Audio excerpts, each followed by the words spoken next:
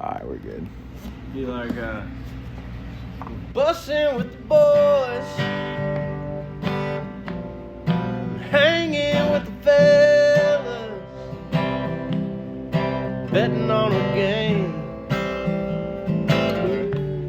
No woman's gonna tell us what to do, and I've been over here just drinking beer and making that noise. Baby, I'm hanging with the fellas, bussin' with the boys. Bro.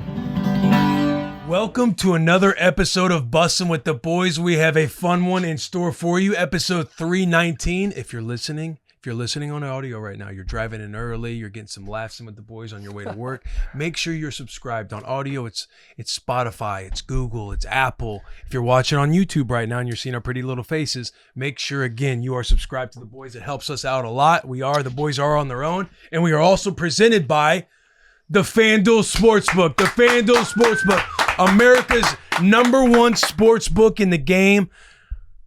How was our first week? Well, before we dive into the promos we got all week long, I feel like it was a rocky start, per usual with the boys. Right. I think here's what I'll say. Vibes, 10 out of 10. Yeah. The operation, people texting us emails every day. Here's what we're focused on. Have a little fun with this. Jump into that. The 50% token profit boost. Which everybody was diving People on. were getting after it. You got that text the next day. How good did that make you feel? Oh, really nice. Yeah. And I got a call on Friday. Ooh, yeah, I got a call on Friday about too. Yeah, you did. All those things. You bundle that up. Perfect. A fantastic first week of FanDuel. Now let's get to the nitty gritty. We put our picks out there for the people to see. The guys who love us, the tier ones, they check us out and they say, I want to go with the boys on this situation. Right. If you did that for the week, you've lost some money. I think the tier ones, I think the people that are all in on the boys, dishing out picks, I think they know that basketball isn't necessarily our bag. No. UFC wasn't our bag. No. They know it's UFC football though. season. We'll dive in. We'll dive in. We'll dive into that. We'll dive into that. But overall, I'd give the week a 4.5. Yeah. Great rating. Yeah. And knowing that conference tournament week's coming up. Yeah. Which we might be dipping our toes in the Just SEC a quick tournament dip. this weekend since Just it's a here in quick dip. Nashville. Best conference in college basketball right now, the SEC. That's coming to town. Oh, yeah. I love your rating. I love your judgment of a 4.5. What's fun little things do we have going on this week for the profit boost? Let's talk about the profit boost. Let's see. All we learned- week long. Oh, sorry, JP. No, go you're good. ahead. I was going to say we learned this weekend why FanDuel chose us. Yeah. Yeah. We're great customers. So We're Great going going to keep coming back. we've given back what they've paid us. Right. Yeah. Right now we're 1 for 1 on weeks. Listen, the sports books, they're going to hit you in the mouth. You're going to bleed a little bit, but it's those who just keep getting back up and keep going into the fight because the tide is going to turn. What's the phrase? It's not about how hard you can hit. It's about how hard you can get hit and keep moving forward. How much you can take and keep moving forward. That's how winning is done. All week long on the FanDuel Sportsbook, you have underdog bets. If your underdog bet wins, you'll land even more winnings with a profit boost from yours truly at FanDuel. This is your chance to ride with the long shots, the scrappy teams, the one that refuse to go quietly. And if you've been waiting to join FanDuel, there's no better time. This app is super easy to use, and when you win, you'll get paid instantly. Just visit FanDuel.com/Bussin to download America's #1 sportsbook today and back your dog of the day with a profit boost. To make things easier for you, we put the links in the description if you want to just go ahead and navigate and hit the link, or if you just want to go on the App Store and download the FanDuel Sportsbook app. Again, it's super easy. They're going to have promos and profit boosts for the underdogs all week long in college basketball. Because after all, anything can happen in March. Anything. Anything can happen in March. Anything can happen in March. Right now, what's happening is we haven't won one. However, anything false. can happen. That's false. Oh, our parlays. Our parlays. I've won some straight bets now. Straight bets. Duke -9.5 I hit. Duke seems unstoppable right now. Tennessee let me down. There was Auburn, Alabama. You should have known with Tennessee. we whooped y'all. We covered. Who cares? Yeah. That's what I'm saying. South Carolina covered. The FanDuel Auburn game, I had or not FanDuel Auburn. Alabama Auburn. I had the under in that game. It was like 179.5. That game was incredible to watch. I was watching the entire second half at like 7. By the time you're tuning in with there was like several minutes left. There had already been like 7 lead changes. And bro, They tie. We had it. It was an easy under, bro. They tie and go into overtime. That's brutal. Because Alabama, They mopped in like the last 20 seconds. Alabama's the number one scoring offense in all of college football, right? Yes. Or college basketball. They are fast pace. I was doing a little bit of research. The number one pacing offense in all of college basketball. Pacing. Auburn though slows it down. They're slow. They're like a slow death mentality. Yeah. The bow instructor mentality. That Let would have you been make a mistake. That would have been an easy one, but they went in OT, which again you love to see it. The little drip drop there at the end by number one there from Alabama, Mark Sears. Obviously, we had a bunch of SEC boys in the back. Is this the year SEC gets it done? It should be, but it's the tournament. Anything can happen. Anything It's March. can happen. Anything can happen. Anything can happen in March. Yeah. God. But fun week. Follow the boys. I'm sure we'll get to put together some parlays. Well, even if we get to, we're obviously going to be putting together some parlays. Yeah. Parlays will happen. Whether you like it or not, they're coming out. Yeah. We're going to do them. We're going to get after them. And you know what? We're going to flip the script this week. It's a whole new week. You wipe the slate clean. You put some sage on you burn it and have fun with it. And now you get after it. Yeah. That's what you do. Big movement. A lot of movement in the NFL. Can we pull up Shefty's tweets? Let's pull up Shefty's tweets. So Let's just break down the tweets. Yeah. Restarting computer. Do what? We can pull up our tweets, but I know Shefty goes line for line of who's been getting these, who's been getting traded, who's been getting new contracts. There's been a few big ones, man. Max Crosby. Hey, shout out the boy Max Crosby, resetting the market. Highest non-quarterback contract in NFL history for a total of 4 days. 4 days, Maybe 3 4 days, 3 days, Who 72 knows? hours. We'll say 72 hours plus. Yeah. And then all of a sudden, Myles Garrett comes in. That photo of him doing a press conference with the Johnny Grays on resurfaces, and we understand exactly why he's getting all that money. Bell cow. I was going to say Myles Garrett, by the way, that's a Class 10 Dragon. Your boy watched How to Train Your Dragon over the weekend. Class 10 That's a Class 10 Dragon.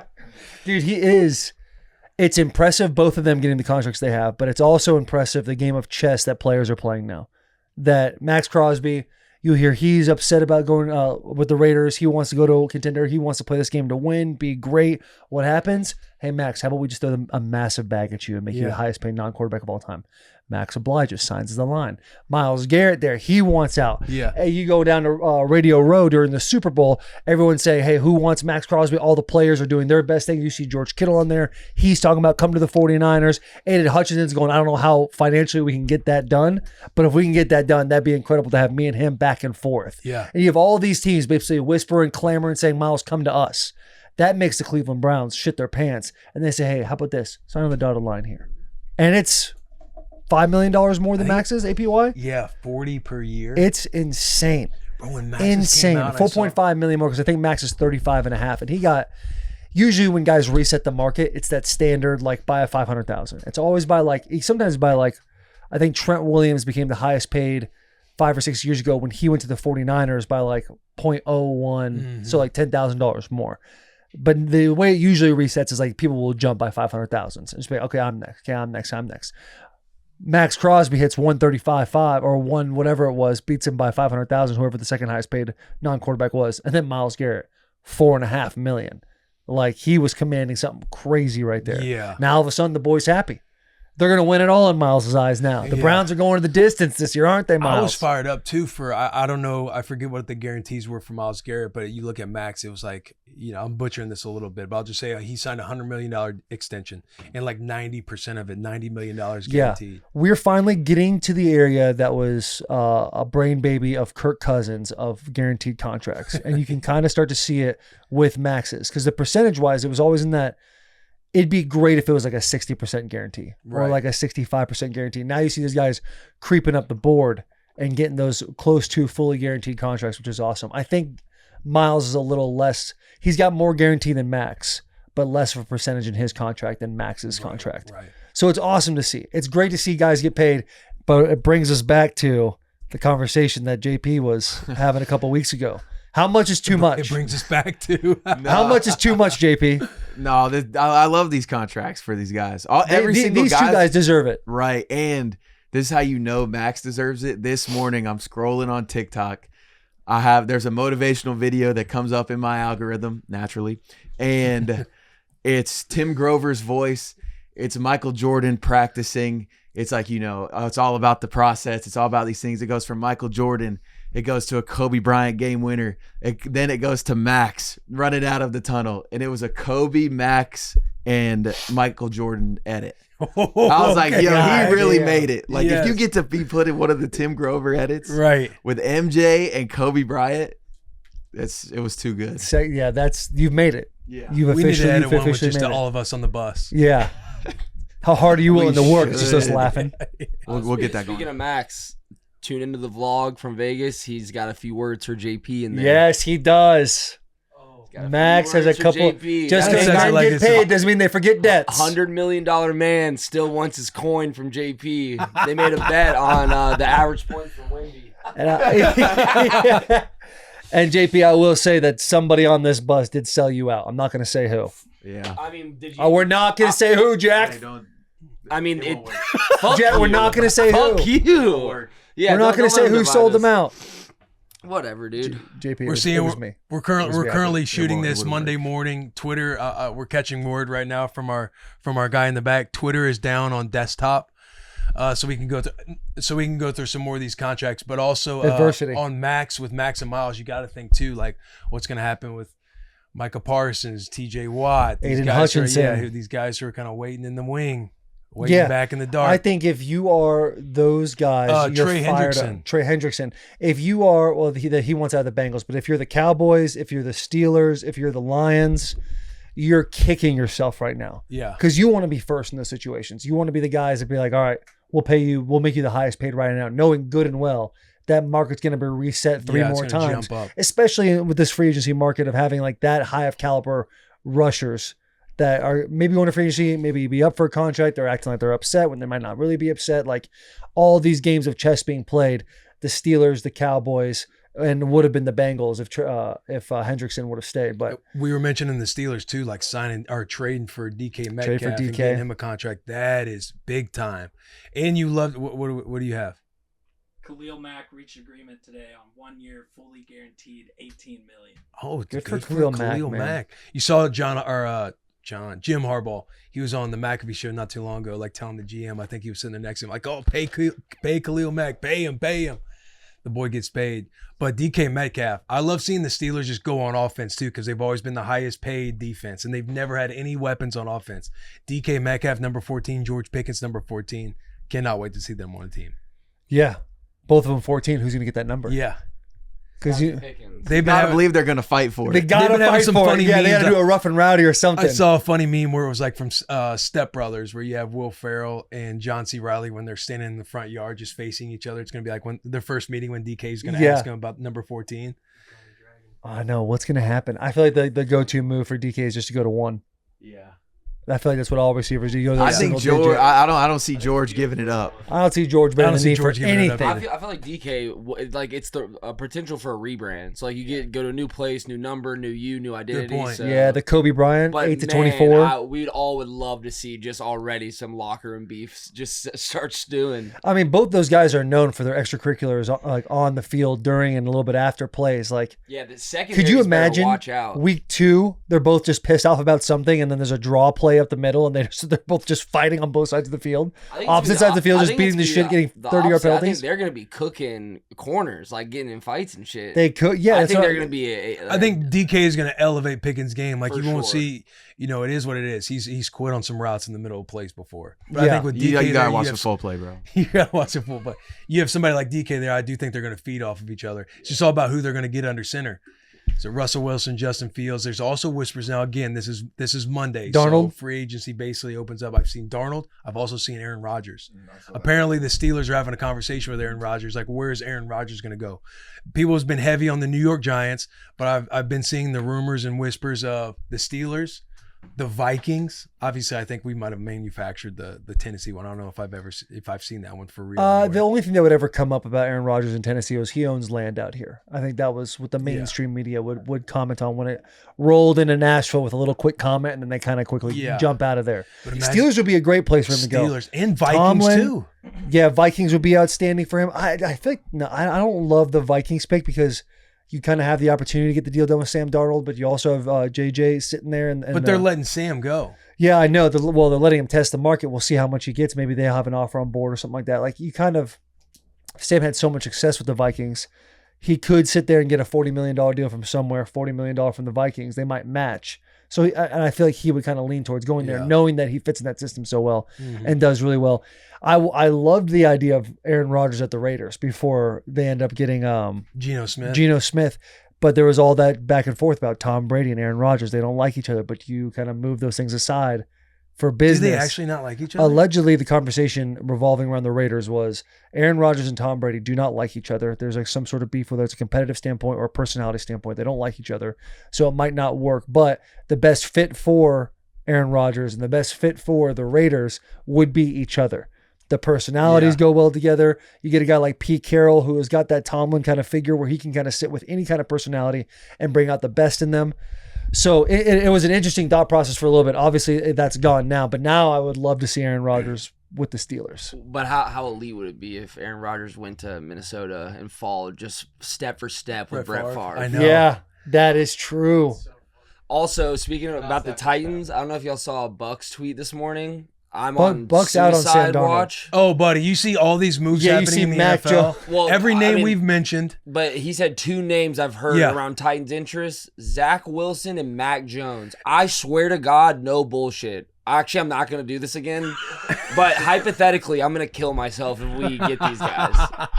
I love how you start this comment with I swear to God, no bullshit. I And the end result was I'm going to kill myself. I saw Bugs tweet and I just started laughing because you see all these names that have been coming through Shefty and all the moves, these big dog moves that are getting made with all these teams, and then just the Titans they're talking This about. is the Zach issue Wilson with the and Mac Titans. Brown. This is the issue. Every year that I was with the Titans, it was always first day of free agency would go by, and you'd look at your phone, you'd be excited about what keystone players are you going to get on your team, and it would be quiet as hell. Day two, maybe at the end of day two, you would get a guy, and it'd usually be an offensive lineman or a defensive lineman, but nothing that would make you go, like a tier let's 2 fucking cat, go. yeah. Like one year we got Julio Jones, and that was exciting. I think that was day 2 of the free agency. And then day 3 finally hits, and then you get a couple of guys jumping in with the 1 year, $8 million, the 2 year, 16 kind of thing going on, and you'd be like, all right, I guess we're gonna do it again. We're gonna do it with grit and spit.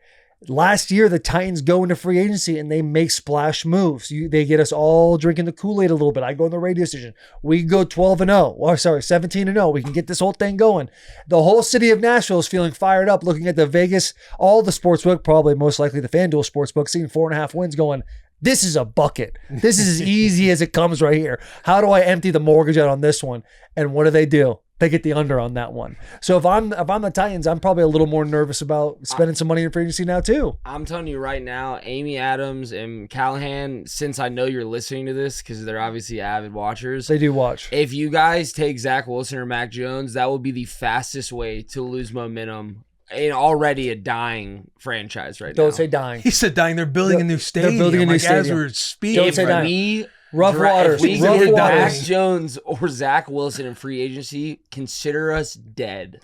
Let me say this, Jack. Now they're Let me say this. saying these guys could be competent backups because there are I don't even want him in the building. Cam Ward. Oh, you're coming saying to I Tennessee. want Cam Ward. Yeah, Jack's I'm been on the Cam Ward. He's train. been on the Cam Ward train. Yeah, people are saying that's Fully. where they're going with their first pick. Let's say And Jack, that would bring us so back Super Bowl bound 2026. smooth seas never made a skilled sailor. All right, we need these rocky waters right now. Callahan we're needs this. drowning. He's being no, we're not, dude. No, We- we're not. We're being forged in fire. We're being forged right now. Callahan's How going through the long is ringer. the fire? He knows that how the NFL is, and it's not for long. And if it goes the way it went last year, he'll probably be out. He gets that. Amy, she's been catching bullets left, right, and center about how the team's going downhill. How are you making a stadium now? If you can't fill up the stadium we have, like this is really not for the Titans. It's for everything else. So they understand. Let's give them some grace, and let's see if we can turn the ship around this year. What are you thinking? Like Do they a 5-win understand? season would be successful? 17 games. What'd you Would say? they go last year? What? How many wins did We they had go 3 last year? Honest, yeah, I think their 3 line's wins? 7.5. I think their line We is. also statistically had the worst spread against teams in the Super Bowl era. So Statistically, 3 we're the- wins. So you're looking Right. for them just to get like 4. I would, getting as a like- Titans fan. You aren't a Titans fan. You literally said it yesterday. As But a Titans Taylor's fan, line of thinking of seeing the whole picture, like if you just get a little bit better each year, like Right. that's what he's looking Here, for. but I think if you the little bit better each year based on the mentality So and the it's- is this my show? I don't know what's going on here. So the mentality, I love it. I love it, Jay. You can speak, but I just do want to finish the thought. If you look at where the Titans are at from a mental standpoint, the owners, the vibe of the city, everything, if you get 4 or 5 wins and you're Callahan, you're probably gone. That being said, 4 or 5 wins is better. You do want to see some sort of step forward. And the good news is for Titans fans, we don't got to do a whole lot to get better. We don't got to do a whole lot to get better. Is hurting from that. What's up, Jack? If you think that if we get 4 or 5 wins next year, and that's it's improvement. Technically, it's improvement. Technically, we're still hypothetically killing ourselves if we go 4 and whatever. But imagine if we have Zach Wilson and Will Levis in the QB room in a week. Imagine. Yeah, no one's mom's safe and no mayonnaise is safe. I get it. I understand. I love free agency though. It's fun. I think I don't like if Zach Wilson or Mac Jones come to the Titans. You're not going to see a world where one of those guys and Will Levis are in the building come the fall. True. If you bring one of those guys, it's we know these guys aren't going to stand up a franchise. We know these guys aren't going to be able to give us 1,000 wins, but they can be serviceable while we draft a quarterback 1 overall. If you go with a Mac Jones, if you go with a Zach Wilson, you're basically saying we're taking a quarterback with a number 1 overall pick. Yeah. And we need a safety blanket in case this kid isn't who we have. We need somebody with some experience. And right now what the market says is this is the best experience we have for the situation we're in. This is not we're planting our flag in the ground of a Zach Wilson and Mac Jones. Because if they came out and Callahan goes, these are our guys, you have the floor, Jack. Yeah. Your comments besides killing yourself, I'll support. This is a you process, Jack. I think process. what Taylor's saying is right. Like if you're going with Mac Jones or Zach Wilson, that means you're all eyes on going 1 overall with quarterback. 1 overall. Because I think it's got to be Cam Ward or Abdul Carter. I love Cam Ward. If the new GM is sitting there saying, okay, we know who our guy is in this draft and we have the pick of the litter, right? Because we have the first overall pick. They need to not be focused on. I love that photo so much. Make sure that makes it in the episode. I'm not focused on a backup quarterback right now. I'm focused on a right tackle. I'm focused on Morgan Moses, who is there's a rumor that came out yesterday about him. You bring a guy like Morgan Moses, Redskin. Yeah. I think he's at the Jets this past year, correct? Good player, 2014 draft, so you know it was a fantastic draft. Bill Callahan coached him. Yep, Bill Callahan's coached him. He's been through the fire of Keith Carter, so he knows how to take bad coaching. He can come in and have a great coach in Nashville, Tennessee, and keep fighting. You get that right tackle that if you can protect the quarterback, doesn't matter if your quarterback's good or not, you're in better opportunity to get it out to your playmakers. That's what we need. We need a right tackle right now. You're cooking now. Thank you. If you're making Jack feel better about that Buck Rising tweet this morning. Yeah, I mean, I just saw it and I just laughed because all these names coming across that. On Monday of all days. Yeah. If you're, you see, we get our new deal. Now all of a sudden, Buck Rising has a mustache. He's just trying to be like us now. Buck is really doing his best. If you're planning on drafting the number 1, like drafting a quarterback number 1 overall, wouldn't you want to bring in like a better backup to learn from, not Mac Jones or Zach Wilson? Bring in like an older guy and let Cam Ward learn from him rather than 2 players. Actually let Jack take that because I had a nice little take. That's your take. It is my take, but I wanted you to compliment my take. I'll still do the take. I'll still say the take right now.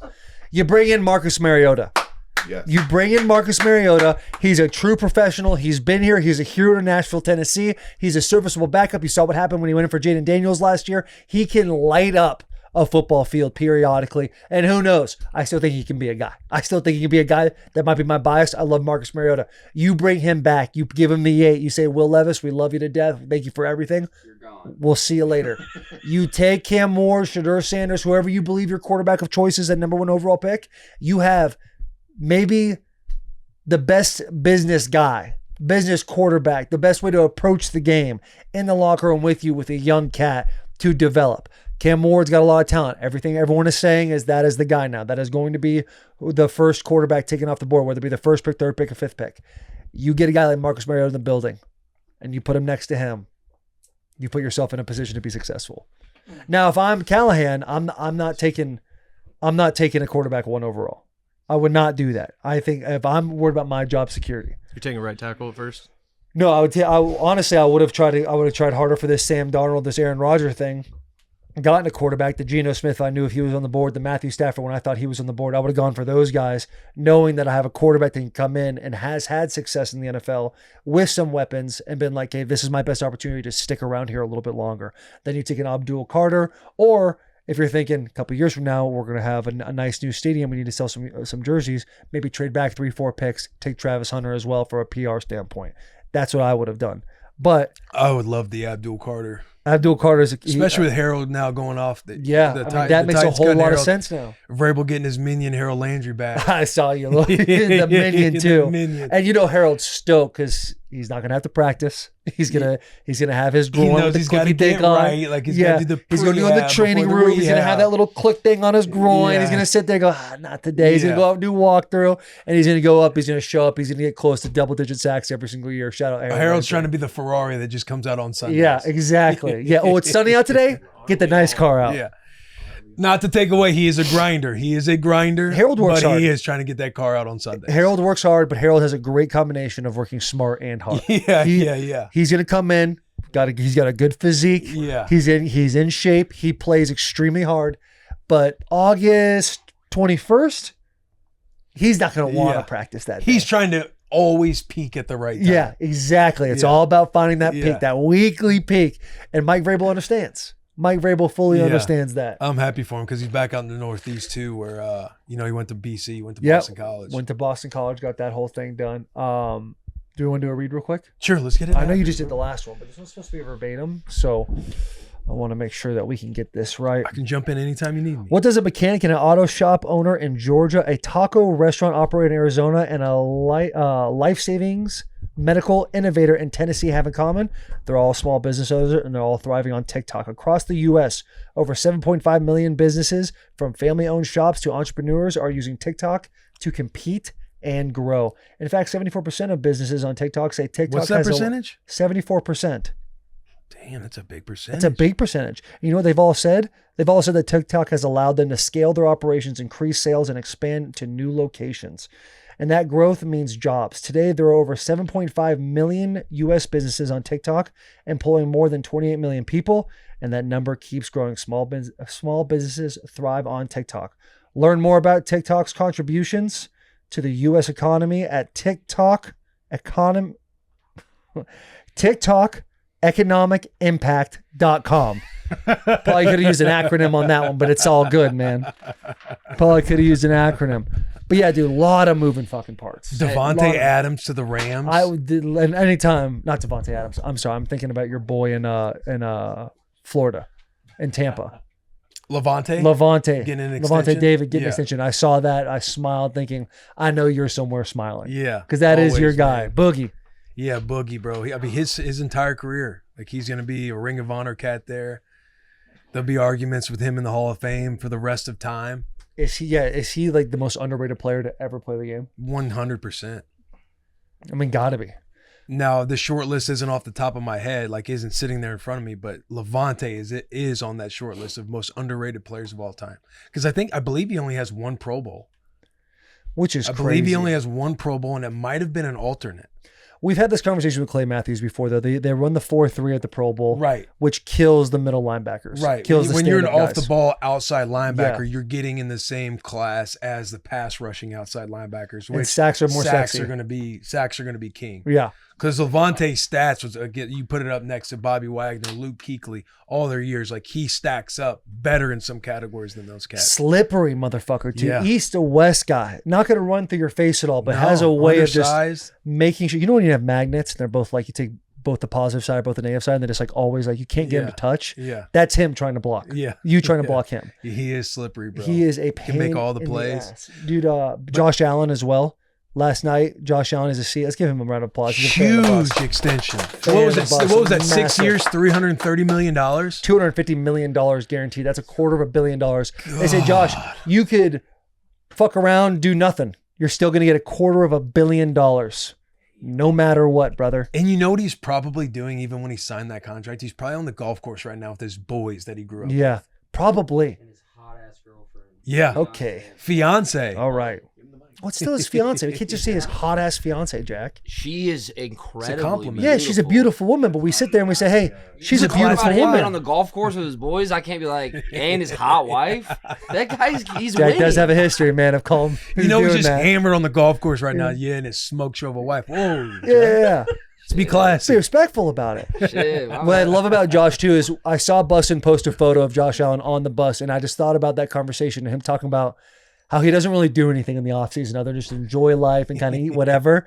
And the fact that a gentleman can enjoy life and eat whatever and then go to play football for 6 months out of the year, come back and say, I'm going to keep enjoying life and doing nothing, but I'm also going to sign this deal for $330 million. And he's the quarterback. He is, Josh Allen might be an American hero. The ability to do that and enjoy life. Like if you are me and Will, we didn't enjoy life. We picked pockets of time to go and say, I'm going to have a good time. I'm going to go to Cabo San Lucas. I'm going to go back to Bonne Terre, Missouri and see my family. We're going to go and do these couple of things, but then we get back right into the fucking grind. That's what happens. That is not, hello. That is not, we did not have that, possess the ability to have the talent, get that contract and everything. Yeah, I mean, we're kind of on a little different levels, but No, yeah. there's no doubt to your about it. point. No doubt He's like about guys it. like me and Will. I'm thinking, We buddy, hate life. You and me? No, buddy, I was paranoid all year long. all year long. Yeah. We were paranoid for different reasons, but I was always only the paranoid survive kind of mentality. We got, should we have a bow time out real quick? What is this? We'll wait on the bow time out. Yeah. Josh also, I wonder if he was making less than Haley Steinfeld before the contract. Now that I feel like she might have elevated his game. He needs to be the breadwinner. She's obviously very successful. She might have another Oscar-worthy performance coming up. Yeah, you never know. You never know. Bags. A big win for the Bills. And Big win for the we Bills. barely touched on it, but Devontae Adams to the Rams is such an underrated move. What makes you say it's an underrated move for 2 years, $46 million? Because they got rid of Cooper Kupp, so you're kind of thinking, how are they going to fill that void? But Devontae Adams is still a freak. Like, Got he's juice. still somebody you can lean on in the game as the playmaker. And you also have Puka Nacua, who's Tyler Higbee. Yeah. You got all these offensive weapons, but Devontae Adams getting to play with a quarterback like Matt Stafford. Now, he did get to play with Aaron Rodgers, and they thought they were going to win the Super Bowl when he signed to the Jets. Right. But- That scene of him on Pat McAfee, Yeah, he walks yeah. over the screen and he thought the whole world was about to burn right then Right, and there. but that's in a situation where Aaron Rodgers, the organization, nobody like the Rams are on the same page culturally. Stafford and McVay, you're getting to go play in a scheme like that to where it's high level, level 2, level 3 thinking throughout your play calling throughout the game, which I feel like Devontae Adams molds well with that. Because you see clips of Devontae talking about the art of the route, talking about how him and Aaron are on the same page from just a mental standpoint on he'll change a route in the middle of a play or if they audible or something pre-snap. I feel like he's going in a system to where all they do is talk about that second, third level of playing football. Yeah, and so I think it's going to be a huge move. Yeah, I don't disagree with that at all. It's very interesting how the narratives Entire work in the Warriors. NFL because I'm not taking anything away from Devontae Adams and the talent he has. You talk to different receivers throughout the league and they say, yeah, Devontae Adams still a top 5 wide receiver. He's still a dog. You usually don't see that when a guy for the last 2-3 years hasn't had the numbers you'd want him to have. Right. A lot of times guys will drop off in numbers, and whether it's the quarterback play or the play calling or whatever that doesn't have anything to do with them, the narrative around that individual player kind of goes away and be like, hey, he was great, but he's kind of lost a step here and there. That has not happened to Devontae Adams. He is still talked about and widely regarded as one of the top wide receivers in the NFL. So when I saw that contract, my brain went to, man, he hasn't really done nothing in a couple of years, but then you start to break it down about the art of the route, him sitting on Club Shay Shay talking about that, the show Receiver on Netflix, the passion and drive he has towards the game. And you see how he's caught in the short stick a couple of times when he's at the Raiders. He didn't have a quarterback consistently. There was some real big turmoil going on with the Jets last year and Aaron Rodgers. So you're right. All the things you said about the Rams is a great fit. Yeah. It's a fantastic fit. They're going to crush it. Puka wears number 17. Do you think he gives that to Devontae Adams, or does Devontae Adams rebrand like DK potentially will? Great comment. Great question. I think he tries to get. What do you? I think what's the number? I think offering? Devontae gets 17. How much does he Yeah, what's the number you? I offer? don't know. I do think somebody like Puka, just his spirit. It seems Small like he's open sample to doing size of something being like around Puka seems like the guy that would be like, doesn't care about the number. Yeah. He cares about the passion of the game. that. Yeah. So Devontae might get himself, but if I'm Puka, if you can see this clip, and I know you actually do watch the show, Command the bag. What was his year 12 for Devontae Adams? It's up He's there. been paid multiple massive figured contracts. He's got a 2-year, $46 gotta million break up, little he bag probably coming in knows that. now. Give him a little something. Yeah, give him a little something. Throw him 100. Yeah. You gotta. That's an unk move right there. If you Yeah. break him off a little bit. Yeah. You got to break him off a little bit.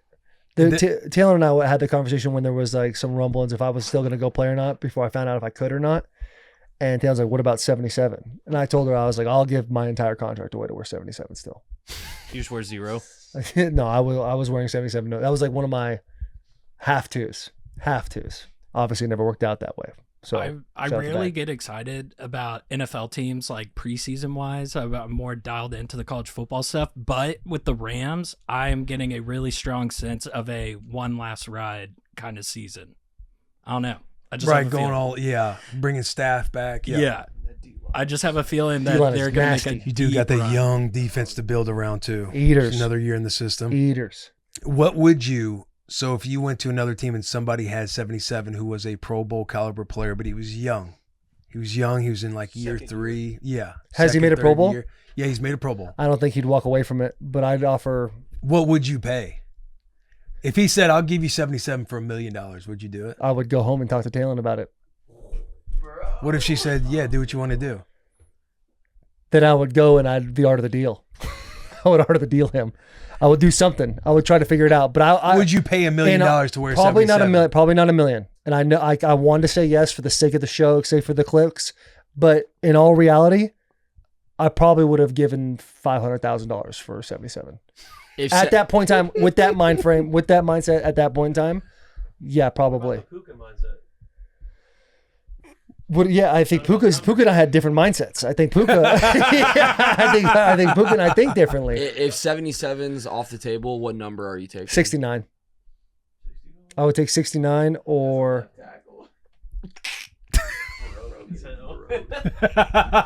69 goes hard. Are you kidding? As a left tackle. David I know, I Bakhtiari. feel like you got to be. David that is true. Bakhtiari, Bach, 69. Yeah, you got Bach. And I think there's a lot of branding in 69 too. I think this Dave did a great job with it, but 69 goes hard, dude. You saw Bakhtiari, Trojan sponsored him, so there's some Glad- branding opportunities. Yeah, there's some ops there at 69. I do think 69 is an okay number. I think it's okay. I'm being nice. I think for a tackle, you gotta stay in the 70s. I think so too. 70s, Like I think if 70s or matching numbers. I like 71 goes 55. kinda hard. Wager for a single digit number. 7 would be crazy. that would be so funny. Yeah, that would be sick. Did you see like the Trent Williams body just wearing number 7? That'd be sweet. Or X. Yeah. Yeah, I think. I would have been a high 6 figures guy to keep 77. I was just. It was so a part of the identity. So a part of the identity. I feel like if you start at 69 and establish 69, then I see 69. But going from a 70-something number to 69, I feel like it's like a downgrade. 55. I think 55 is a solid number. I think the best numbers are 55. 55, 71, 77. I think the best 3 numbers for a left tackle. I think 71 would be. 71 goes hard, but that's also Trent Williams. 73 is still decent too. I like 73. But something about double sticks, man. Yeah. Double sticks Yeah. just looks different than anything else. Love the single digit. I don't know how you guys feel, but I love the single digit look for on big boys. D-line. I think D-line. Yeah, I think it D-line goes hard single for digits D-line go guys. fucking just hard. Big, gross. 8 is mean. Yeah. Yeah, absolutely. What else do we have? Hey, how was Vegas? How was Zuckerberg? Zuck was awesome. How was Zuck? I saw you met Zuck. And it was, I mean, Slimy. Jack hit me with the, hey, you got to introduce yourself. I'm like, oh, yeah, we've got to get that done. So between, I think the Gaethje and Pereira fight Yeah. is when, for whatever reason, there was like a much bigger calm. There's a lot of moving parts between those fights. So it's all about picking your turn. Dana was up. He was walking around. Zuck was kind of by himself with his wife. So we went over. We got the photo with Mel Gibson and Taylor Sheridan and all of them. And then I turned around, and he's just sitting there all alone. All right, and no one to protect them in that situation. So I walked up, Mr. Zuckerberg, wanted to introduce myself. My name's Taylor Lewan, blah, blah, blah. He says whatever, and then I get into the low-hanging fruit. Saw you on Joe Rogan, saw you tear your ACL. How's the recovery been? I've had a couple myself. I had one, then I had a revision done. So we go through the whole ACL thing, but his eyes lit up. Like he really wanted to talk about his injury. He was doing the motion of like how he was kicking when he tore the ACL. And then right as we were about to, I felt like a lull coming or maybe a transition of conversation. Hey man, just want to introduce myself. Great to meet you. Then start to go away. Pulls me back in with, what'd you do? And I was like, okay, you want to know what I did? Now I will say this. Mark Zuckerberg is the first person of status I hit him with. I played 10 years in the NFL, not 9 years in the NFL. He was my first guy I hit with a decade instead of 9. It felt uncomfortable. It felt wrong. But at the end of the day, it felt right. You know? He's got my data. He knows. He probably looked me up and go, he's a liar. But that's okay. That's all right. I fluffed my numbers a little bit. Sue me. So we talked about it. We talked about the isolated ACL, all that. Went and sat back down. But it was a cool experience. And we sat there and we're like, we're sitting with Max and we're like talking about the contract a little bit. And as we're like kind of talking about the contract, Zuck walks by. So it goes, what do you think he's worth? And we pull that number up, buddy. $217.2 billion. That's money Just- you can't. That's just It's a word insane. You can't fathom. The success this man has had. Insane. And he's got a movie about him. He's doing the whole, he's got now Dana now on the board of Meta. He's flip-flopped a little bit, but Dude, he looks so funny with his hair and that big ass chain. the big chain, the baggy t-shirt, Yeah. he's made a transition. He has switched up. After Taylor talked to him, I started walking off and I was like, dude, I have to. Got to. I was like, if I send a photo of me and Zuck to my dad right now, just unannounced, he's going to die laughing. So I asked him, like, hey, can we get a photo? And it was like he did a factory reset and he kind of like stood up 3 seconds. Yeah, sure. And then I did it. Had to compute that. And then my phone, Wi-Fi was a little my tough phone in the building. froze. My phone froze trying to take the photo. And you can, in the live photo, you hold it, and the very end, he just looks at me like, are we done here? And I take it, and I was like, thanks, Zuck. And then just like ran off, sat next to Taylor, and just showed him the photo. We're just Yeah, dying because I went and laughing. sat down. I was kind of just chilling, hanging out because it was great. It was actually a really awesome event because you have Max, who we're boys with, and then right next to me was Leanne and Bert Kreischer. So it was, and then right next to them was Theo. So it was really like a comfortable like setting the entire time. So I'm kind of just hanging out or whatever. I don't even realize that Jack's gone. Jack sits down with this shit-eating grin on his face and just pops his phone over to me. It's just him and Zuck close up, just laughing, dude. Jesse Eisenberg. Jack, legend. can we talk about the headphones? We can talk about it, but Well, you're yeah. going to have to figure out the result in the vlog. Well, It no, should we be know the coming result. out We got the Wednesday or result. Thursday. No, we don't. You tweeted the result. No, I mean, that's, yeah, you'll just watch the vlog. I'll tell you this, don't risk your life for headphones. Just don't. Whether they're expensive or not, just don't. We went It was to so a uncomfortable. random neighborhood in Vegas. A shout out to our driver. I forget his name. I So know, the he last was a time you were homer. in Vegas, you left your headphones or you Two lost times your ago. headphones? 2 times ago, I went over for New Year's Eve with some of my friends, and I left them at like a restaurant inside of the Red Rock. And so they were in the Red Rock for the last month and a half, and then all of a sudden I get pinged, and they're in a neighborhood in Vegas. So someone found them, took them home. Me and Taylor didn't have anything to do in the morning, so we're like, let's pull up on them. So we drive 25 minutes out there. Well, hold on, we get breakfast first, and when the driver's like, "Okay, where are we going?" And we give him the address, and he pulls it up, and he kind of zooms out. And he goes, "North Vegas." Yeah, we're like, We're like, "Oh, is that bad? Is Dude, that bad?" We're like 5 minutes out. I told Taylor, I was like, dude, I'm nervous. It's like, it feels like you're about to go into a game. I was like, and dude, knocking on that door, it's scary. And you'll have to just check out the vlog because Yeah. we filmed the whole interaction with these patrons. We'll I try filmed not it. to dox them. I filmed it. That's what you're saying. Someone in one of my tweets literally got their address and the guy's name and like put it out there. And I was like, hey, let's not do this. Like, it's just Shout out headphones. the boys fighting for you though, huh? But yeah. How It was the fun. exchange? Can we give any type of detail outside of the result? It was about as uncomfortable as you'd expect it to be. Uncomfortable, Someone You knock on the unsolicited. door. I knock on the door. Let's just say they opened the door all of 6 inches the whole time for our like 3-minute interaction. And there were 2 individuals. One body at first, a second body came in. That was hard to see. And if you have your Find My iPhone app, you can see that the proximity location has gotten really good. So it'll give you like a 30-foot perimeter and then the exact dot.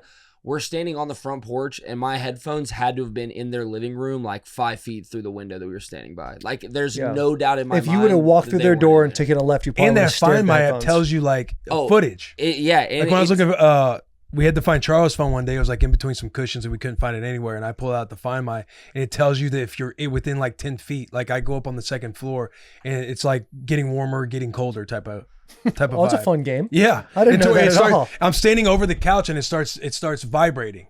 No shit. And so I like reach up the cushion. I'm like, oh shit, here it is. So yeah, to your point, like it was probably right there. It was right there. We even debated going to the house next door, but like the proximity like cut off halfway in their house. Like, it was it no is way right there. Debated going to the house next door. You see how the exchange kind of ended.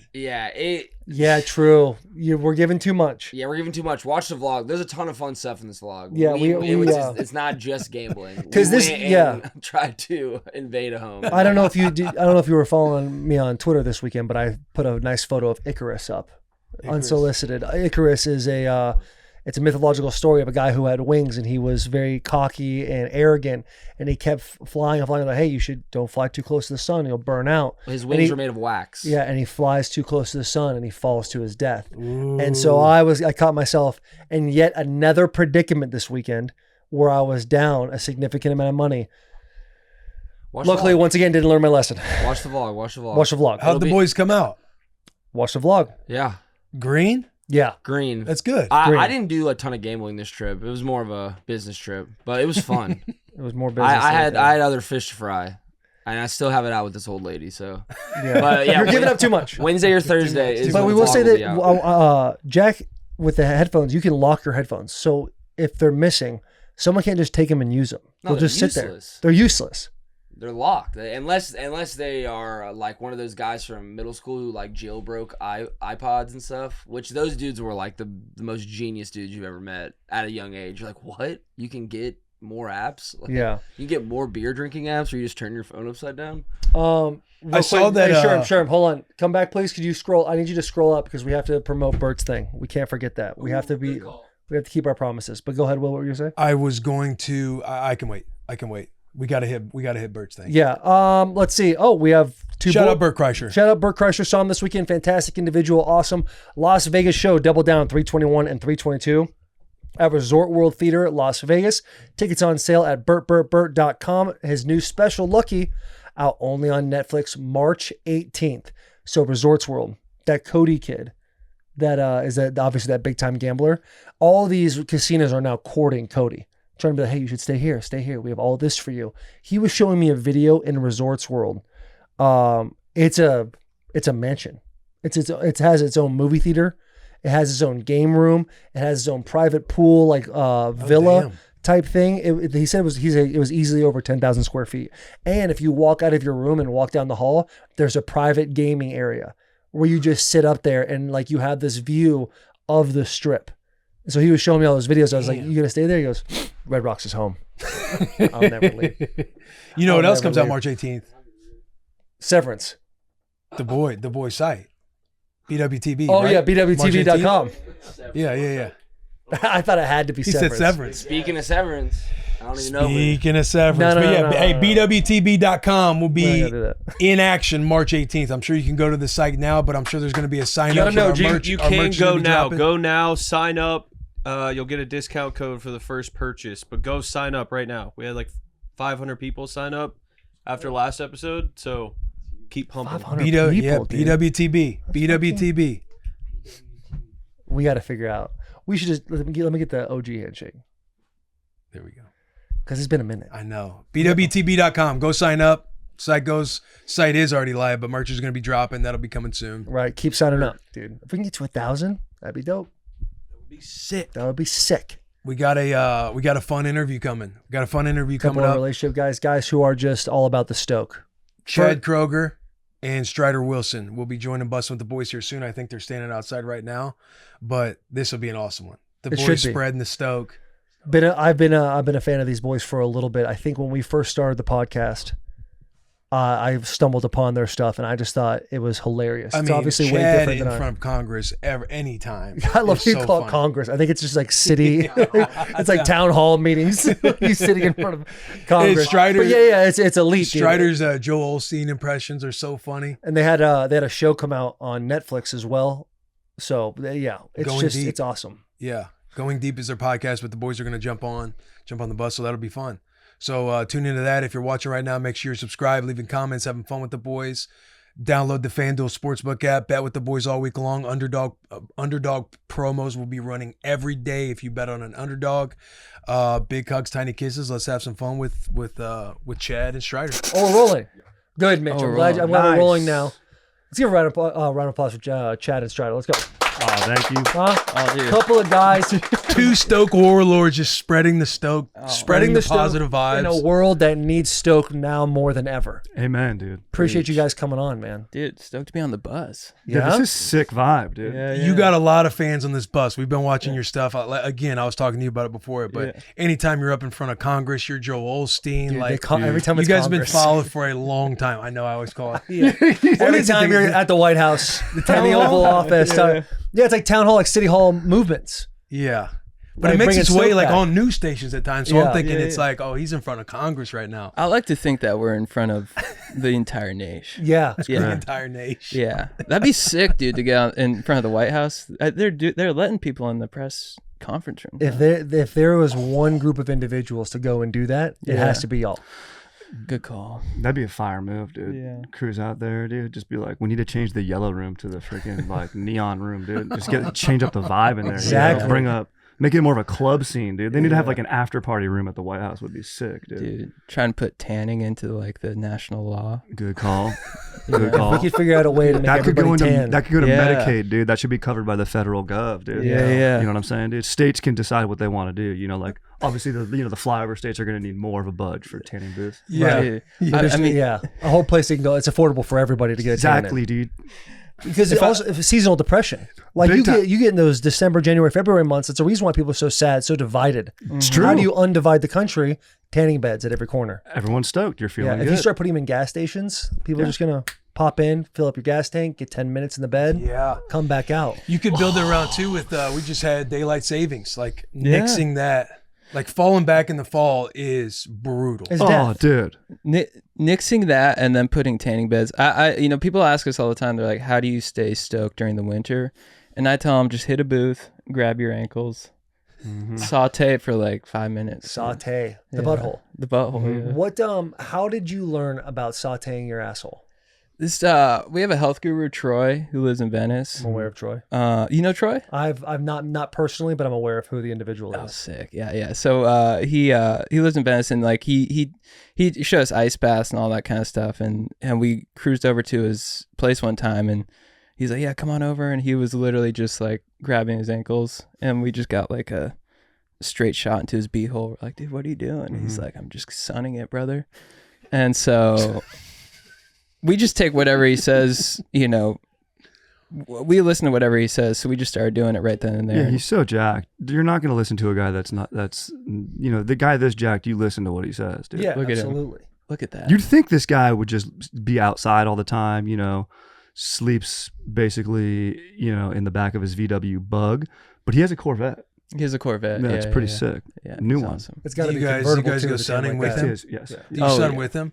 Oh yeah. Ankles up, Ankles sunlight, up. Venice Beach. Yeah. Well, you guys directly on did- the balls. They did Directly on the slapping ball. their balls. Do you see JT and Chad were slapping their Yeah, nuts? we meant to introduce I never you did guys that. and just Yeah. give an applause with the. Yeah. Oh yeah, that'd be nice. We should all take that back. Let's all slap our nuts, dude. You want to stand up and get a quick one in? Dude, there's no way I'm doing it, dude. I respect you guys for doing it. It's not your thing. Round of applause for Chad Strider coming on the bus. Oh, dude, it hurts. Are you getting it? Are you getting it? I started just barely dude. tapping because I was like, oh man. I see how you said you weren't going to do it. hurts. You kind of got bullied into doing it just now. Here's the thing. I'll do anything to fit in. Anything. Yeah. Doesn't Did you matter just do what. it? I did a little he bit. did. a little bit, He little bit. was Okay. gentle A little taps, bit, yeah. gentle taps. But stay seated though. I'm a Talk very to me- long sack. Talk to me about the euphoria that takes place the first time you sunlight your butthole. Break it down for me. Paint a picture for me. I need to know what that feels like. Dude, I mean, you know how they say God created the universe in like 7 days? It's kind of like when you feel like you're like, I feel like God right now creating existence. Does that make sense? Yeah, I feel like he's it going does. inside and he's placing things. It Yeah. just feels euphoric. Yeah, And it's, your universe is coming alive. yeah, it's like you were talking about like vodka soaked tampons earlier. Yeah, It's almost like God is putting his tampon in your butt, and it's just pure goodness. You know what I'm He's saying? giving it life. Yeah, and That makes- I'm smiling right now because I'm just so stoked on it. But yeah. Well, dude, I think you just had a major epiphany. That was like what you said was so smart and such a good call. That like, how can you not smile? Right, dude. You know, Yeah. it's just so smart, dude. But have you guys ever felt that? Like God is fingering your ass? Dude. Yeah. When somebody has slipped it in there before, it is very euphoric. Now we're talking. Now we're Yeah. talking. If you get a knuckle or even two deep. Ooh. Buddy, so I was at the barbershop last week. Let's go. That's a crazy transition. That's a crazy transition. Because this is a wild story. What's going on over at Supercuts, dude? What are they doing? Yeah. But one of the barbers was talking about how he got fingered for the first time. I bet his face lit up. This young gal, he's like in his upper 30s. And this young gal slid it in there, how she was talking about how she was getting wild. And I just kind of came into this conversation. He was already talking about it. And all I hear is she got 2 knuckles deep in me. And I'm like, what the fuck? Whoa. I'm thinking, how big of a freak are you? It was his first time. Wow. And I was like, that was you his just- first time. Oh, that's where he started it. That was his first experience with that, and she's getting 2 knuckles deep in my man. And so I'm sitting there thinking, like, how's it going down? Is she down on you, and is she slide it in? Like, what's going on? He's on his tummy with Oh, a I pillow don't like hiked up that. under his hips. Whoa. I don't like that. That's that's Whoa. uncomfortable. He said he calls it starfish. He's like, I was starfishing. I said, Whoa. bro, you were on your tummy, just getting dominated. I kind of Say like his name out I loud. can't put all that out there. That's Alan? Yeah, Alan. Just Alan and No, it wasn't I my know boy. who Will's barber is. It Alan wasn't. No, it South wasn't of mine. It LA. wasn't my boy. It wasn't Alan. It wasn't There is Alan. You know the psychopath that's in there that we're talking about. yeah. And I he's a don't know his Southern name. Missouri cat. Yeah. Here's the thing, He's a dude, South Missouri boy. is it's Maybe uncomfortable to talk about a finger going down south for a moment. It is. I will say it's happened to me before, and I was upset with myself, but it felt nice. That's okay. It I felt love nice. that. And I feel like your guys' presence has allowed me to speak truthful right now. Yeah. Thank So you. I thank can you tell for you're that. scared and Thank vulnerable you. saying that, but it is life changing. Now I do want to. Oh, so you've had it. Yes. Jack talks Thai. This is a Thank safe you. space. We're Jack from talks Thai. California. Yeah. You know, Here's what I'll draw the line, though. Yeah, you guys are from Cali. Yeah. I'll draw the line here. I'm not laying on your tummy and starfishing. Listen, You you're got to put biting me. a pillow. You got to put that's me in a more different world. masculine, like safer position. Yes. I need to be For like that to fixing a happen. motorcycle. I need to be Yeah. getting a tattoo. Exactly. Holding a headlock of a gator while fingering my butt. Very good. Yeah. Juxtaposition. True euphoria. Yes. That's where God created an eighth Correct. day, right there. And I can be like, and then I can tell my dad, yeah, Dad, I fucking wrestled a gator, but I was 2 digits deep. So, so he's like, what is that? Is that a move? Oh, it's a move, Dad. It's a move. It's a move, Here, Dad. I'll And show it gives you an opportunity to tell most of the story, not the entire story. Yes. If people want to know about a sexual experience, you can talk about the finger and then get to the gator. If you want to talk about a tough Yeah. experience, you just flip those two. 100%. You know your audience, who you're Yeah. talking to. You know what I mean? That's the duality of man. Amen, Yeah. dude. Well, Amen, yeah, dude. Yeah. The ability. Dude, thank you for sharing that with us. Sunlighting your butthole. That Thank was. you, thank you guys for creating a safe space. So The talk safe about bus. spreading the stoke. Give everybody a definition for everybody that's new tuning in.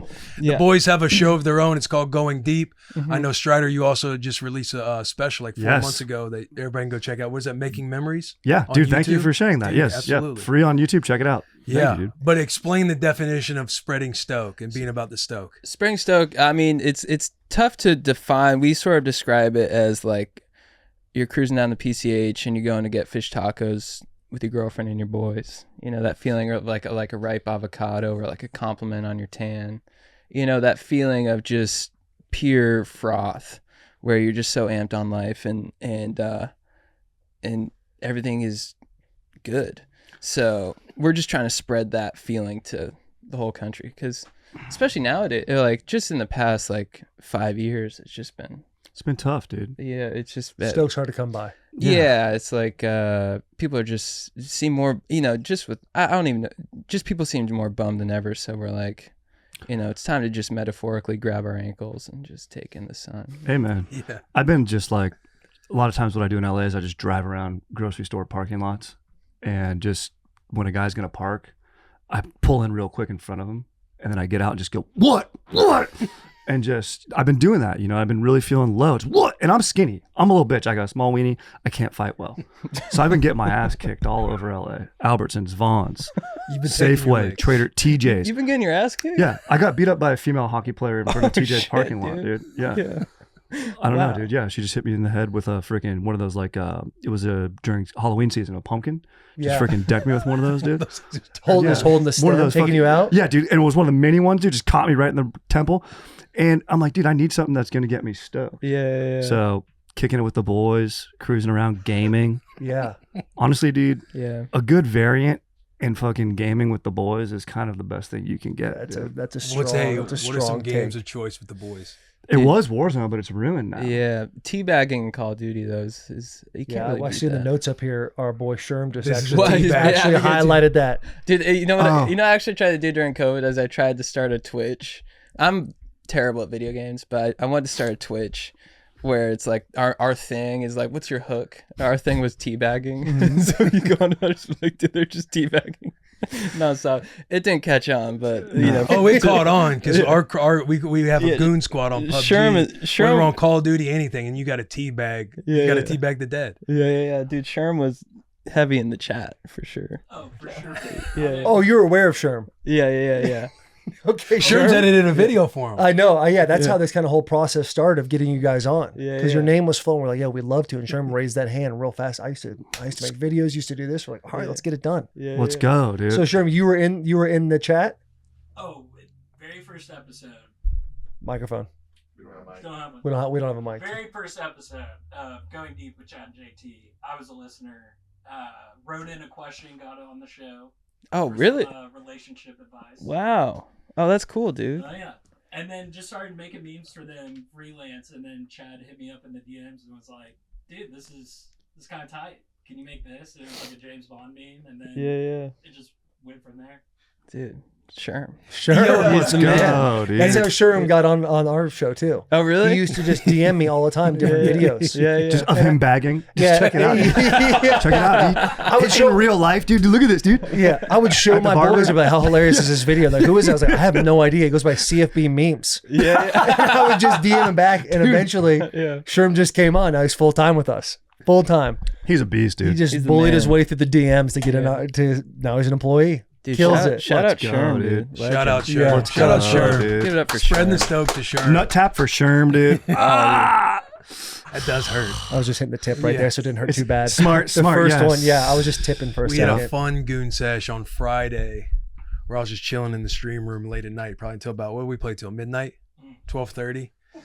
And we play PUBG. So we'll just run, I think we were running threes, trios. And obviously any body that you take, you have to teabag, you loot their body. And our boy Coop, who's on the other side, he's now implemented you have to also take their fit. So you become them in the game. You want them to know we're not just teabagging your body. We're stealing your identity. We're looting your box and we're taking your fit and we're taking your identity. There's nothing better stealing someone's social security number and just becoming them for the foreseeable That's future. some serious code. That's like basically wearing someone's skin in real life. Like, Yeah. Virtually, you should be in jail, probably. Yeah. Like, that's That's hilarious. That is fucking awesome. So since you guys have started to spread the Stoke, have you guys seen a trajectory of people buying into the Stoke, or is it become, because of the last 5 years, a little more plateaued? I think so. I mean, I think you know, has this?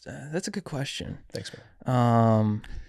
I think people, when you mention it to them, or if you like bring up the idea of like, let's get fired up, they're on board with it. Yeah. But it seems like there's, you know, I think we're on an upward trajectory. Actually, I'll say that. I feel like people are getting more and more fired up. I think. And it's tough to spread the Stoke. Like, you can't be a schmole about it. Like, you can't be like, Yeah. hey guys, come on, let's all hang out, guys. Like, Yeah. like, dude, if I like, I'm making brisket, come over. Like, you want to come over? It's like, no, dude. You got to mellow into it. You got to mellow into a Stoke. You know what I Stop mean? trying to force the stuff. Yeah, you got to set force the vibe. you got to set the picnic table. You know what I mean? Yeah. Dude? Like, Yeah. you know, I'm just playing a little bass. I'm jamming. You know, whatever it is. You want a game? Maybe I'll be on comms later, dude. Like, that's kind of the new. As a married man, like, courting some bros is kind of like what really gets me going these days. Like, for lack of a better term, gets me kind of boned up. You know what I mean? Yeah. That bones up my ween a little bit. Just being like, that's why I love being here with the boys. This vibe for me. This is a sexual vibe for me being in here with you guys. nice. That's the energy. He you came know? in with a boner. Yeah. Oh yeah. I don't know if you guys saw it. Yeah. I took a Well, he peek. does say I he took has a peek. little ween, so No one Yeah. can tell. You No one can't small can dong tell. shame. You And- can't do it. Dude, he's rizzing up the barista, this guy Rick. Oh yeah, dude. And like the guy, he had a fat boner the whole time. Yeah. He's like, dude, this latte, this oat milk is just next level, dude. I love that, Rick dude. was like, "Thank you." Was Rick receptive? He hit me with some fire lart, dude. That's latte art, dude. Oh yeah, dude. I made Rick's day, dude. You could tell he was definitely hungover, probably probably definitely like was just hitting the vape, probably boofing his vape, to be honest. I hit his vape, dude. Yeah, you hit his vape. Yeah. His boofed vape. Yeah. Oh yeah, dude. We booped together, dude. Yeah. I'd say, in the past like couple of years, like people is what you're saying too is like lead by example, because people would be like, oh my god, inflation is so heavy. And I'd be like, dude, I'm in a Speedo on the beach. Like, and they'd be like, whoa, like, you don't even think about inflation. I'm like, yeah.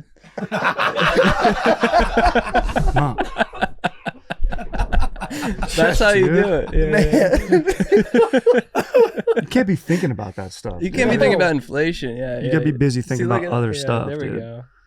Yes, dude. Dude, is that Sherm on the sticks right there? Sherm on Wow, the sticks. he's crushing it. That's a great That's one of the picture, dude. thirstiest photos I think I've ever seen in my life. That's a great Yeah, photo. It's a fantastic photo. Yeah, I hit that during like when the Dow was just deep in the red. I'm like, let me just show my abs. Dude, when I applied for my job, It changed 3 people's lives that day when you posted that. Oh, dude, they're 2 bros on the beat because I'm engaged too, so I just start rizzing up bros right after that. let's go. Great pick. Yeah. Nice, dude.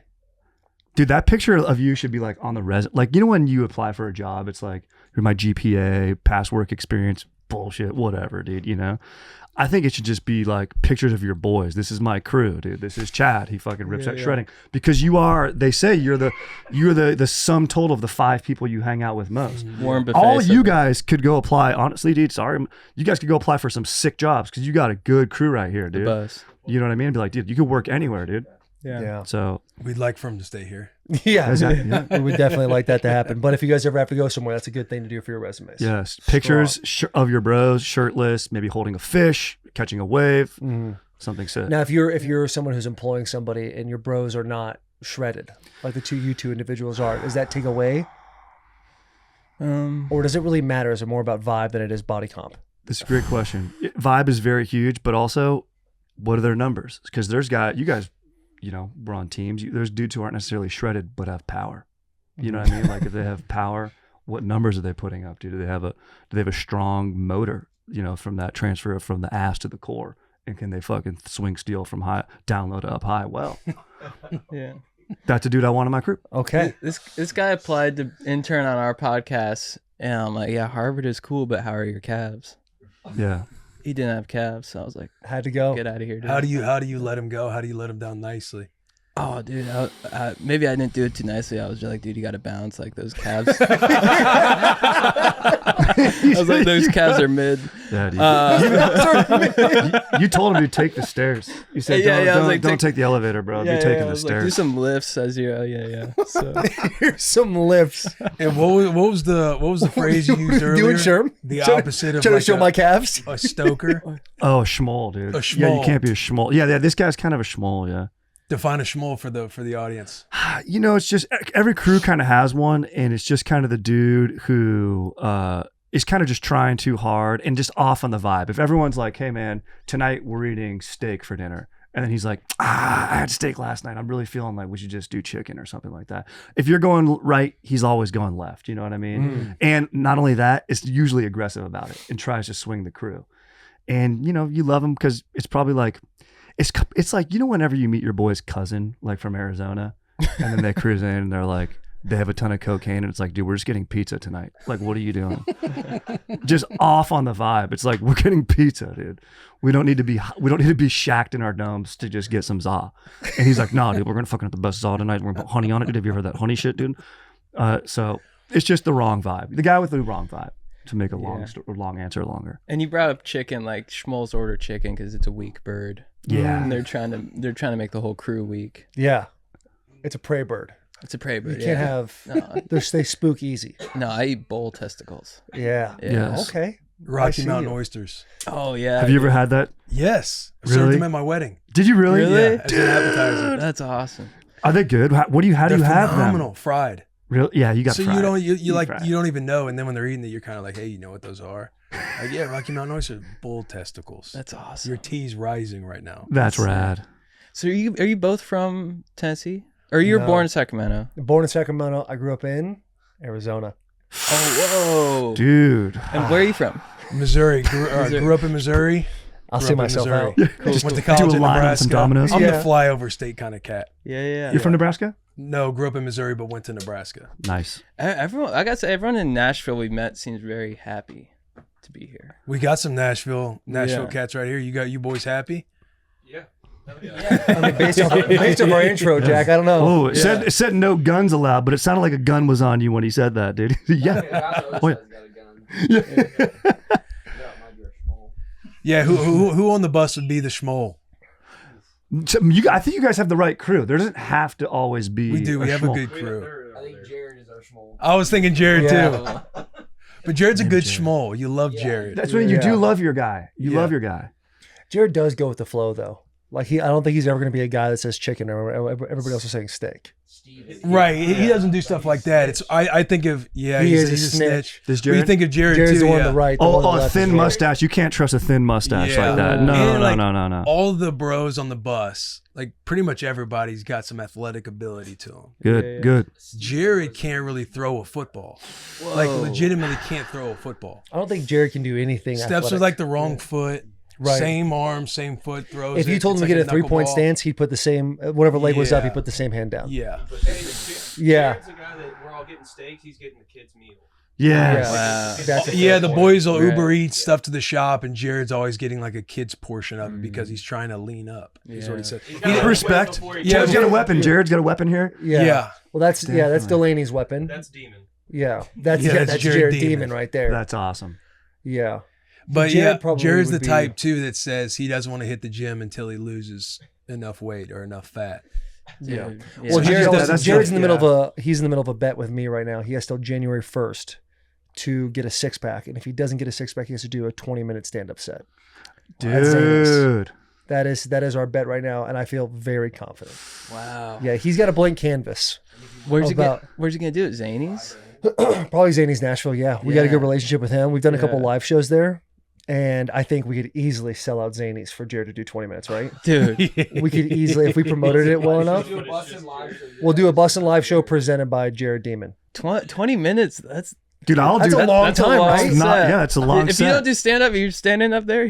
20 minutes? Yeah, Would you yeah. guys come and open for him? Oh, 100%. Dude, yeah, I was gonna say that's a luxury. You're building him an audience. Like, make it harder on him. Make him sell the show. Make him go out like do the mics, dude, go, and grind all the brutal shit. What do you think would be more disheartening for him? Walking out into a sold out show and then bombing for 20 minutes, or walking out and there'd be like a couple there?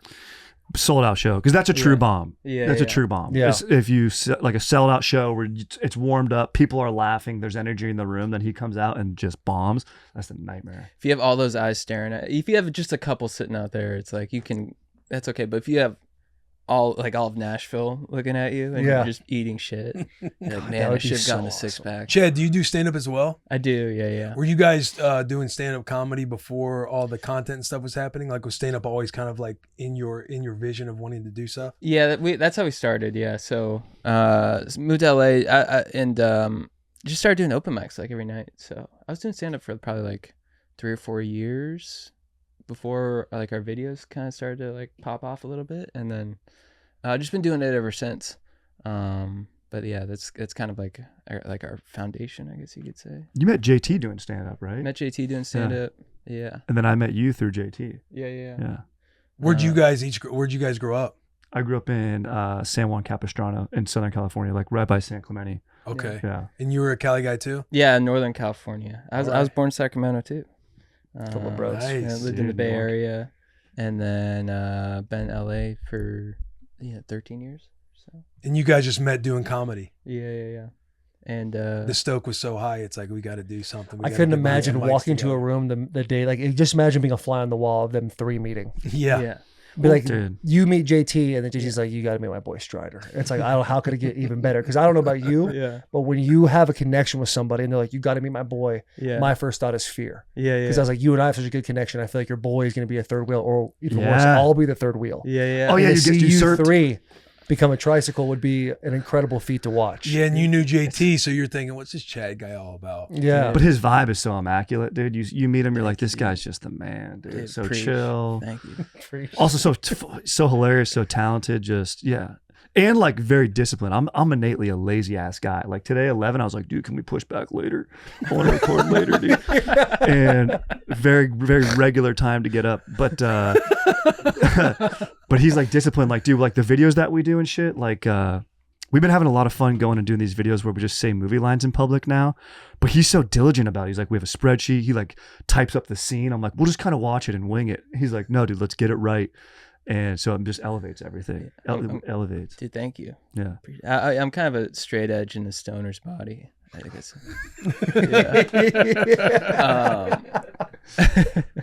When you guys are doing stand up in California and the vibe is matching, and then you go to a place like in Iowa or like in Nebraska or Missouri, these flyover states, Oh, and they're yeah, I said it. and the vibe doesn't necessarily They got match. the best steaks though, dude. Yeah, We do have great some steaks, great great steaks. steaks, and the vibe doesn't necessarily match the culture of that state.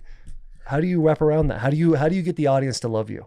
Dude, I mean, to be honest though, I think like states like Missouri, Nebraska, everyone there is so nice, and everyone actually seems more pumped. I would say more like deeply happy, because in California, everyone's like, oh, you just kind of like there's some people at the beach like Troy. He's stoked, he's sunning his ass, but like.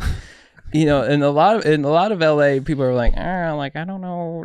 How do you describe it? You know what I mean? And it's like people aren't as, you're in California, but people aren't as fired up as you think. But then we go to just anywhere in the, like you go to like Michigan or any of those states, it's like people say hi to you, and it's in California. If someone says hi to you, you're like, what do you want?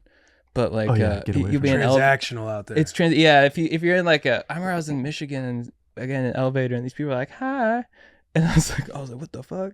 But they're just being nice, and so I'd say actually people they seem more deeply stoked, in the flyover states, I guess. Yeah, and I would say the audiences too, like the especially for stand up, like the crowds, maybe they like this. I don't know if this is true, but maybe we'll view us more so as like characters, because the podcast, like when they study the analytics, dude, and shit, like where it does well, a lot of it's in abroad, like in Scotland and London, and I think people will look at SoCal guys more as characters, and of course admittedly I'll ham it up and vibe it up more, throw a little more dude or what up when performing, and I think that when you're outside SoCal, it's more of like character comedy to a degree, which I think helps and is more receptive. And in the flyover states, there's just not near as much going on. So when you're going out to a comedy club, like you're like out for a night. Yeah. You're planning it for months. Yeah, and if you're in Cali, like this stuff's happening all the time. Like you're going, it's like, hey, impress me. Right. There's like, I feel like the flyover states, you're like, hey, let's hit the the Funny Bone in St. Louis, and you're like excited to go watch whoever's gonna be out there. Yeah, like in Los Angeles, like the Lakers are playing at Staples, Clippers are at Intuit that night. Maybe there's a Chargers or Rams playing at home on any given night. You could be doing a million different things. Yeah. It's a lot of competition. Fuck yeah. Look at you out there, man. Handsome. Thank you, dude. My wife approved that outfit, dude. I was like, dude, should I wear the denim shirt? Can I pull off this? She goes, it's chambray. I go, sick term. And I'm wearing those same jeans in that I'm wearing right now. Smart. Haven't been washed since. Shot this last April. So, how long have you been married? So June 10th, 2023, like a year and change. Okay. Yeah. Nice. Yeah, I had our first anniversary. We've been together for a long time though, like 13 years. Really? Yeah. What took you so long to pull the trigger? Not saying it's a bad thing. I phrased that question as it's a bad thing. You know what though? That is the right way to think about it. That's kind of how I think about it. I would say like when I always knew, and like I knew that I was going to marry my wife when I was like driving to work at Valet, and I'd see a sick house and I'd be like, oh, and I would always picture me living there with my wife, and then it like dawned on me. I'm kind of like a dumbass. Like my brain made me figure it out, and I was like, oh yeah, we're gonna get married then. Like, and that took like 5 years. Gotcha. And then also just like, dude, doing valet. Like, when did you get career shit in line? When the whole time it's like, could have just got married sooner. You know what I mean? But just waited. Honestly, learned a little bit more about taxes. I was like, okay, that could be a sick tax incentive, dude. You know, nice for both of us. Yeah, I'm learning about that too. Health insurance, huge. Yeah, we applied together, dude. I'm actually a member on her plan. Dude, yeah, I might do that for my fiance. It's a good move. How long have you been engaged? Since December. Okay. Yeah, but we'll probably wait a couple of years for 2026, probably. Yeah. Get some ducks in a row. Get them lined Yeah. up. Get some. What are they called? Oysters. Rocky Mountain oysters. Rocky Mountain oysters. Yeah. Get those lined up. Dialed in. Yeah. If it is 2 years away or a year and a half away, in your mind, without thinking about your wife's emotions at all, what's the perfect wedding for you? Oh, dude. Man, dude, some good questions. Xbox with the boys. Yeah, dude. She's on TV comms, set dude. up. She's Just teabagging. get married on Meta. She's teabagging, dude. On you get down on. You should have proposed on comms while bagging on one knee, dude. Dude, yeah. Okay, I downed someone in Call of Duty, and then right as I'm teabagging, the guy's like, "Will you do that?" I'm like, "I fucking do." And then, and then Troy, who's like our shaman / landlord, he's just like dousing us with water from the Pacific Ocean. Oh, So yeah. it's happening on the beach. It's happening on the beach. Let's say Newport Beach. It's happening at Newport Beach, but I'm gaming somehow and teabagging. And then, as soon as I teabag some guy, I lay down the smooch. And then we cruise off and we hit Tahiti, just get barreled. Ooh. Nice. I remember we went That to is Mexico. beautiful. Do you like that? Yeah, no, Strider helped me with that. yeah. I was like, I don't know. And I'm like, I know. I "Dude, did thank kind of you put for-" you in a bit of a situation there. No, but you landed that plane. It was a beautifully. good question. Yeah. Yeah. It's tough to think of a dream wedding. Did you guys have like a dream wedding down? Or like this No. is that's what I mean. I think most dudes are that way. Like Yeah. like when it's your birthday, do you really want something? We're like, nah, it would be nice if I got this for my birthday. Like I kind of want I hope my wife gets me that shirt. Like no. Dude. I think I don't know if dudes like have that. Like I think when you're 8 months away from your birthday, you think like, man, that'd be nice to get for my birthday. And then you get like a Right. week from your birthday, and you're like, I don't want anything. I want You're a big- nothing. I you're a want big birthday guy. alone. I'm a big birthday You're a big guy. Oh, you birthday are? guy. Well, I'm a Taylor big. put pressure back. I can't wait to see what you give me for. Yeah, I do like Wait, to give to really? Will. Yeah, I do like to give to Will. Gift giving is your love but language. I don't Yeah, like he's a to. gift I don't like to giving. tell you what I want. I don't give you a brainstorm. I just say I cannot wait to see what you provide for me on my birthday. Yeah. That's what I want. Dude, it's I a love select few. It's a select few. I don't do it. I don't even think I don't do it to my wife. Nope, I do it to my wife. And Will. Those are the two people that I kind of really hammer in. Like I cannot wait to see how much you show me you love me Oh, that's beautiful. on July 22nd. That's I a get great nothing way. but Good birthday. anxiety, Thanks, and I man. think he knows I get a lot of anxiety about it. Wow. Yeah, but you've gotten a lot better at gift giving. Thanks. What is a good gift? That you, like just like a good healthy knife? That's super masculine. It's like, what do you buy for somebody that can buy anything? Right. Maybe a couple digits? Oh, I gave him a key dish. But hold on. It's practical. It was practical, and I do because I'm a super forgetful person. I will forget my keys. I'll forget my wallet. I actually have not found my wallet's been missing for 3 weeks now. Wow. Flew with a passport the last couple of days, but yeah, key dish. Yeah. It sits Year in my before, kitchen counter. What was it the year before? Was it the Daily Stoic or was it like It was a Daily Dad. Daily Dad? It was the Daily Dad, which I have Great still book. on my nightstand Yeah. to this day. Yeah. Nice, dude. And I go Nice. through periods like I'll read the Daily Dad for like 3 weeks straight every single day, and then I won't touch it for 4 months. That's what it's for. Yeah. though. Yeah, You just but every pick once up, in a while it you'll tells you which see it day and you're to like read. brushing your teeth and like, let me just fucking pop this open Yeah. for a second, That's great. and it makes you smile. That's awesome. When did you two become boys? When I came to 2018. 2018. August, no, No, bro. It was April. April It happened 2018. quick. Yeah. It was so the way our relationship works is Will, we are very similar yet we have very different personalities. When I decide, I'll just speak for myself. When I decide that I'm all in on somebody, it's over for you. Like you're not going to be able to know what's what. Like you can't make a decision for yourself anymore. I am now implementing your life, whether you like it or not. So my wife and I, we had a very different situation. We got engaged in 5 weeks, married in 2 months. Dude, let's Secretly. go. Secretly. And then 2 years later, we did a wedding for everybody else in Big Sur, California. Beautiful. But 2018 was when we were doing the wedding. I meet Will in April. I think by like April 22nd, I was like, you're coming to my wedding. You're going to be at my wedding. And like, we've already made you a seat. And was like, listen, he can talk about his situation, but he's like, I don't know if I should go. All your family, this. I'm like, you're going. FaceTimes, calls, FaceTime with my wife. Like you're coming. Let's go. He ends up going. So I forced Will to be best friends. That's great. I forced Will to be best friends in 2018. Is that your wedding? That's beautiful. That's us. Yeah. That's Wow, me on the left. Beautiful. Yeah, and that's my wife. Did you in the teabag dress. after that? Well, we should have done. Man, I wish I knew you guys then. We would have had Xboxes everywhere. Oh, dude. dude. Yeah, I imagine like the drive away for my wedding. The drive away will be like I'll be like carrying an Xbox, you know, and it'll be like we'll get in the car and I'll just be like, yeah, Like an old one, like a 360 in your hand. 360 in here. Like, check this shit out. Yeah. I struggle with commitment. Taylor's hardcore. He loves hard and he loves fast. Hard and fast, dude. So I got here as a free agent 2018. Didn't you don't have like friends in the locker room right away. Mm-hmm. Taylor picked me out, man. I was his gal.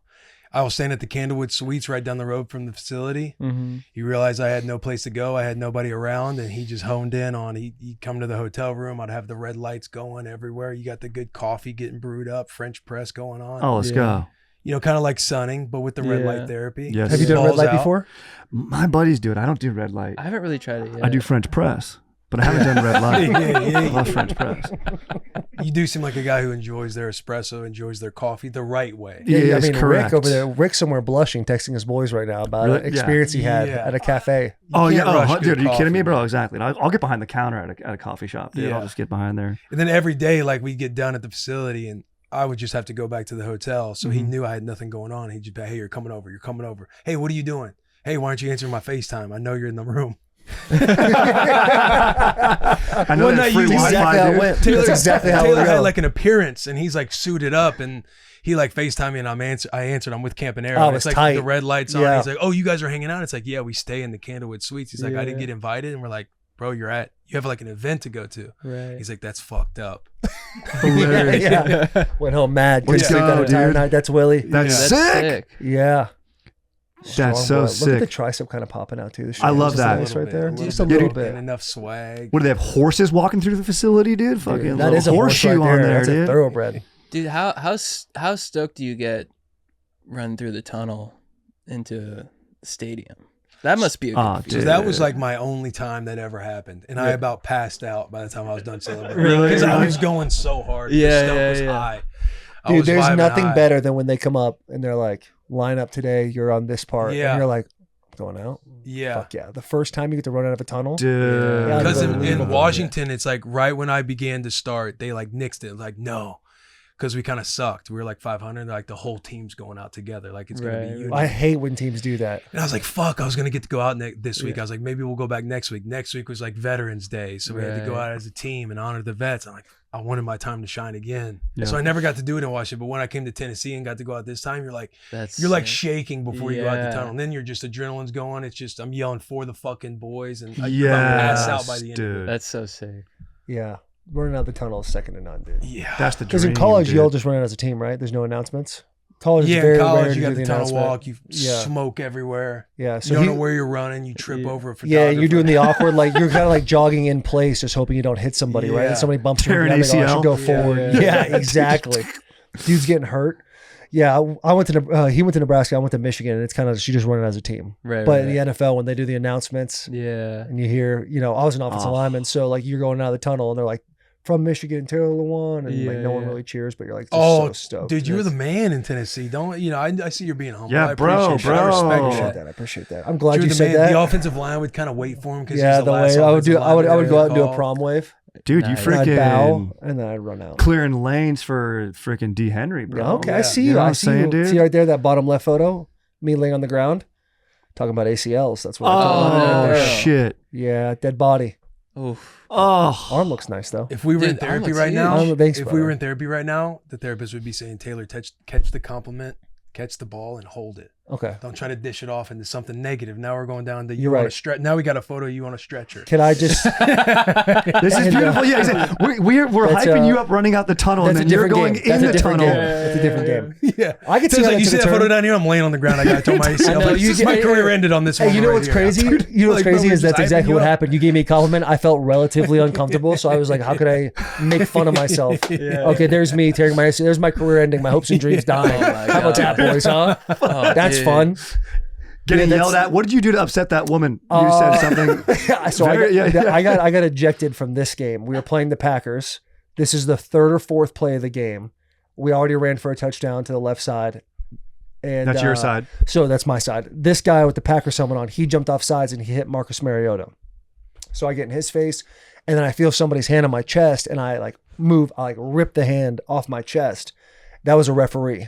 And if you touch a referee, you're automatically ejected. Yeah. Right. And then there's another photo of me somewhere where I'm like giving double birds to the field. That's awesome, dude. Yeah. Let's go. Very, took a lot of violence to become this relaxed.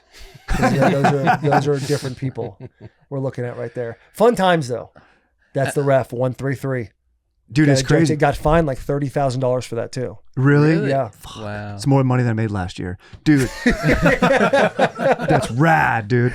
Dude, don't brag like that, dude. My fault. Shit, My dude. fault. Damn it. Dude, my buddy's dad, sick dad story, dude, grandpa story, dude. Wouldn't be a proper podcast if we weren't talking like this. He was a badass, went to USC, was a fullback for OJ and Marcus Allen, won a Super Bowl with the Manders back in the 70s, but was drafted by the Bears. And he said exactly what you said. He goes, and we'd see old pictures of him, and he was fucking jacked. He was a fullback, dude. And he would go up against Butkus in practice. He's like, I hate Butkus. He's like, that guy took years off my career, and he was an animal and would literally just want to hit heads the whole time. Like that was it. But he looks at old pictures of himself and he goes, I don't know that guy. He'd be like, that was a different dude. And now he's like the sweetest, nicest guy, dude. He makes fluffernutter sandwiches, and I'm like, dude, your dad's a huge pussy. There's no way he could have ever Fluffernutter sandwich. He's like, you want a fluffernutter? I'm like, dude, I could beat up your dad, maybe. And You pinned him. He gaps pinned to him one time. You did. Fluffernutters. yeah, I pinned him. He was like 80, so I pinned him when he's 80 now. On the ground or Yeah. just against the wall? Just to the ground, dude, in his house. Broken at night. Woke him up out of bed. Get pinned later. Yeah, Sometimes yeah, I just need yeah. sometimes you Teabagged just need a victory. Yeah, bagged him, dude. bagged him. We're all about pinning dads on the. Yeah. I was like, and Oh, then I was yeah, like, I'm on my belly. Get me. He's like, what does that mean? Just get me. I'm on my belly. He didn't understand that. He didn't know what it meant, dude. Come on, get Get me. Did he seem with it? Somebody who's just running into Butkus every day? 1,000% with it. Like went on to have a career like as a successful lawyer, fully. So that's good. Nothing like head-wise He played that I back don't know then. about. That's you see some guys now. And he talks about the Bears, and he's like, dude, the Bears, the way they ran practice, he's like, dude, it was so dumb. They would just hit and hit and hit, and he's like, not smart. I mean, we've had Allstott on the pod before, and you can tell like he lived that life. He was about that. Yeah, he was about that. He was Calling about us that. pussies. Really? Generation Back soft. in my Like, day, not talk really quite a violent, bit. but you It was could an tell. honor to have him on the Yeah, show. you could tell. But For sure. he gave it to us in a way that you walk away and you're like, I respect that he did that to us. Yeah. And we didn't take any offense at all. He like pinned you via the pod. Verbally pinned us Yeah, for yeah, an hour and a yeah. half. Yeah. So we got taken to town. submitted fairly quickly too. Yeah, our dude. generation, we are way soft. Yeah, than I what think you we guys actually started it. Maybe Yeah. I think we kind of started with like we're soft, right? And he's like, yeah, let me tell you why. yeah. That's He talked about how he'd be crushing beers at like 6 a.m. before practice. Dude, No what is way. that? Yeah. Like back in the day, I feel like people were just crushing beers. They say that in Smoking comedy. They're cigs like, after games. yeah, they're like, in like comedy too. They're like, yeah, this guy was ripping lines before a set. I'm like, you don't see that at all Yeah, today. Yeah, it's know kind of what a I mean? bummer. Like, why don't we? Yeah. I think because maybe health. I think People you're are so right. aware of health now. People are more aware of it. Yeah, and it's like, but even maybe I'm just a huge pussy, but I can't imagine like doing lines before a set, trying to be funny. You'd have Pizza energy. only. Yeah. Just for pizza. Yeah. Dude, no, I think people optimize now. I think like all the most successful, like, you know how it used to be like billionaires, it's like they have like the you know, what's it called when you're like liver patches on their skin from drinking, doing blow, buying a speedboat, probably dying on it.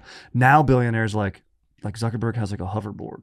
You know what I mean? It's like, sweet, dude. Like, and like they optimize, you know what I mean? Like, have you seen that documentary on Netflix where that dude like tracks everything? He's trying to live to like what was I've that, seen this guy. 100 I've seen this guy on Instagram like before. 130. We were just talking about this cat not too long ago. Yeah, I don't know who with. And he's got the means and resources to do it. So He's doing it every day, all day long. Like he's got like no life. He's just dedicated to the craft of optimization. He's like a modern day monk. Like he's just solely focused on one thing, Yes. one thing only. Because, Enlightenment. like back in the day, like the most successful That's people. us with Zuck this weekend. Oh, it's like what up? Those Did you guys that- hoverboard? Is that Power That's- Slap? I'm asking him. That one's at UFC, but Oh. he was at they were at Power Slap the night before. I saw you guys were at Power Slap not this past time, but the time Dude, before. I saw you. We were filming something there. I saw you from across the You were in the VIP. We were in the. Well, we tried to get to y'all. Oh, you did? Yeah, You saw us? yeah. We're like, yo, Chad and JT over there. We're like, yo, let's go over there and introduce ourselves. Yeah, we couldn't cross the barrier. Yeah. We Yeah. we couldn't get to you guys because we were literally gonna come up and just like ruin whatever you guys were doing to say hello. Yeah. So And they kind of stopped us like, you can't come back here. I'm thinking like we have like I have 17 wristbands on. How does this sound? So many. One of these. There's an 18th I don't know about, Yeah, so I like- guess I didn't have the 18th wristband. Yeah, like don't cross, you might get slapped. Yeah, might get slapped. Yeah, you guys were right up in there, huh? We were in there, yeah. We were like interviewing some of the slappers, strikers. How was that experience? We've done that They're before good. too. Dude, they're really cool. Like, They're nice. Dorian, he did the heavyweight match with DeBell. We interviewed DeBell and Dorian. Really cool dudes. It's crazy that they do that. Is it Crazy. loud? And they're very like, they'd be like, oh, it's people always talk about like the head trauma and stuff. They're like, but you're in a fight, you get punched in the head, and I'm like, but you do get slapped, like Yeah, like consistently. Hard, bro. consistently. I mean, do they in hit the like with head. this part of their I think that's called Yeah. clubbing. There's a whole bunch of rules. Yeah. I have been to, Okay. I think all the ones in the continental United States, I've been to every single Are you power spot. serious? Every Wow. single one. Is it loud Yes. when they get hit? Like when you're. Dude, when people get KO'd, it does light up quite a bit. Oh. And it is. And it's I a mean, fun we've event seen too. people seize, bro. What's Are that? you? Yeah, like Seize, like Yeah. shake. Yeah. Or if you get caught flinching and you just take one, and then you got to get back in there for another round. Yeah. Yeah, the whole flinching thing would be tough. I think I'd flinch every single time. Yeah, Or you just have to close your eyes and take it. Guys just bleeding and swelling's happening on the side of their Right. face. Oh, And yeah. they're doing it for like a 10K purse. That one dude was like, I just want to buy my girl tits. Right? Yeah. The winner, That's the amazing. first It's an power honorable stop, cause. His name Good is man. Wolverine. His name is Wolverine. Really? Yeah, Missouri not boy. his government name. That was that was a nickname. You should What get it did he- official, dude. He fucking he should switch it That'd be up. so sick. Or like, hey, $10,000. Like, what are you gonna do with that? He's like, oh, my wife wants some tits, so I think I'll get her those. We're like, all right. I mean, kind of a gift that keeps giving, right? Yeah. That's an asset. Maybe slap those around. What was it like meeting Zuck? It was dope. Yeah. It was awesome. Like he walked by and you're like, holy shit, that's Mark Zuckerberg. Wow. And then I saw him kind of like between the co-main events. Yeah. He was like kind of sitting there by himself. And I Yeah. was like, this is my time to strike. Yeah. So I went up to him and I hit him with the ACL. Yeah, me too. And then we kind of talked about ACLs for a little bit. And he lit up with the opportunity to talk about his ACL. Yeah. And that was awesome. That's It cool. was cool. There's even a thought too, like you see somebody like Zuckerberg out in the wild, like, is that even him? Mhm. Right. Like we're watching Severance right now, like he has the means to be severed. Like, is that his Audi? Yeah, dude. And he's just chilling at home? See, I don't Good know. call. I don't know what severed means. I haven't seen the show Severance, so That's right. yeah. So I don't a good know. show. Severance? It's good. Yeah. Severance? Yeah, I haven't watched season 2, but I watched season 1. Oh, I need to bro. get. Yeah. Season 2's picking up now. Started a little slow, but Yeah, it's good. but this last episode Oh, yeah, it was was sick. brutal. Yeah. I thought.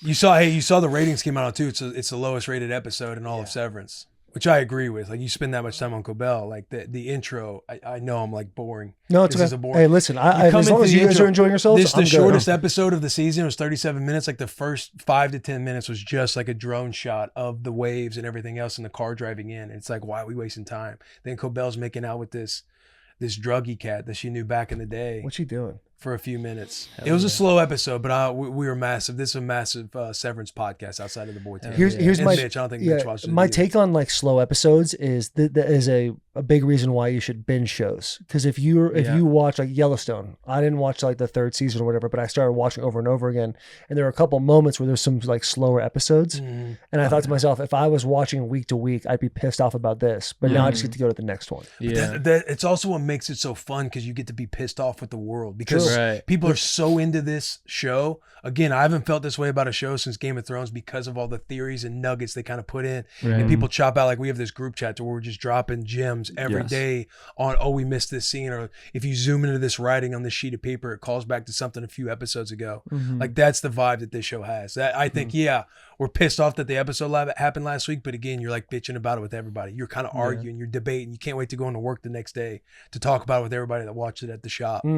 That's the vibe that this show is. Some water cooler talk. I need to pop. We that just gave show them on. a free shout out right there too. It's great, Yeah. and it's great to have a show to watch with the lady, like the lady and I. Yes, watch bro. Having a show with your wife or something like White Lotus. We're crushing White Lotus together, and we flew in last night, Sunday night, and we're like, I texted her like, don't think about watching without me. She's like, I would never. And so, dude, we get back into town, watch that. It's the best, dude. Yeah. It's the best. And having something with your lady that's some game for all the young cats out there that getting married like it is. Yeah. It's like you were talking about earlier, like courting the boys is now like a thing. Like when we Big were talking about PUBG last week, you're kind of building it up and foreplaying throughout the week. Like, hey, let's set up this time because we're gonna have to schedule some things around. We got a double date happening. This happened on Saturday. Let's get it Friday. Once you lock that time in, it's teasing up all the way to the moment. Then you're just gooning with the boys at that point. Oh, You just fired me up. dude, exactly. That right there is how you spread the Stoke, dude. Now, yeah, bro. That was like a locker room speech. Yes, bro. That's huge. I'm ready to go dude. tackle someone right now. That's fucking nice. What marriage advice would you give Chad? I would say, well, you already are very skilled at making love, so you're good on that front. Thank you. That's fine. Better probably than even I am. Yeah. I'm a monster in the sack. Are you really? Yeah, dude. Oh yeah, dude. Giver. Dude, what's up? He said you're a giver. Yeah, I'm just like, let me eat that butt. Oh I yeah, love dude. butt, dude. Oh yeah, dude.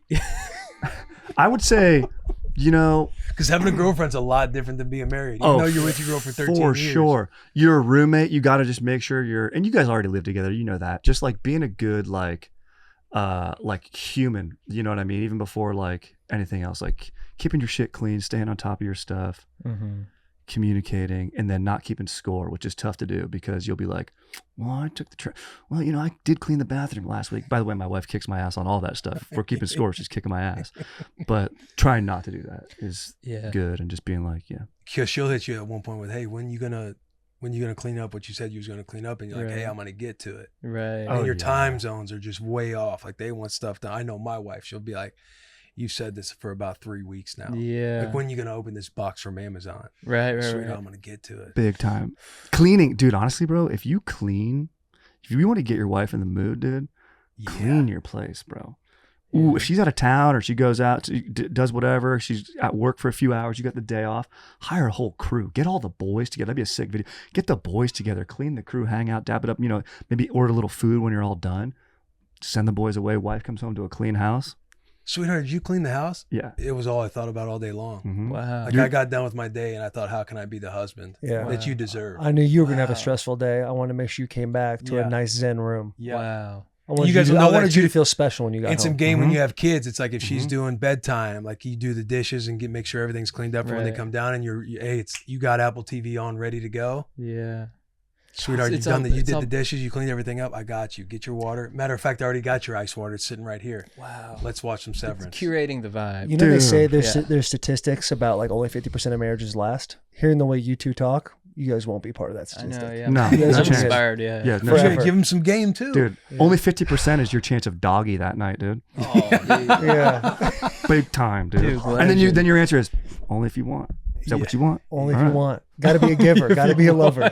Only if you want. Pant for Or me. you feel, yeah. She says that to you, and you're. Oh, we got some questions from Will Compton's Bulge.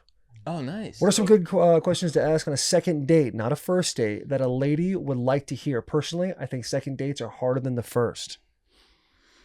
Good question. For people that are just tuning into the show, you gentlemen are great relationship advice givers, correct? Relationship consultants.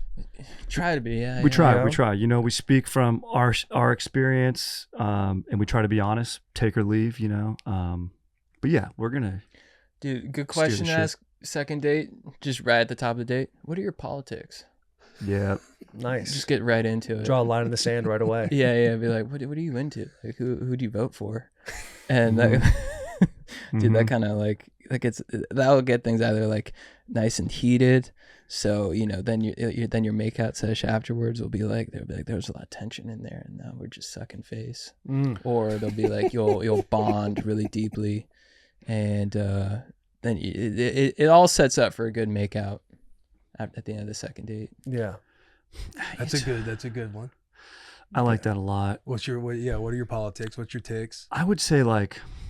Dude, that's a good brief. Ladies, yeah. What's your take? It's a good brief. Yeah. You just say a country: Ukraine, go. Pakistan, go. Brazil, go. Talk at me. What? Australia, how do you feel? Now. Putin, give me a breakdown. Politics is a good What'd you move. think of Zelensky last week? Yeah. Does he need to suit up? Yeah. I think the sweaters are sick. I actually like the look. It's tactical. It's a good tactical look. Yeah, Zelensky's outfit. What do you think? Your fashion. You're technically talking fashion. Dude, I think a good second date, I could see it being hard. You know, things went well on the first date. You want to keep that going. You know, a first date, I always think a good move is like a walking date. Keep it moving. Like here, if there's like a river walking the strand or the beach in California is always a move with a fucking dank acai bowl or smoothie. Second date, I think the move is, if you're a dude, you have the luxury of planning this traditionally, but pick something that speaks to you a little bit. Like I might try to take the pressure off myself, go to a comedy show, see what she laughs at, learn about humor. Then you immediately maybe go to the early show. If it goes well, you grab a drink after, you talk about the set you saw. Did you love it or you hate it? Or whatever you're into. If you're into paintball, be like, hey, let's go paintballing. I think that'd be sick. Figure out how she handles a gun. Amen. Understand strategically how she operates. Give her commands. Be like, bum rush that. Silent ones. bum rushed. Get on all fours. Tell her to come bag you. Bag me. You Just aggressively yell her, cover my six. Cover my six. You're one-on-one paintball, dude. Flank. Giant map. Flank right. Don't see each other for 20 minutes. You just keep getting lost in this giant map. You go to the snack bar for half of it, and she's still out there. Oh, man, I was wondering where you were. But then when she comes back, you already have hot dogs and nachos waiting for her. Exactly, dude. Yes. Exactly. And She's in a full sweat. She thinks you left her. It's never the right temperature at paintball, dude. I don't care what time it is. You're sweating. If you want to lose weight, go paintball, dude. You're going to sweat everything right out. when she's thinking, what the fuck did I get myself into? You ask her a question to learn about her. Like, hey, what's a goal or a dream that you've held on to and never went after? Wow. Oh, I've That's read something deep. nice. And you're getting laid that night. 100%. See, for me, the second date is always about the preparation before the second date. The first date goes well, and let's say you want to go out the next week, you're spending those next 5-6 days adding nuggets. Hey, what are you doing today? What are you up to? But you don't follow up on that. You get to the second date, you have easy conversation. Hey, Monday, you said you had a big business meeting. How'd that go? And then you break that down with them. So you do a little homework before. Then you hit them with the paintball. Yeah. Get them the nachos and hot dogs. Big goal. Guess what? You're scoring. You're getting bagged. You're getting bagged. Dude, you know what's good with paintball too on a date is if you shoot them yourself to test their integrity. Be like, are you out? She's like, no. What if they say no? Yeah, if they say no, then you're like, or just yell at her, barrel plug in. We're in the lot, put your barrel plug in, unsafe. You're being dangerous. You're being dangerous. Dude, my second date with actually, she came to a comedy. She came to my show. Which was stressful. That was stressful. No way, bro. Yes. I was like, because I was like really into her. I was like, if I bomb, she's like, I want to come to the show. I was like, oh, okay. And I was like, if I bomb, like that's And I You're like, I probably won't be doing a show for a while. She's like, I just saw you post on Instagram. Dude, she's like, DM me. Yeah, I was like, yeah, it's actually not happening. I saw her like on stage. I was like, oh, I got a boner now. Yeah, it just busted on stage. Just busted on stage. What's up? Crowd work with her? Yeah, I'm like, who's this chick? Razzer, is this your man? Yeah. Is this your man? How long you two been together? It's my dad. Yeah. Oh, dude. Yeah. Look at this dumbass in the front. Yeah, nice sweater. Just negging her from the stage. Well, where'd you get that sweater? Fucking Ross? Yeah.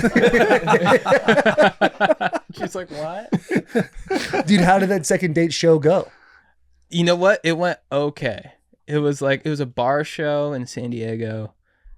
I like had a good set, but in your mind you want to like crush, and it's tough at a bar show though. It's kind of loud, from the background. So it went okay, but she was like, I think it was nice that it went like kind of okay, because I was like, oh, she actually likes me for me a little bit more than like if I like crushed, you know what I'm saying? Yeah, if you crush, she thinks to herself, I just scored. Yeah. No one's found this guy yet. I'll just Yeah. hitch my wagon to him. Yeah. But if you did okay, she doesn't know if you're gonna be successful or not. She doesn't know you're gonna be the Chad you are today. Exactly. Yeah. So she's gotta ride it out. Yeah. And I'm like, what do you think of that teabag bit?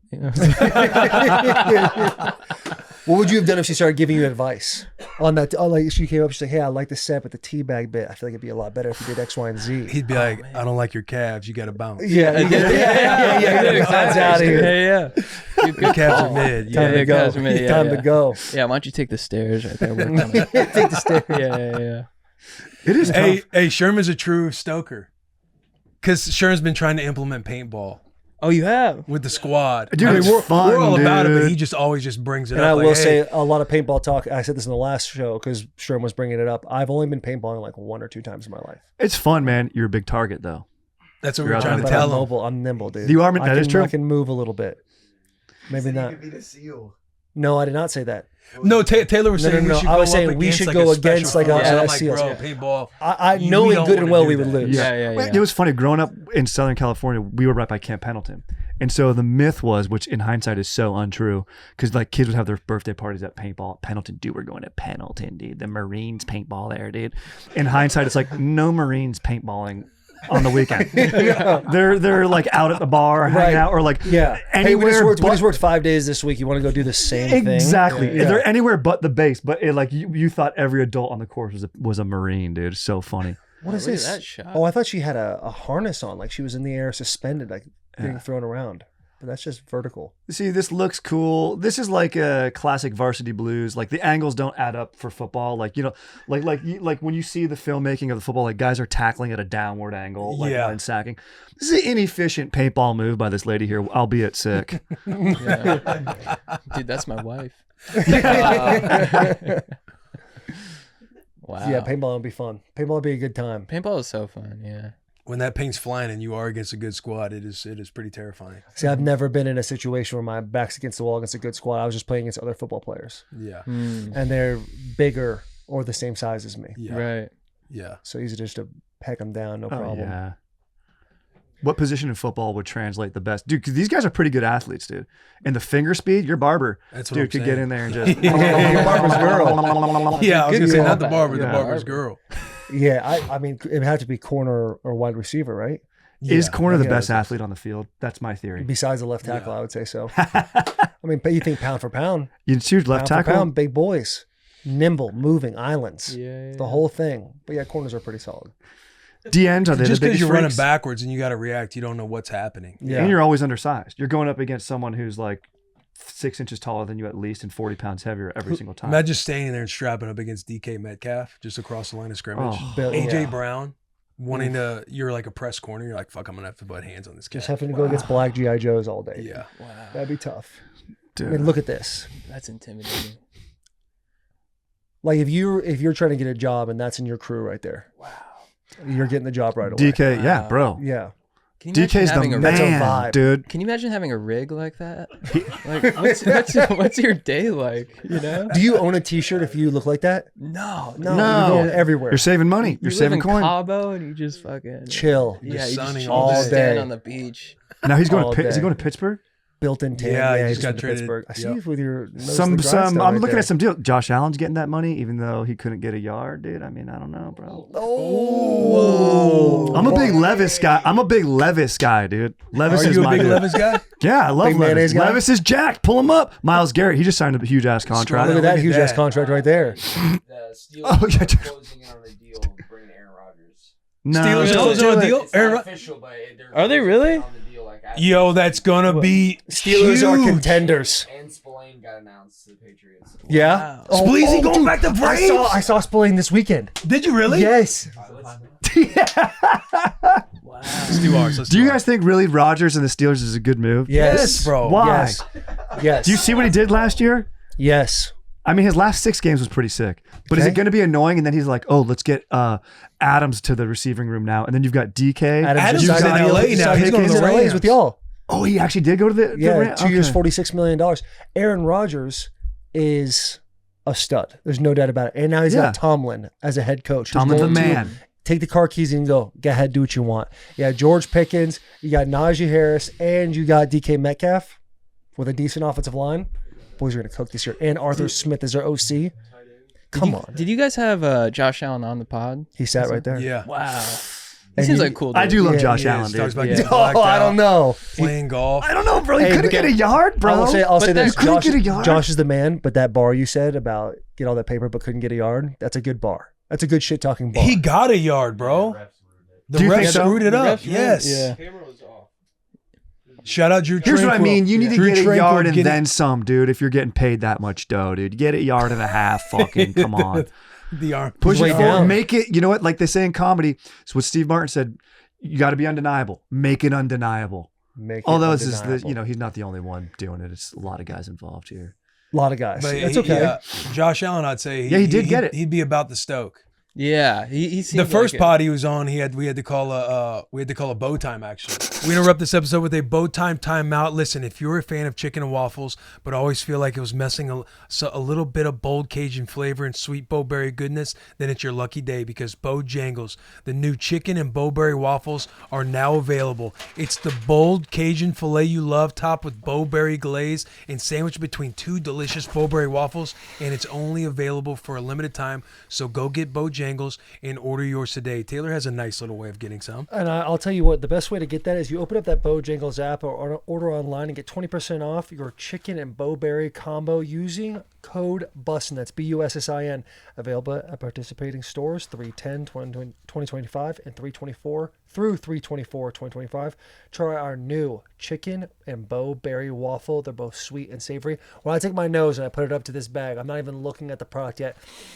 I smell it. I got a big burst of berry. You can smell the sweetness, but then all of a sudden, right at the end of that scent, I'm getting myself a nice little Cajun tingle in that nose. The perfect combination if you're trying to mix chicken and waffles together. Yeah, nice classic breakfast with a Bojangles spin. Buddy, fantastic stuff. Go get him today. Back to this episode. Bow time. He had to call it bow time on the first pod to go out and throw up because he pounded like 13 old fashions the night before because he was in town for I was gonna say Kittle Fest, tight end you. Yeah, so he's one of the bros. He's the man. He's I love watching that guy. Pay him more. I changed my stance entirely. Yeah, 330 million is not Let me enough. tell you what, dude. Yeah. It's the whole 9 yards. Am I right? You don't need one more. Come on, bro. What'll be It's the interesting same. about Aaron Rodgers to the Steelers is last year when Russ came to the Steelers. I know like Tomlin was very instrumental in kind of helping shift the image a little bit with Russ. Like, hey, all the outside bullshit, you're not going to be doing any of that when you come here. I'm just saying that. However, I'm taking it in the context. I'm butchering that. I'm sure it's much lighter, but it'll be interesting to see how those conversations are with Aaron because Aaron does so many things off the field, like the McAfee show and everything else. Ayahuasca. But you know what I mean? Just always talking in the media and everything like that. I don't think it'll stop, but I do think that conversation was had. Because Pittsburgh's a way better organization than the Jets. And Tomlin has a culture. It's like a head coach brings a culture, and it's like... I mean, he said Jets Le'Veon didn't. Bell. He had Antonio Brown with the Pouncey brothers, with, all these different unique personalities. Yes. And I he's think able to handle them all drive gracefully. well. Like Arthur Smith will do a great job. Yeah, Arthur's going to do great with Aaron Rodgers. Steelers contenders. Jersey Jerry's got to be happy right now. Dude, that's a tough division, too. Oh, Jersey Jerry's great. You like Jerry? I love Jersey Jerry. Yeah, he's funny. Him and Robbie Berger, when he's like buddies with Rod. Do you guys know Robbie Berger? I don't think I do. Brilliant. He does Bob Does Bob Sports. Does Bob Does Sports? Yes, I do know Yeah, Bob. so when he was when he was doing like content with Robbie Berger, that's where I came hip to him. That guy's hilarious. Both those guys are great. Yeah, Jerry's all time. Jerry's all time. Well, this might be a loaded question. I don't know if it is. If you could play for any team based on location and vibe, what would it be? Because I always wonder about. I feel like I'd go to Miami just because I love Miami. Miami's that's a good point. Are we trying to take into account like the team too? I think maybe just location and yeah. See, location stuff because you're talking about vibe, like something you want to represent that's like badass. Like that's an easy answer for me. That's the Raiders. Right. I think the vibe of the Raiders when they're at Oakland or even now, like they've got like a bad boy attitude and their color scheme goes so hard. Right. But I don't know if I'd want to live in Vegas full time because I would go broke. I would. That's my personality. I love gambling. What's your It'd be game? a huge issue.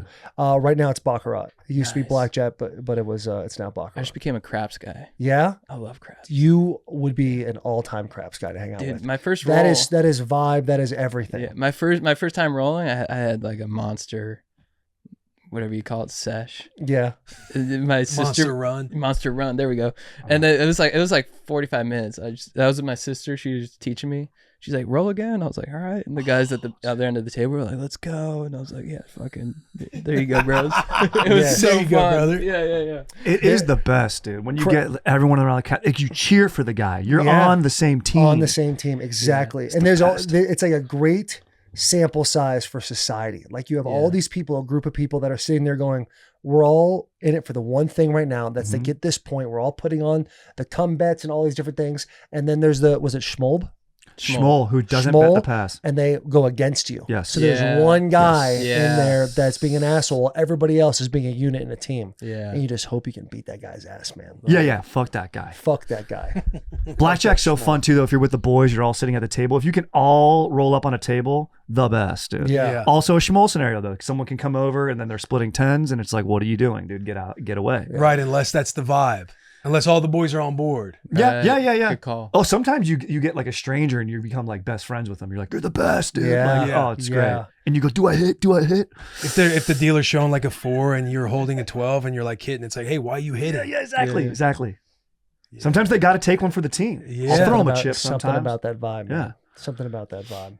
But yeah, Raiders or Dallas, I think the start would be sick. Yeah. Dallas seems like it'd be cool just because of the That's a good culture and one. then like it That's a seems like it'd good be cool one. to play for a team where it's like they're like it's an institution where it's like it's ingrained in the city, and A place that would have been great would have been the Chargers Hey, look when who's they're calling. at San Diego. yeah. Oh, he's calling you right now.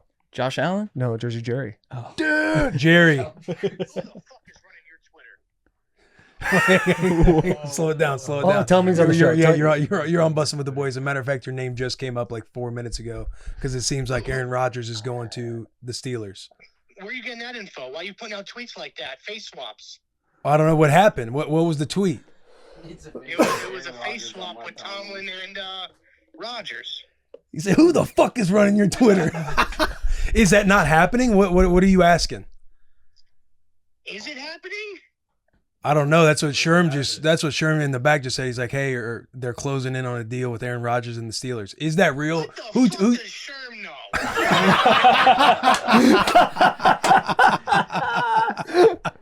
Listen, I wouldn't hate it. I'd like it. It'd be, I'm fine with it, but he can't be putting stuff out there to get hopes up. Tell me to sportingnews.com. They have a live All right. free agency tracker. So, sportingnews.com has a live free agency tracker, and they said what, Jack? They're close to a deal. They are close to a deal.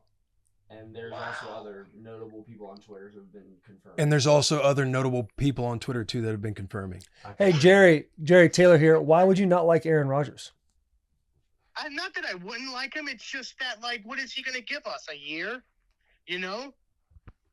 I mean, if you guys go all in on Yeah, 1 year, I mean, it's you like if could you guys win it. you got to be pumped about them trying to put money into the offense, right? Of course, yes. But I would love that connection with Russie and DK. Oh, that's right. They You got are that sussy for connection. Russie since day one. See, I'm not sussy for Russie. I don't know. We'll see. I'm going to be very mad at Sherm if this doesn't happen. Okay. Hey, what's the Instagram? What's the Instagram? The same photo. Oh, same photo. Gotcha. Who the fuck is running your Twitter? Whoa, easy, Jerry, easy. Hey, Jerry, when's Mr. Jerry coming out? Sometime in May. I'll keep you posted. Okay. All right. I love it. We love you. And the boys, we got Chad Kroeger and Strider Wilson on the bus. Love that. Enjoy, boys. Have fun. All right. Love you. Legend, dude. Jerry didn't care at all. I was like, all right, cool. Yeah, see ya. Yeah. All right. Yeah, whatever.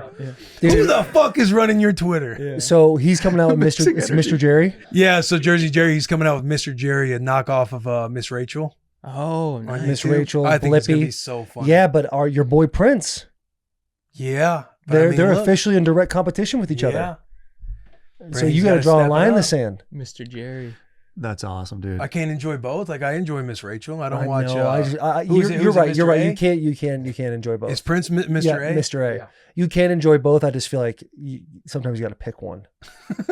Like you can't be a fan of the Red Sox and the Yankees. Like I don't know if Prince though rolls out episodes I think he just does. Yeah, he just on does like YouTube. You know what I mean? Like full videos. episodes of Yeah. like kid shows. Yeah. Would you guys ever run into the kid show world? I feel like you guys would do phenomenal. Yeah, like write one or like Like acting one? like a Miss Rachel type thing, or a Mr. Jerry that's about to happen. Like Blue's Mr. A. Clues or something. Yeah, Blue's Clues. Dude, I think I would rip it. I think you would crush Blue's Clues. Dude, that'd be sick. Be like, what are we doing today? Be the kids? original Steve. Is it Yeah. Steve? Steve, yeah. Yeah. I'd be like Steve, but then he got hooked on crack. At some I was gonna point, say. right? I think it he was went just down a coke. I bad think it was road. coke. Yeah. Classic. He Yeah, did coke? I think it was coke, not crack. Man, it Yeah. might have been crack.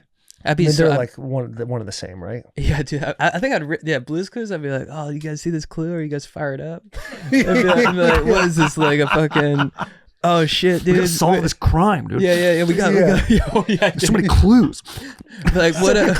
Be like, what up, Blue? How you doing? And Blue like barks. You're like, Yeah, sick, same dude. little pow every single time, man. Dude, Yeah, that's a good show. I never thought about that. That show is an elite show. Mr. Salt, Mrs. Pepper, but then their kids Paprika. Yeah, I mean, I might DM Some philandering Nickelodeon. going on in that relationship. Yeah. Oh, dude. I Yeah. might DM Nickelodeon and just be like, what do you guys think? Is it time to bring it back? Yeah. You would do so great at that. That would be elite. What's up, But kid? also the drawings. How's your drawings? Because I feel like anytime I but- saw Steve, the way he was like, Yeah. we found a mailbox, and he would do the mailbox in such a simplistic yet beautiful way. Yeah, I do stick figures. It'd be tough not to draw dicks too, because Yeah. I'd realize it's like a kid's show, but I'm like, it's just hilarious drawing dicks. Yeah, maybe just a So, stick figure and just a small little. Yeah, just Just a a small line one. down. Yeah, you know, like A all- stick like, and a couple all- rocks. yeah, like Yeah. all those like kids movies. They have little like hidden gems for adults, you know, like sort of Like like Disney, hidden, like yeah. yeah. I just have like a dick and like every little sexual. Yeah, you would Yeah, not be yeah, subtle about it. yeah. Yeah. Yeah, but, like, this is for the parents. Yeah. Look away for the kids. Just like the most detailed penis. picture of all time. You write it on the screen too. This is for the parents, not the kids. Don't Yeah. worry, they can't read this. 3, 2, 1. All right, look away. Oh, yeah, it is a dick. That's for sure a dick. And they bring it back, and it goes back to something else. We're like, bros, what's this clue? And it's just Yeah. a huge dick. Bros, what's this clue? Yeah, an adult Blues Clues actually would probably be better than the kid show itself. Yeah, dude. That'd be awesome. Adult Blues Clues. Yeah, but speaking of dicks, you guys went on a journey of your lives, and that's to take away a small dong shame. Yeah. I mean, I saw your process. Thank you, dude. Yeah, it started with Strider actually. He got we were going on one of our weekly streaks, and Strider got shamed for having a small dink. Mm-hmm. A lot of people laughed at me outside of a DMV.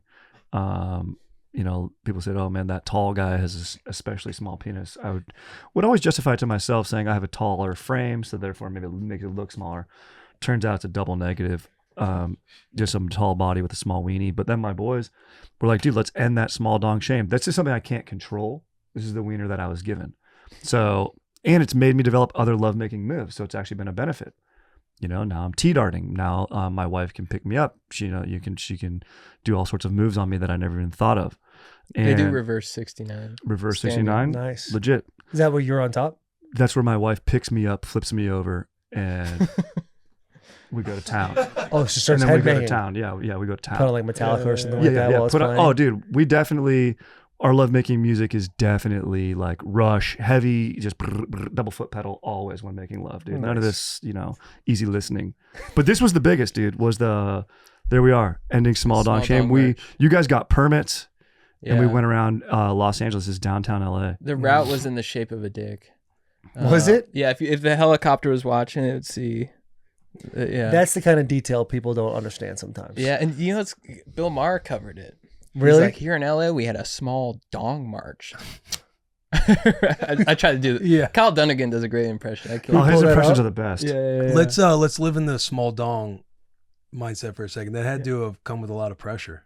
Of course. And I played volleyball in college and through high school, and I've always been on teams, and I've always been in locker rooms. In locker rooms, look, there's etiquette. You're in the shower, whatever. Hey, how's it going? Eye contact. But you're clocking. Everyone's clocking. each other. Everyone. That's been a You're big thing on this clocking. podcast. Yeah. Everyone meet peaks. Of course. And there's like 20 dudes on a volleyball team. I was always bottom 18. Always bottom 18. And that has to be tough too, because your frame, it's like this dude obviously has a massive piece. Mm-hmm. Because again, you're kind of like a lanky tall guy. Yes. Got a little nose. Mhm. Got a little nose on you to be like he's working with a pipe down there. Yeah. A guy with that frame, Taylor Knife. We see you. I you're like, pride he's got I it. myself on Yes. being in a locker room for most of my life and understanding what the body frame is for a big piece. And you would have tricked me. Exactly. And imagine my wife when Yeah. we first made love. And she's thinking to herself, I'm going to give myself not a nice little treat, a nice big treat. Yeah. But now my wife loves me. She says my wiener's fine. And that's nice. That's Yeah. good. Yeah. How long did it take her to get to fine? Was it immediate? Was she always body positive, or was it tough? Took me 13 years to propose. There's a reason. Like, are you somebody that has to get under the covers first and then take your boxers off? I'm a lights off guy. Wow. I'm a lights off guy, candle, mood, you know what I mean? Yeah. That's a good way to kind of distract from My- anything you don't want them to really notice. Correct. My wife comes in the room. She says, turn the lights on, spread them. you know, that's what she Get in said. the Yeah, I starting want to position. see you. Brave of her as well, though, too. Yeah. Oh yeah. Yeah. Oh yeah. God. And I'll wear a thong, Carhartt, but still a thong. Yeah. It doesn't chafe? Oh, did they make good quality stuff? But the way we move, Yeah. oh yeah. A lot The of chafing. nerves for your first time had to be high. You Through got the to roof. picture kind of like the Notebook where they're standing there in front of a fire and just going one article at a time. And he's like, "Are you sure?" I'm scared that you're not going to be okay with this. And she just like lets him know like you're in a safe space. Yeah. And just, What is that's Will. Yeah. I think he looked good there. I appreciate that. Yeah. That was a vulnerable state for me as well. Tom Brady posted a photo that was very similar, so I had to Oh, nice. Let him know. show him what a real alpha looked like.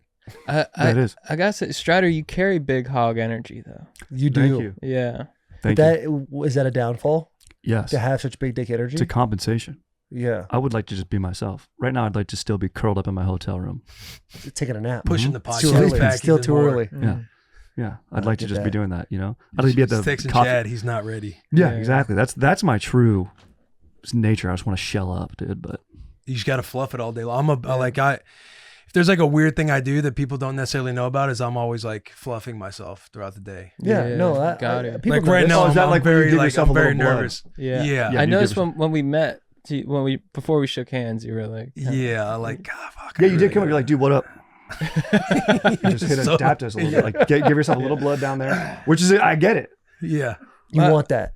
my small dog journey was kind of a rude awakening because I played water polo, and I did it for the tan and to show off my bulge, because I thought I had a good bulge, and so I played water polo, and then my first match, like I invited my crush. I'm like, because my plan was to have my crush see me, she see my bulge, she'd be like, okay, you're the guy, but then I didn't realize that I had a pointy bulge. Ooh. You guys know what I'm talking about? I know what you're talking about. It's where the shaft rests on the sack Oh. instead of Yeah. wrapping around. Called that a bird's nest. Birds, yeah, yeah. It's like a little tent, Yeah. and she bailed at halftime. No. Yeah, and I was like, bros, what do you think happened? They're like, it's your bulge, man. It's pointy. So you thought your greatest asset ended up being your greatest demise. Yeah, it's like I was just everyone was just so nice to me growing up. They're like, yeah, dude, you got a solid piece, but they were just that's the downside of being too nice. Is like I had all this like kind of false reinforcement where people are like, yeah, you got a fire piece, and yeah.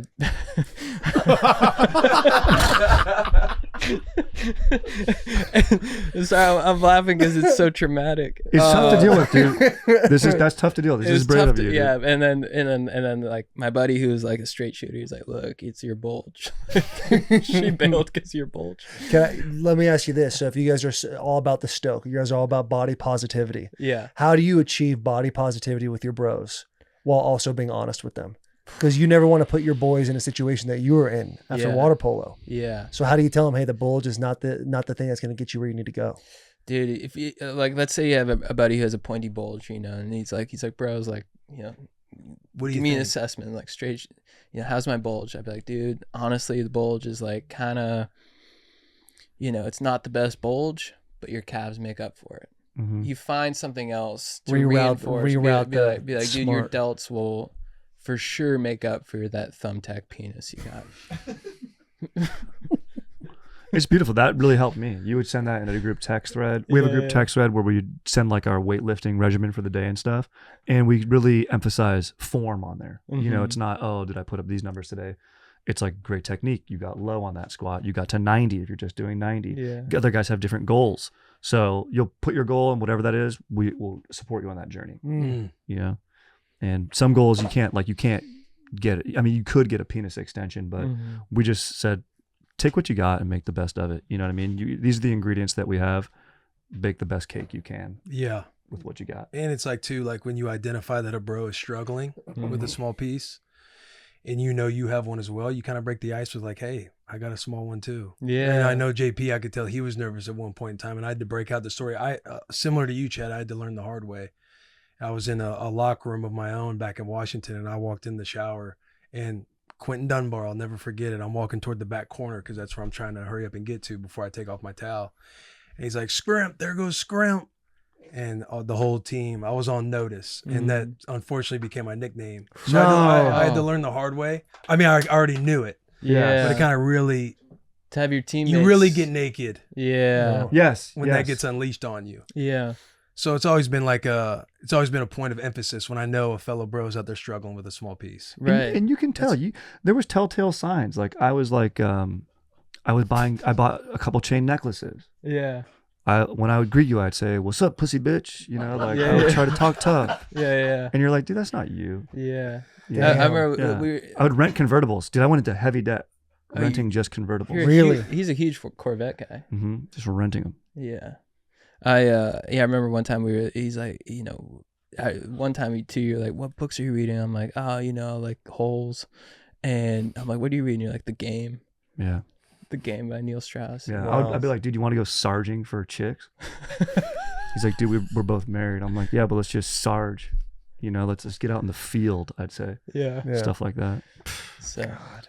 I know. But dude, thank you for sharing that. Thank you for being That's a open and beautiful honest story. Thanks for creating the space. Yeah. You know, You've created the space on our show. a small dong can be. There's an audience out there listening. Like, hey, I kind of got a small piece too. Maybe you can be a little bit more confident. There's now at least a moving dozen men out there right now wiping their tears. Yeah. And saying feeling that they finally have been heard. Yes. They finally found you guys. Yeah. And they know they have support. I mean, you've lost a bunch of weight. I'm sure you got a lot of growth with that. So guys that might be a little bit more heavy set, like, hey, there is opportunity out there. It just lies in your discipline and your day to day. Yeah. If this isn't who you are. I've lost 60 pounds and I've definitely seen a change in my piece. But your penis got bigger when you lost weight? It did. Yeah. At least it looks that way to me. It looks that way to me. No, it does. That's huge. That's I saw awesome. you at the urinal. Really? Yeah. And I was like, my boy really is doing it. That's amazing. People are going to talk about his face looking beautiful, how much weight he's lost. There's also situations too, like where you try to overcompensate for that, because I mean, when I was in the locker room too, like offensive linemen, usually have what we call a button penis. When the foop kind of pushes out too far, and so that kind of just sets. It doesn't even touch the nutsack. So a lot of us have been shamed for such a long time, and to see like even any droop at all, I started to get overly confident myself, and I said some untimely things on a road trip to Notre Dame one time. Oh yeah. There was that bottle there. And I said something about my piece. It was kind of like tough to put it in there, but I was trying to brag about my piece. And I didn't have to do that. It was an insecurity. Yes, exactly. It was an insecurity. Because he goes, I can barely fit my piece in this wide mouth. Right. This wide mouth bottom, we all just started, JP in the back. JP takes his hat off, puts it on my head. And I knew right then and there, I sat in silence for the next 45 minutes and I was in total despair. It was terrible. Yeah. But you live and you learn. That's why you do those things. You live and you learn. So I think there's a lot of offensive linemen out there listening to this story. And I just want you guys to know you're not alone. Like, you can lose this weight and you can be more proud of what you have. I'm still white. I'm still from Arizona. Like, I have all the things going against me. I'm not impressive by any means, but I'm better than I was yesterday. Yeah. Hey, man, dude. Beautiful. And if you do have a button hook, that's beautiful. Just change the verbiage. Yeah. Change the verbiage to like an army helmet. That seems a little more masculine. That sounds cool. Yeah. It seems like more military, more strategic. A keyhole in a door that kind of comes out a little bit. A lock pick. Yeah. Phoenix penis is a real thing. Yeah. Oh yeah. Have you heard? Yeah, it is. It's there's something about the desert that, like, dehydrates, shrimps it up. Yeah. It's like a raisin. Think of a grape. Think how full of a grape is. Mm-hmm. You start to take the water out of a grape. What's it turn into? Yeah. Shriveled little raisin. Exactly. And so that's what happens to all my boys out there. Yeah. That's good advice. Charles Barkley said when he played for the Suns, he's like, dude, my dink got smaller, lost like 2 inches. Yeah. If you got to there's I think per capita baggy shorts. There's more people that wear baggy shorts in Arizona per capita than any other part of the country. Guaranteed. Guaranteed. Yeah. It's tough out there, man. It's tough, especially in Cave Creek, Arizona. Pretty much white. Pretty much white. Pretty much just baggy clothes. Yeah. Baggy clothes, cowboy boots. The boys are having a hard time out there. Yeah. If you're wearing basketball shorts and cowboy boots, that's a fashion statement. That's a fashion statement. That's hiding something. That's like my schedule today is jacking off. Yeah. I'll be jacking off today. Yeah. Is definitely. Also, the super lifted trucks are a big giveaway. Huge. Oh, yeah. Big giveaway. That's always tough for the peace community. Yes. Yeah, exactly. You can tell. Yes. Yeah. You have a lifted truck? Oh, yeah. Super lifted? As lifted as you can get. Really? Yeah. Monster truck status? Ford Raptor. Nice. Yeah. Just small thing. With extra lift or just Ford Raptor? Ford Leveling, Raptor, we talking extra lift. Yeah. Yeah. Fat muffler on there or exhaust. Custom shocks. Yeah, like that. That's literally me, dude. Oh, That's when I was told about my bulge, I did that.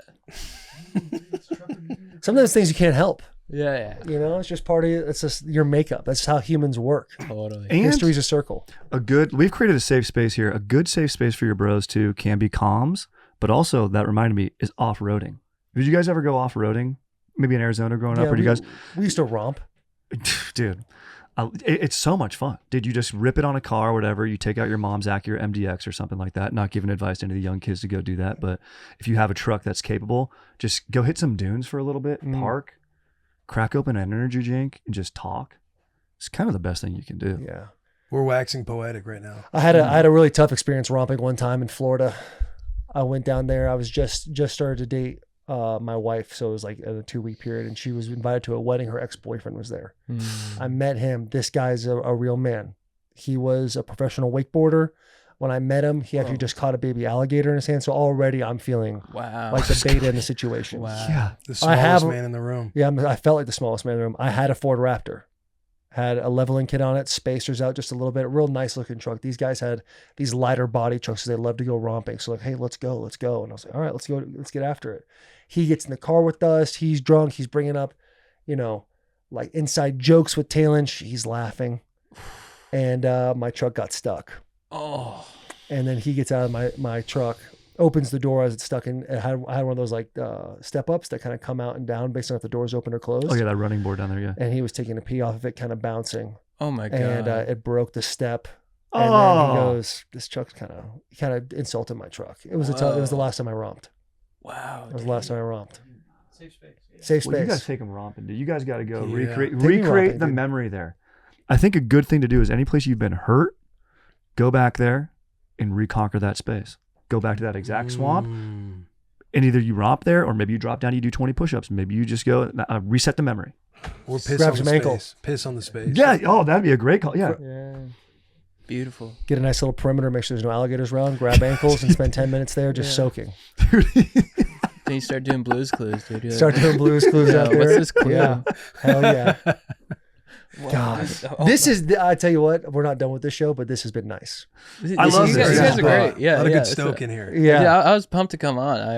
It's thank you for having us. yeah, absolutely, Yeah. absolutely. Were you guys aware of the show at all before you came? Or Oh, you just got an 100%. invite and you're like, oh, we're coming. Yeah, no, actually, I saw you guys followed the podcast page, something like that. Where I was like, or one of you guys, I was like, whoa.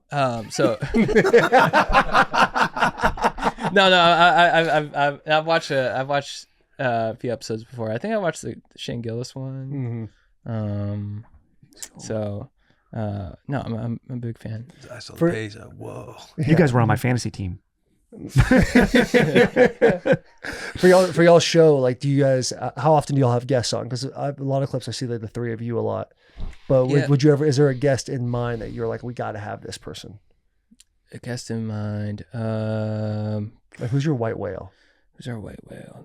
Good question. Bro, here's a hint for you right here. Do Vin D? Vin did? Did Vin Diesel? Yeah, Vin Diesel. If you got Vin on, that'd be sick. Yeah, if we got Paul, if we got like a medium to kind of like, If he could come back, I'm sure Paul would be beautiful. That'd be sick. Yeah, speak to him from the other side. The Rock. The Rock. Yeah, we're kind of anti-rock in here. Anti-rock? Because he called Vin a candy ass, and we just can't. Yeah. You're not standing for that. No, in terms of the Family beef, over everything. Yeah, in terms of the beef between Vin and The Rock, I side with Vin. And I don't know if you guys caught in the Golden Globes, like Vin like tried to extend an olive branch where he was presenting an award, and he goes, "Hey, Dwayne," and that was like him like offering peace, and Dwayne, I don't even think he took it. Wow. Yeah. So. Yeah. Roman Pierce. Love Tyrese. Yeah. He's got a hibachi grill in his backyard. So. Really? Yeah. That's awesome, dude. Yeah. Yeah, he's the Little man. factoid. How did you all become so infatuated with Fast and the Furious? What was the moment you knew, like, okay, this is the greatest show to you? It was for me. It was when I first saw it in theaters. I was like 11 years old, and I was with my brothers and my dad, and it was kind of like that moment. You know, when you shift from a boy into a man. It was like that moment when Paul first hit the nos. I was like, dude, I'm into chicks now. And then we got Carl's Jr. afterward. So good. Double Just Western that bacon memory. cheeseburger. Yeah. The best. Come on. And just seeing Paul had such a good tan, such good flow. He was so cool under pressure. So much riz. So I think it was just that whole combo. It was like this is who I want to be. I want to be like Brian O'Connor. And that was when Need for Speed was at its peak. Yeah, dude. Yeah, I used to play that. Yeah. That was fun. Yeah. Man. Being in those drag races and then restarting every time you lose, you just knew the exact buttons to hit. Oh, the best. You just be gaming all day long on Need for Speed. Were you PS2 guy? PS2. PS2, yeah. PS2 was the last PlayStation I was on. Then I went to Xbox. Yeah. Then I found Red Dead. Red Dead's Red Dead amazing 1, game. yeah. Yeah. That's if I could ever meet a real human being or make a person a real human being, it'd be Arthur Morgan. Yeah, I can't believe that they got to make a movie out of that or a Have show. to. Like Have all the to. best, like what's the HBO one with the mushrooms and then Fallout Last of Boy. Us. Last of Us. And then the Amazon one, Fallout Boy. Fallout Boy. That's a Great game. band. That's a band. Oh, yeah, It's Fallout a Boy. phenomenal band. Yeah. Yo, what's the movie? Fallout. Fallout. Yes. Yeah. Fallout Boy. Fall Out Boy's great though. They are sick. That's my Yeah, favorite genre. they're My favorite good. genre of music is that music. It is a great, because we're kind of around the similar like age, like when this band was big. How old are you? I'm 37. Perfect. 34. 33. 35. So Nice. we're there. We're all there. Yeah. But yeah, this to me the greatest band of all time is Blink-182. Blink's amazing, Yeah. dude. Can't Yeah, beat bro. Blink. Can't beat Blink.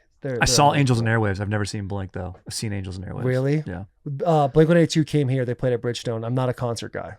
I've never been a huge concert guy, but I was like, we got to go to this. A bunch of the boys, the Predators, hooked us up with a suite, and they started to play. They came out to Anthem Part 2, and no joke, felt myself about to cry. I had to take a step back. Yeah. Had to get away from the boys a little bit because I was like Be in your space. so much nostalgic. Yeah. Nostalgic. Angels and Airwaves too, though. They have some good. bangers, dude. Yeah. Yeah. And that'll just take you down memory lane with high school. Yeah. Oh, dude, exactly, dude. I saw Blink at SoFi, and we were like, in when they played What's My Age Again, all of SoFi was dancing. It was wild. It was because just the whole stadium was just going nuts, and it was, just they're the best. Dude, just listening to I Miss You, dude, driving home after talking to zero chicks dude, at a party. Just I miss So you. I miss good, you dude. live. Oh, you saw. And he's like, where are you? I'm so sorry. Oh, dude. It's the best choice to sing like that. Like, it's Yeah. such an interesting way know. that's Just like. peeking at the rearview mirror like you're in a music video. Yeah, looking out the window for a little too Yeah. long, even though you're driving. Yeah. Oh, I yeah. probably should get look back at this road. It was and they had like such good bad jokes in between their sets Oh, where they that's would just nice. tell like shitty like teenage boy jokes, poop fart jokes, Yeah. and then they go back into the next song and it was amazing. Yeah. It was an amazing experience. Oh, They're awesome. Fart Yeah, jokes are but- grown man jokes. My fault. Yeah. I didn't mean to say it like that. Yeah, I didn't I know you didn't mean Listen, it, I'm but- not trying to disrespect you. Yeah, Not on this no. show. Not today. Yeah. Tomorrow maybe, but not today. Yeah. Yeah. Not in this moment. But Strider, Fast and Furious for you. When did it take you by storm?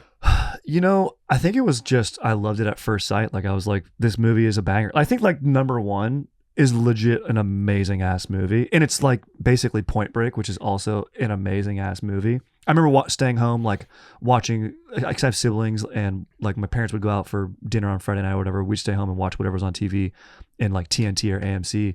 And Point Break was on one night, and I remember like we all discovered it together, and we're like, this is the best movie I've ever seen. And then Fast and the Furious, watching it just brought back those memories. And what a great like subculture of street racing. And then, dude, like, I mean, number one is still by far in a way my favorite. There's a few duds in the series, but like, just the fact that there's so many, and just the whole culture of it, and then bonding with the bros. Yeah. But It's like it was started to just- shift when they became like superheroes. Yeah. Yeah. There's some stuff. Like 1 honestly, and 2 are you can't really beat them. 1 and 2 are amazing. Honestly, when The Rock shows up, Yeah, dude. I When tried The to- Rock shows up, it goes downhill. Is what you're saying? It seems like their beef too is like all like contractually. Yeah. Like losing in scenes or who had Exactly. more punches. Who has more punches? Yeah. it's kind of hilarious. I think It is like a funny beef. like they it's have to real. win for the same amount of time, land like the equal badass of a punch. in Right. scenes. Like It's if hilarious. Vin loses a fight, he has to lose a certain way that doesn't make it seem like The Rock just dummied him. Yeah. That's why those fights are the way it is. Like punch for punch in the contract. That was like a I know dispute. about the contracts. I don't know about the fights. To be honest, safe space, right? 100%. Oh no. Yeah. Sorry. Is it okay to be? If we're in a safe space, 1000%. We're not going to judge here. You can do Sure. anything you want. We're not gonna judge. Just say No it. judgment. Just You haven't seen it. I hate Fast and the Furious. dude. We Not can't judge.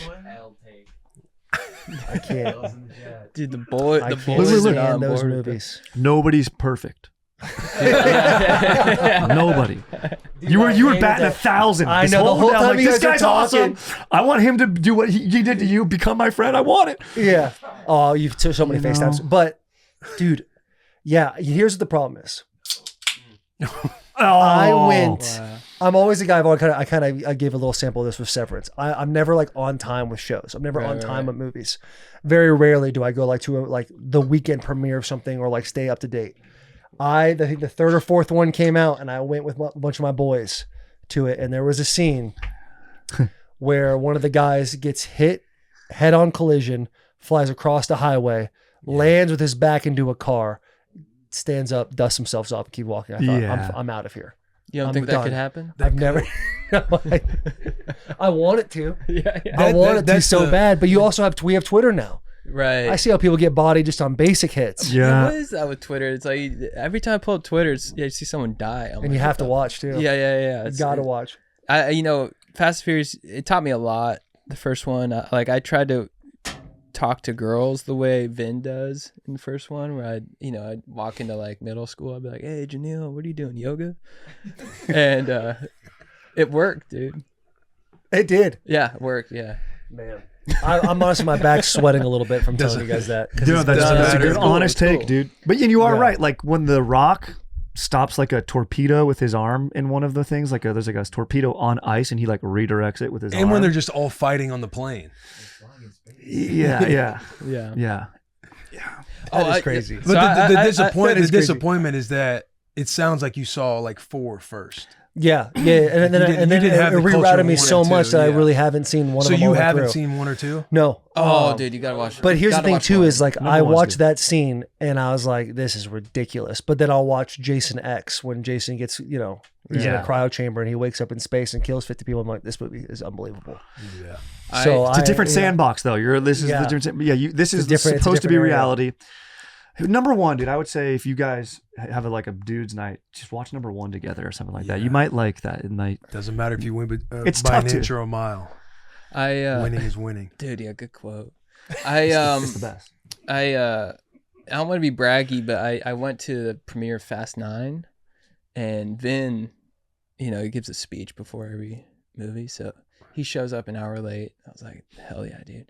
He's wearing all white, sunglasses indoors, pulls up to the mic. He's like, "Familia," and they just start. No way. Yeah, dude. What was your reaction? Did you cry? I was crying the whole time. Yeah. Just waiting for him. I was like, oh. It just crying and hard. Yeah. What a diabolical combination. Yeah, Tears streaming down your face while rock hard. Yeah. Oh, like dude. that's like pure Nirvana. Yeah, dude. You're crying with a Woody, dude. Yeah. That is Nirvana. That is how you achieve enlightenment. That I think is- that is how that you is do it. it. That's Yeah. hilarious. And All that these could- monks, dude. All, Dude, all they're that's just what fighting for Rodgers is doing something. when he's on this ayahuasca. Yeah. Ashwagandha. Yeah. What's your take on ayahuasca? Would you ever do it, or have you done it? I'm a baby when it comes to substance stuff like that. Like Yeah. I like an IPA. I don't even like weed. I don't like it like an IPA? like that's about it. Like I don't know. But like if it did happen, it would be like with my wife on a retreat in Costa Rica or something. I would try. I just don't want to throw up or do any of that stuff. I don't like hallucinogenics. I'm a baby. There's feel nothing wrong that. with that. I don't think I would do it either. No. I would flirt with the idea of doing it, but I think I'd probably push it at the end. Yeah, Like I mentioned one time I'd be interested in it, and then someone from Aaron Rodgers' camp DM'd me. Actually, it was a player, Poyer, who's done it with him, and he's like, if you're really serious, we're doing one like in March in Costa Rica. And I left him on red. Yeah. That's where I saw it. I was like, oh, I don't know about that. I know. Because there's like different stuff too. There's like a frog poison you can do too, where like you scrape and you cut your arm a little bit, and it's supposed to like cleanse you. But you're just like My throwing up thing and is like, hallucinating for an hour what and a are you half. needing out of that? I don't know. That you couldn't do it some other different ways, I guess. I Right. don't know. It would be bonding with the big sell on me on that trip is like, oh, I get to go hang out with some dudes. Like that would be fun. Like let's skip the whole other stuff. Yeah. Right. Let's just have dinner. Just get a fire pit and hang out. Yeah, exactly. Let's just talk. Let's roast some mallows. That's, Yeah, like instead of paintballing this quarter, let's go hit an ayahuasca. Yeah. trip with the Yeah. bros. yeah. But maybe it's amazing. I don't know. I can't knock it till I try it. Would you do it? I think I'd give it a shot. Meet mother ayahuasca. Meet Yeah. mother. Yeah. They say like you're never the same after that. That's like, why it kind of changes you forever. Yeah, I worry about that because you hear that about acid. You'd be like, oh, that when I was younger, that would scare me from doing acid because they're like some guys change, and you're like, that's one thing that scares me. Dude, I don't think that was true, but like with this, yeah, I don't know, but I don't know. Troy had us do hape, which is like a Brazilian drug. We didn't really have a choice. We had him on our podcast, and the way you administer it, really have a choice. dude, you just blow it through their nose. He puts like a straw up to your nose. You just dunk, and and he like blows it in both nostrils. I'm like, why both? He's like, to harmonize the brain. I'm like, okay. And yeah, there he is, dude. And Dude, if you told me that was an unthawed caveman, like they found this guy in like the Alps somewhere, I'd believe you. If you pan down, he had like ancient tools, I'd be like, yes. I think I'd try. If I felt ready, I think I'd do it. Yeah. How do you get ready? That's what I'm saying. I'm never ready, It's dude. a fight. Yeah. A fight. But I Is respect Troy it. also a hockey player? Like, what's going on with this? That's his son. Okay. Oh, whoa. Yeah. That's pretty sick. Arizona Ice. The goon on the ice. Oh, he's kind of getting it, huh? Oh, dangled. Upper deck. Let's go. Very nice. That was nice. That was silky. Athletic genes for Troy, man. Yeah, I've never been like not against. I've always been willing to try substances, but the ayahuasca and the hallucinogens, never like mushrooms. Yeah. But I always like heard stories as a kid being like some guy did acid and then 3 months later he like cracked his back and all of a sudden he like went into a hallucination. Yeah. Like you hear like war stories like Yes. that. It's kind of it's a little too scary for me. Yes. I had a bad trip on mushrooms once. That was brutal. Yeah. My buddy, like, this was like in high school. He's like, we had Oregon blue caps, which he's like, these are really potent. I was like, sweet, because I did them once before and it was awesome. Mm-hmm. And so I was like, I want to do that again. And I was like, how many do I take? He's like, just eyeball it. I was like, okay. So I just take a bunch, and it takes like 45 minutes to start tripping. We were gonna go to Chipotle first. So I started driving Chipotle, but I started tripping in like 10 minutes. Good metabolism. And so, yeah, dude, I pull out and I pulled back in. And then I was like, I can't hit Chipotle. And then I literally, my brother came home. My brother's older. I didn't want him to know I was on mushrooms. So then I freaked out. I like blacked out and I came to tied to a chair. My brother tied me to a chair because I was freaking out too much. Whoa. I was like throwing shit. And then my dick was out. It was weird. Nice. I thought my brother, this is true. I thought my brother, he looked like Bart Simpson. And I thought he was trying to kill me. And we haven't spoken of it since. It was brutal. So that kind of scares me a little bit. I don't smoke weed. Like that's I don't know. Yeah, just cost benefit analysis. Like hearing a story like that, like that's the downside compared to like what the upside is. I'm like, not enough of an upside for me to feel a little bit dizzy for a little bit. Like I'm gonna feel a little dizzy for a while. All right. I'll rip some THC now. Yeah. I like to get up in the clouds a little bit. Yeah. Reroute the system a little bit. Drool at the mouth. Yeah. Think about ice cream all night long. That sounds nice. Sneak into the pantry. Yeah. I know. Even when you try, how many cookies did you think eat? to yourself like, all right, I'm gonna smoke or I'm gonna do whatever, and then I'm not gonna snack tonight. But then you spend the next hour and a half thinking about like how many good snacks there are, and you have the house. Yeah. Your house is the one. Like Rue's gonna have friends over. Oh, yeah. His oldest daughter's name's Rue. She's gonna have friends over, and they're gonna be like, we got to get to the Compton house. Like they have that type of snack. You want to know what the key is? What? Trader Joe's snacks. Oh, Trader Joe's ribs for snacks. Good call. And your dark chocolate. You probably got a good garage fridge. Do you have a garage fridge that's just stacked with like the best I don't Gatorades, have a garage. No, I don't have that. That's. I guess I need to level up my game there because I don't have a garage fridge. Sounds like the next step for you. Yeah. Because you've definitely cemented yourself in my mind as like you're going to be that guy. Like you want to set up a good night, like let's have a movie night or something like that, it's probably at Will's house because he's already got the snacks. Like, hey, I thought you said you had soda in the fridge, and then somebody's like, go check the garage. That's where it's all at. Stacked up. Yeah, exactly, dude. Yeah. No, I get it. I get it. It's a fight. What are you doing on the Instagram, Sherm? I was trying to find a picture of your garage. You got a little weight room set up in your garage. Yeah. Well, nice. A little half garage set up right now. It's building. We're stacking day by day, brick by brick. It's kind of like, maybe this is common treaded turf, but I find that dudes and a lot of like among my bros that are homeowners now, the garage is their area of expression in the home. It's a sanctuary. Yes, like that's where their workout is. Like they have a TV in there. They almost like the living room is nothing. I would imagine they'd want to extend the garage into the house more. Like I want more garage in my house. Do you find that that's something that's going on out here among your guys' friend crew or anything like that? Yeah, I think I aspire to have something like that. It'd be nice. You start peeking at different houses. What's the garage setup look like? Do we have a little guest area? Like where can you build out the sauna, the cold tub, the garage setup, the TV out there? So that way it can kind of be your sanctuary. This is kind of a beautiful thing. Like this warehouse is kind of like that. Like you have this is like the vibe. Yeah. It's like right. one big, this place is one big garage. Yeah, it is basically one big ass garage. Yes, awesome. And we'll game it up in the stream room too. Like even if That we're not sounds so streaming nice. it's like, hey, let's go get a game in. Dude, is there Black Ops 6. anything better than just dedicating a day to gaming? You're like, I'm just gonna game all day. Maybe not. Hey, No. I'll be honest. I'm with you. I'm digesting that because I just love the energy that was happening when you were saying that. To just be like, let's just sit here in this. Because if you just get up one day and game and it just kind of pops up on you, that's nice. But there's something about thinking to yourself like, I have to get this many things done in the next couple of weeks. But that day right there, I'm gonna make sure the boys are ready, or I'm ready, or I'm just gonna have a whole day to myself. Yeah. Turn off the phone and get after it. It's like having days like that in general to me. Yeah, it's like they're very rare, but it's like almost like I'd say like December 20th. You're like right before the holidays. Mm-hmm. You're not with family yet. You're kind of off work. I can dedicate a day to just teabagging noobs. Yeah.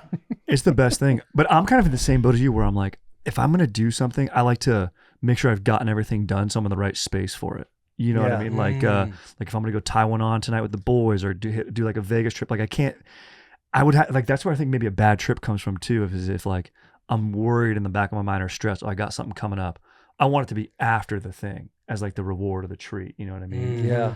That's the You put your work in for the week. Yep. Yeah. And that's why December makes sense. You just put a year of whatever behind you, productivity, whatever, and then holidays are coming up. That's looming, but that's your personal time. I think that's it. You put on a You Santa brought up hat. December 20th, and you said right before the holidays start. What's your take of when the holiday season starts?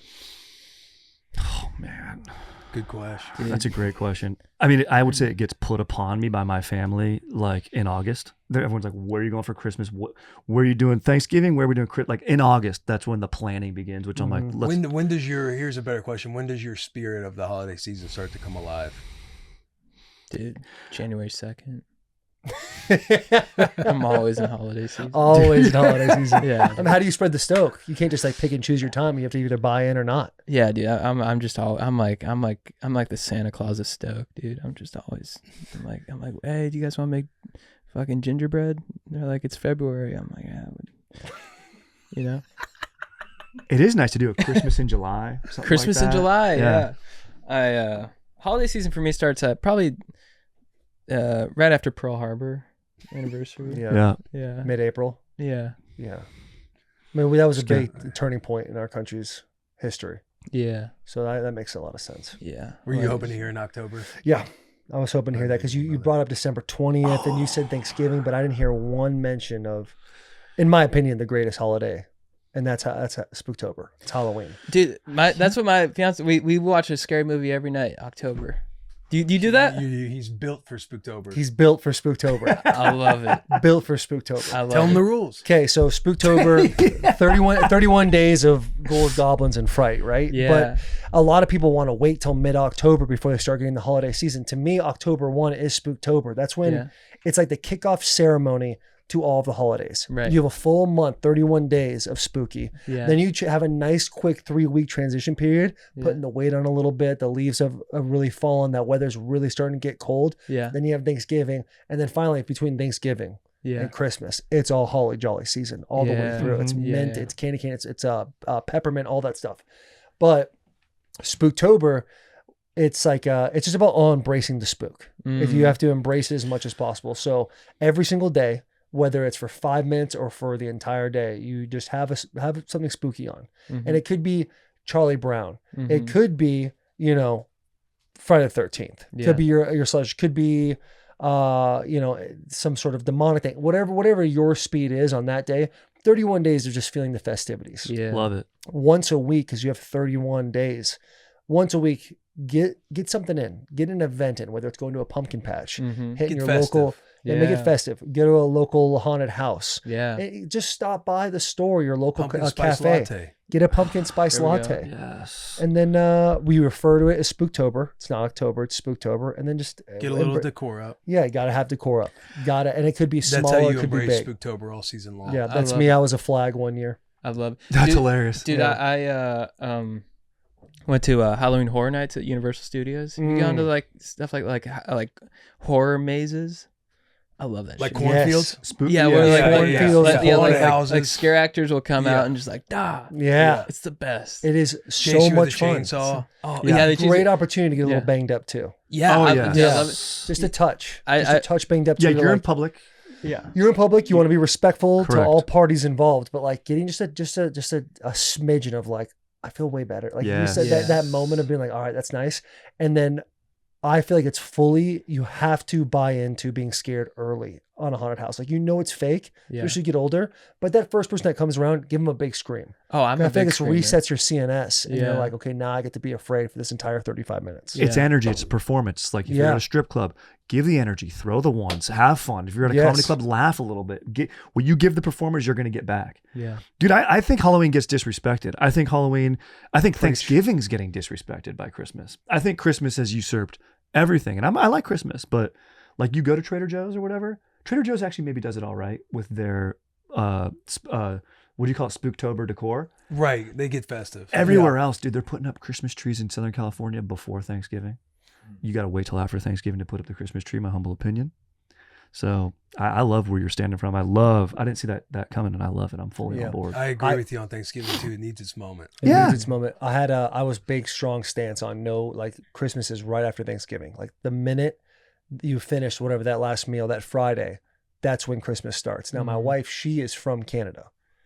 Their Thanksgiving is in October. I would do away with that, but I've slowly been beat down a little bit, and now I've officially like October 31st, Christmas decorations are going up in my household, which I know is going to hurt some feelings in here. However, happy wife, happy life. Amen. Amen. I'm trying to get all the things done that you guys are getting done. That stand up 69 thing, I don't know if my wife can pull that off. Yeah, you got a big frame. Big frame. You're a big frame. Offensive lineman. She's strong, That's going to be She's strong. Yeah. You can get there with the right regimen, the right training, right coaching. I think right anything stool can to happen. kind of hold on. You might have to do a little work yourself on a handstand. But I just have I have to be like super relaxed to finish. I can't You can't be tense. Yeah. I can't be tense. I can't be holding a pose. Yeah. Yeah. We've like mentioned this like Kama Sutra stuff. Yeah. You see the books. First off, I don't have the flexibility. Like but second off, I feel like the strain that would have to take place everywhere else other than my midsection. You just got to learn how to. You got to learn how to edge. Wow. I can edge. I've edged. Yeah. I've gooned. Yeah.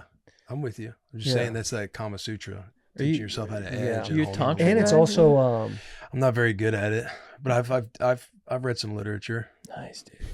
You've dove I in? can sense Yeah, that. I've read some literature and tried a few times, just Yeah, myself solo to see if I could get into the training. I could feel the chi from you. I appreciate that. Yeah. I do feel like if you're trying to get to that level, you would almost need to pull like double days with yourself. Probably go 2 weeks in a row, double days to try and train yourself mentally. Absolutely. Before, because once you start diving in, that's a whole different feeling. That's a whole different vibe. That honestly, I don't hang on very long whatsoever. You kind of have to apologize afterwards. Yeah. Or you just say, "Hey, well, I'll get there." Yeah. Right. Mental preparation is more than half the battle. Yeah. Chad's you're pretty you're very forward and progressive. I'm chock full of jizz, yeah. Yeah, I got into semen retention when I was like 18. I saw this video where Jim Carrey's like, yeah, it's a secret to my comedic genius. And I was like, boom, I'm in. Nikola Tesla says the secret to his, whatever he did. I don't really know what he did, but apparently he was a huge verge. So. I think he did magic. Oh, he did magic? Yeah, magic. Thank you for your sacrifice, Keith. Magic's another underrated art. Absolutely. That doesn't get enough credit. Hey, we've mentioned a few things. Should we kick off? Shout out, no free shout out. Yeah. Can I pee? I have to pee so bad. Yeah, right now. please. man.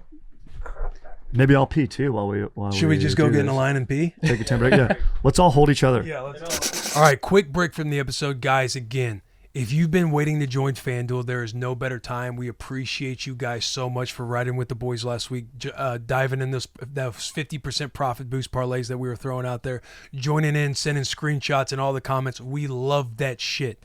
Now, this app is easy to use. Just go in, you download the app, and when you win, you get paid instantly. Just visit FanDuel.com/Bussin to download America's #1 sportsbook today, or it's in the App Store. And the promo this week, every day you will get a 30% profit boost on choosing a dog of the day. They have a dog of the day promo that is a 30% profit boost when you bet an underdog straight up, or you take the money line. Again, you can take the spread with plus points, plus odds, or plus points. I think it still comes out to minus odds, but it's an underdog. Yeah. Or you take the money line for plus odds. Yeah. You can't take a favorite and move the line to where it's now minus odds. You have to take the underdog. It's got to be a straight bet, but it's a 30% profit boost. Yes, straight up or money line, 30% profit boost for the dog of the day, and that is every day this week. So if you're listening right now today, you use your profit boost today on an underdog, and then you'll get a token again tomorrow, the next day, all week long with these SEC tournaments coming up, all the big conference tournaments coming up. This is a great promo. Go download the FanDuel app, the #1 sportsbook in America. Back to this episode. No, the vibes have been high, boys. Dude, it's been great. It's been fun, like kicking back, just talking about, some fun shit, some funny stuff. Yeah. It's the best. Just bros. It's the dream. We're going to do shout out, no free shout out. So ultimately this segment is you just shout out anything you want to. And just Something bring you a good vibe. Maybe you're pissed off about something, but you want to shout out something within that story. Right. Like the video game, it would be like shout out, no free shout out, like structured video game nights with the boys. Right. Okay. Where you get the permission everywhere, whether you have a wife, a girlfriend, whatever the case may be. Hey, let's do it at 9:00 after the kids go down, and everybody's locked in and dialed in on this specific date. Yeah. And all the boys show up. We ran a Risk stream where we played Risk. We had some of the boys that we played with back in COVID. They came in. They came into town just to get everybody together late at night. On a Thursday, I believe, 9:00, and we played Risk till about 1 a.m. Yeah, that's so awesome. that would be like an example of a shout out, no free shout out, or something small like the water fountain, water getting cold in the wintertime. Yeah, have a nice drive, no traffic. A legendary shout out, no free shout out is when the weather. Will has this one when the weather breaks and you leave a water bottle in your truck. You get to your truck in the morning, you have cold water. Oh, that's a nice that's an brother. incredible shout out, no free shout out. Wow. So we should probably start. Go ahead, rip one. I might have a couple. The first one that goes off. Shout out, no free shout out. Shout out, no free shout out. When your kids make you laugh. Ooh. Because I think a lot of times, like my kids, I have 7 and 4, both girls, and I spend most of my day trying to make them laugh. Like, how can I get them to giggle or whatever? But when your 7-year-old comes in and says something that catches you off guard, that really makes you laugh, it's such a great feeling. My daughter woke up this morning and she's been creating a village outside. She's been making teepees. She wants to live like the indigenous, borderline cultural appropriation, but she's really like dove into it. And I was like, hey, spring break, like, what do you want to do this week? And she goes, Dad, I'd love to work, but I got this village and I got to start this business now. And it just caught me so off guard about how she wants to like focus on that. It just made me laugh. And I was like, that is awesome. Yeah. So just shout out, no free shout out when your children make you laugh for real. That's great. Oh, that's great. That's a good one. That's a really good That's one. a really nice. Thanks, and guys. so genuine. That's so genuine. That's awesome. Wow. Okay. Very nice. Very nice. We got to have you guys on the bus more. It's Very usually nice. not this good of a vibe. Usually it's a little more hostile in here. Usually just Jared tapping his nuts solo, dude. Is it Jared? Who's the guy? Yeah, Jared. Yeah, he's just solo, Jared just Demon. outside the bus beating his nuts. Where's Jared at? He's on the other side. Oh yeah, dude. We fuck keep you, him dude. locked on the other side. Okay. Oh, Yeah, sweet. we'll unleash him after this. Shout out, no free shout out. I love that shout out, by the way. It's like Yeah. Ruse learned she's seeing farting as a joke. and she laughs at herself when she toots. So let's have a nice toot. When Brad was over last week, she wanted Dad to come see. Like, she wanted Brad to pick her up. Brad picked her up, and she held the fart until Brad held her, and then she farted on his chest. Hilarious. No way. Yeah. Hilarious. And she was just That's laughing. awesome. My shout out goes to Toothless in How to Train Your Dragon. The family, we do pizza and movie night on Fridays, and we got Rue on How to Train Your Dragon on Friday. Fire. And then on Sunday we watch How to Train Your Dragon 2. And my shout out, no free shout out, goes to that little dragon Toothless, like the arc that he's had in these movies. Because I hear there's a third that I need to watch. Yeah, maybe the best one. To go full alpha and dominate the alpha in the second one, that class 10 dragon, in your darkest moment, when you do something to off, like lay my man Stoic the Vast to rest, and you kind of turned on everybody because the alpha kind of dominated you. And just when you're at your lowest moment, he needed his boy Hiccup. He didn't know it in himself, but he just knew Hiccup wouldn't give up on him, even though he turned his back on his tribe at that moment. Later in the movie, in the ending, when he takes over the class 10 alpha dragon, to know that Hiccup's just sitting here, hey, it's me, it's your best friend, then he just flips back and then gets on that little rock and then just starts pelting the alpha, and then all the dragons come behind him and they just rise up and take that dude down, and he becomes the alpha. I just feel like there needs to be a shout out, no free shout out for Toothless. Wow. Beautiful. Oh, dude, that's a nice one. And yeah, you guys both you guys, like, I know, have you guys all watched How to Train Your Dragon? I know you guys are high on it. Like, awesome. Yeah, I thought 2 was better than 1. Taylor tells me that 3 is the best one. I think 3 is the best one. I know, that's kind of why we started watching, because there's a live action coming out in a couple months. Jared, It's money grab, dude. Is that Jared? Yeah, we got Jared, if that's okay. We don't need it right now. Not right now. Yeah, he can sit out there. We'll get him on. All right, let him say what's up. All right, come say what's up for a second, Jared. What up? what up, Oh, dude? yeah, Jared Beast. What up, dude? guys? Dude. You paintball? We were talking about paintball. You paintball? Yeah, I like paintball. Hell yeah, dude. You can tell how he's the... Can you just tell off first introduction? Yeah. I think he seems chill.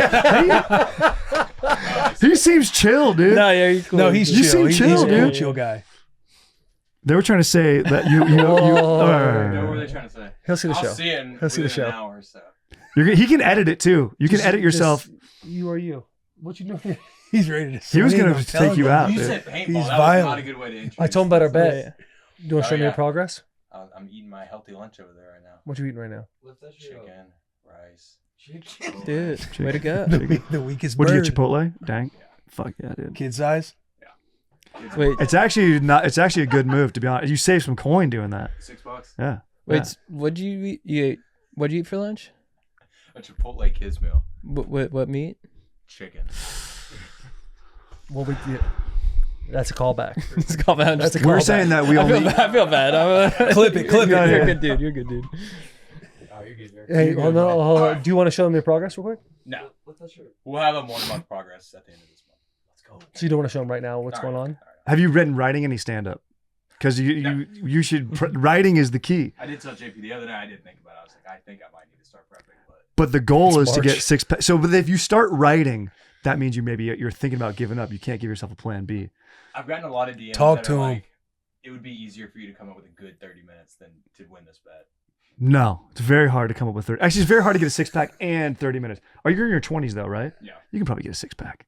Probably. In your And Blake 20s? Canvas, like his body's like probably in shock right now. Yeah. First dude. time he's probably Shock's a lifted strong away. word. I mean, how much did you lift before this? And I'm We're not. talking about the diet part. Yeah, the diet part, but have you been lifting? Lifting, yeah, it's in shock. Okay.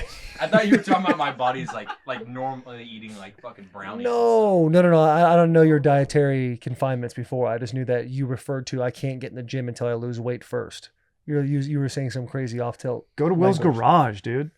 Yeah. Sorry to invite him over, but dude. He can come. I invited someone else to your house, dude. Dude, it's an open door policy. Yeah, it's dude, open you know? door. You can come check out the garage. The garage. You only. edit, dude. You can program a clicker, dude.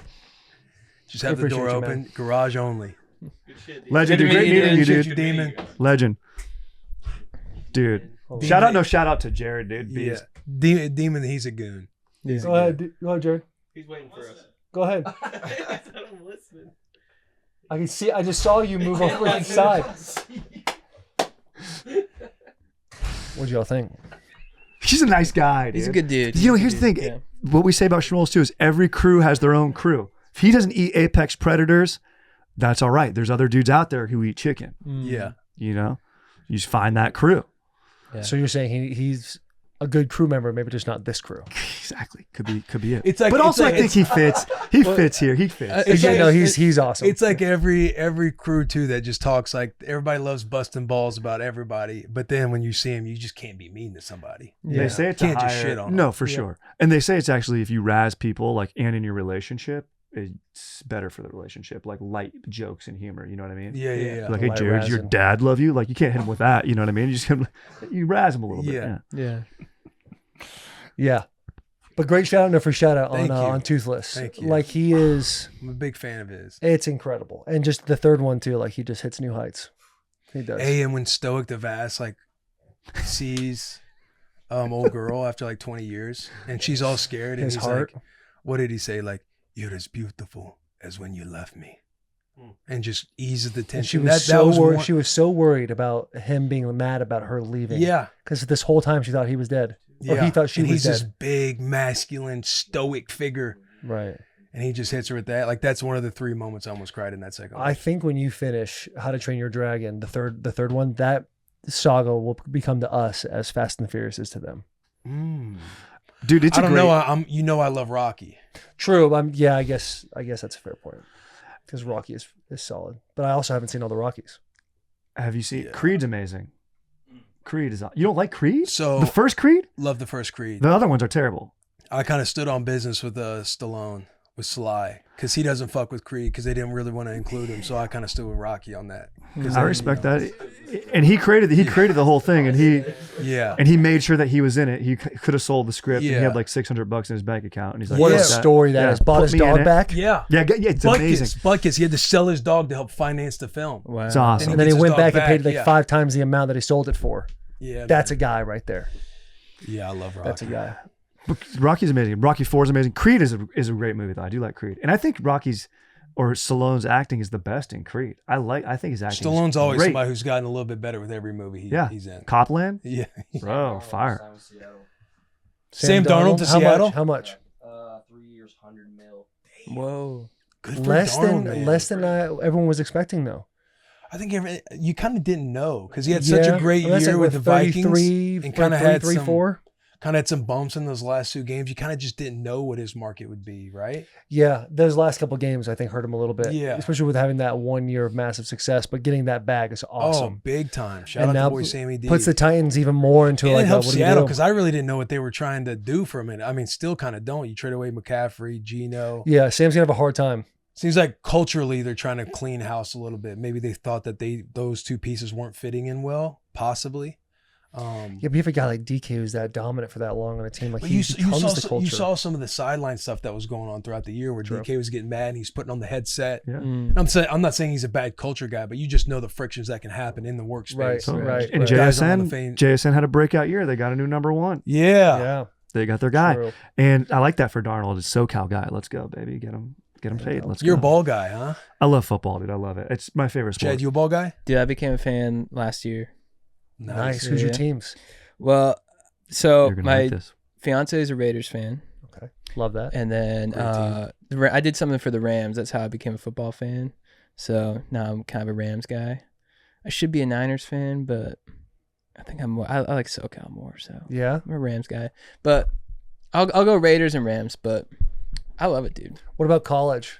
Have you thought about that at all? Dipping your toe in that world. College. What's up? USC. I think USC. Yeah. Trojans. LA's really football team is the Raiders, but USC was the team when the NFL left. It was everyone was USC fans. Of course, you have UCLA people, but yeah. Yeah, I was always just kind of like I watched surfing, and I don't know. And my brother and I, we like my older brother. He's really into sports, and then my other brother and I, we just watched like Nickelodeon growing up, and then but then I became obsessed with football last year. So, do you know Rick DeVoe? No, his son. He's a commentator on the WSL. That's all I had. That's it, dude. That's the only thing I had for you. That'd be a sick job. Chad, you see your boy? Is that you? Yeah, it's your boy. Let's go, dude. Where are you right there? Hawaii. That's awesome. Hawaii. Oahu. Nice. Dude, that's where it's like, are you in Turtle Bay? Starts with a K. Koona? Oh, North Shore? Koalina? Cool. No, we went up to North Yeah. Shore. What's that famous beach where you're watching the surfers? Pipeline? Yeah, Pipeline. Yeah. We went You saw out there for a day. Pipeline? That was sick. Sick. It's like where they have like, hey, don't go out in the water if you can't swim. Yeah. And everybody's just kind of sitting back on the beach, like up on the sand, taking photos, and people are Yeah. just watching. Yeah. It is crazy, bro. It's sick. Like you hit this and you think when you're out there, you think you're doing Oh something. yeah, You watch the video and it's you're like, watching right, a monster. And Right I'm kind of there for a asking minute. old buddy, like, hey, is this where you surf? He's like, oh no, we go up to North Shore. Like, And North Shore, is that in Maui, the area? no, North Shore is on the island of Oahu. Okay, gotcha. But you can just drive like an hour north, and you're basically at the north part of the island. Like you can cover the entire island in 1 hour. In 2014 or like early 2015, we went to Maui with some friends, and then we went to Jaws, and like we were on this like tiny little boat while like right where the water like stopped breaking.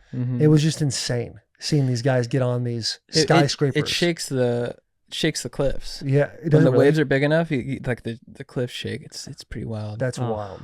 Surfing is crazy. It's crazy. We were at a UFC event one time and sat next to Kelly Slater. Yeah. And it was like, I mean, I'm not a big surf guy, but just being around him, I was like, this dude is all fucking time. His tan is got to be. Do you think it's bad or do you think it's natural? Oh, all natural. Yeah. But it's like only Kelly Slater can have that tan. You know, if I wanted to have that tan, I'd have to hit the booth. But that guy is just all natural. He's a god. Arguably the most dominant athlete of the 20th century, you could say. No guy's been on top of his sport longer. And he boned Pamela Anderson in her prime. That's cool. Which is big. That's clutch. That's big. Imagine his stroke too. It's Is that gotta have, before or like- after Tommy Lee? What's up? I think after. Imagine his stroke. That's tough. too. Yeah, like yeah. Pamela Anderson, when there's only a few videos to go to back in the day. It flows. It's probably like swell. Like comes in threes and then, you know. Hey, check out this set. Yeah. He just and you just wait. You just wait there for 15 minutes. Like, no one's coming very soon. Don't worry. Oh, here we go. Yeah. Oh shit, a dolphin. But no, I started watching football. Like I've always been of all the sports I enjoy watching football the most. But I became a fan like last year. And I was telling you that like I wish I'd been a fan my whole life. I just like it's the best. It's so fun, dude. Yeah. It made you more perfect, in my opinion, dude. I love that you like football now. It's so I love great. it. Yeah. It's so much fun, man. And like, the NFL is crushing. Who do you guys think? This is hypothetical. Did a little what if? Do you think if the Niners were fully healthy, they would have beat the Eagles and gone to the Super Bowl? Or do you think it was the Eagles' year? No, this year. Like this year's Niners. Nah, because they really didn't have that great of a year, right? I mean, obviously the injuries play into it. I thought you were talking to a couple years ago when it was a third string quarterback. Oh yeah. No, that would've been the year. Niners played the Eagles, and that's when Purdy like hurt himself. Purdy, and they were playing then like the with backup CMC hurt in the himself. back. Yeah, the backup did hurt himself. Yeah. I think that year, if they were healthy, they absolutely could have. Yeah. Because they were dominant. I love And the this year Niners. too, They they have a lot of didn't good have a dudes lot on of the like team. turnover. It just wasn't clicking this year. Yeah. Just wasn't getting it done. Kittle went off though. Shout out to boy Kittle. Yeah. Kittle's crushed. a beast, dude. I love Kittle, man. Yeah. And I love their uniforms, the 49ers. One of the best uniforms. looking uniforms in football. Yeah, you guys would When the thrive sun's with Kittle. out. I watched That Purdy. red? Beautiful. The red and gold combination. Yeah. Is It's just a elite. gorgeous uniform. Yeah. It's one of my favorite uniforms. Yeah. Yeah. I went Dolphins to- are sick. I went to Rams Niners this year. Watching Purdy live was pretty sick. I Yeah. was like, this guy's legit. Is he gonna get I was paid? just- That's what they're talking. He There's did get paid, a didn't he? rumor that the first offer came in at just like right around $40 million a year. So it's out there. Oh, that's right. He is. Cause But what $40 do you- million what was puts he you in on- like what was he what on? top 20. yeah. He's so much money now. It's crazy. What do you think of the Rams getting rid of Cooper Kupp? Well, they just got Devontae Adams. Oh, they did? Yeah, they just signed And they Devontae kept Adams. Stafford, yeah? Yeah, they just signed Stafford, and now they got Yeah. Devontae Adams. And they got Puka. Puka He's a Nakua. beast. Puka's- Kyron yeah. Williams is Yeah, a Kyron monster. Williams is a monster. The young defensive line. Yeah. They got some cats, man. Dude, the Rams have done a good job staying good. Like they were like a rebuild year, and they got to the playoffs in a rebuild, like randomly. Yeah. It's, Yeah. Well, when McVay is a stud. Yeah. is a stud. Yeah. He's an awesome coach. Did It was yeah. weird too. Like a couple years ago, they were talking about him retiring. Yeah, he was like, he was gonna talking go about getting yeah. out. Yeah, like him getting out. Aaron Donald was talking about getting out. Obviously, Aaron did eventually leave, but he like played like 1 or 2 more years. I saw Stafford in Newport Beach walking with his family. Good vibes. Seemed Yeah? like a good guy. Yeah. I was You like, say this what's up guy- to him? No, I was just like, oh. He seemed pretty chill, dude. He's Actually, tall. He's like 6'4". He's a big dude. How's the tan? How was his tan? The tan was good. Beard is good. It was actually during my engagement party, or like, so I was like kind of like, I was like, what up? But he seems like a good dude. Keep the photographers away from him. Bro, is it Stafford? Is it him that has that highlight where he's in Detroit where his like arm gets fucked up and dislocated? Bro, that's the sickest. And he's like comes out for like half of a play. He's like, I'm good. I'll go back in. Yeah, that's amazing. Or does he even go out? He no, he goes back out there, throws a dart, they score and win. He's like, it's out. Yeah, and he's just like gangster in shit. pain the whole time. Yeah. He's a beast. That's awesome, dude. But shout out, no free shout out, boys. What do you got for us? I love the Train Your Dragon, dude. I watched that at Chris's bachelor party. We watched it on his bachelor party, do little shrooms, watch How to Train Your Dragon with the boys. Phenomenal. So I'm fully on that pick. Was on that train. I gotta do some shout outs. Go ahead, rip a couple. My shout out, no free shout out is this came to me from Will Angus told me about this. It's a little book, and I'm not a big reader, but I wanted to be a reader. Like this year, I was like, I want to read more. Mistborn is the book by this guy Brandon Sanderson, and it's like a fantasy series. Because I always try to read a book, and when I read, I'm like, I need to be getting smarter. You know, like I need to be reading Bill Bryson, which I think is good to read, but like it's a little more dense. This is just purely a fun story, and I think they're probably going to make a series out of it about like a badass girl who like it's all about it's this fictional world where you do like allomancy, and your powers are you use different metals. And so you like drink this fluid, and Mistborns can use all the metals. Some people that have powers can just use like tin or just use gold or just use like steel. But a Mistborn, you can use them all, and you're the most badass. And so she, if anyone wants to read, I won't give it away, but like Vin is her character's name, and she uses like all the metals and discovers this power within her to like overthrow the Lord Ruler, dude. So and there's like create a revolution. Your projection is that there's going to be a series and then probably a movie series. They should do it. Yeah, it's got it written all over it. And even if they don't, like how they say, like I saw the movies Harry Potter before I actually still haven't even read the books. Everything in my life has always been seeing the movie first. This would be the first one where I'm like one of the dudes who's read the book first, and I want that. And you're like, oh, the movie you want that? Hey, movie's good, but the book book's better. Comment. I want to say that. Yeah, like my boys who saw Game of Thrones were like, "Have you read the books though?" I want to be like, "But have you read the books though?" So I'm waiting for that. I'm with you, and also Harry Potter books, dude. My daughter's in the middle of it right now. We're on the 5th book, I think. It's been a minute since we read it. Is that Goblet of Fire? Goblet of Fire right now. Yeah, right now they're at the World Quidditch match, and just go remembering the movie, but like watching the detail, because like, they're breaking down like all the different cultures of wizards that are like they're tailgating for it, and all the different tailgating things they're doing, and then they're walking into it, and it's like, I think seeing the movie first helped me paint the picture in my head. Mm-hmm. So I don't know if I can't be like the book is better, but like seeing the movie, knowing an idea of what it's like, but then hearing the detail, it's awesome. Yeah, it is awesome. Harry Potter rips so fucking hard. It's so good, dude. Reading those books as a kid, it was when the new books would come out. So it was the best. When that first movie came out, I went and saw it, and I walked out of that theater like I knew I was a wizard the whole time. Exactly. You want powers, dude. Yeah. Dude, just we all love stories. The power of us. Just dude, shout out stories. Don't you love when your boy has a story to tell you? In the locker room, dude, fucking never guess what happened last night or whatever. Or even an old story, like one that you told me, like when you used to not bust and stuff a lot. I'd be like, dude, tell me about that time. Yeah. I want to hear about that again, dude. It's just the power of it is the best thing. That's why we love podcasts. Yeah. Your first shout out was great. That was a phenomenal shout out. Dude, that was a phenomenal one. Thank you, legend. God. That time not busting too was wild.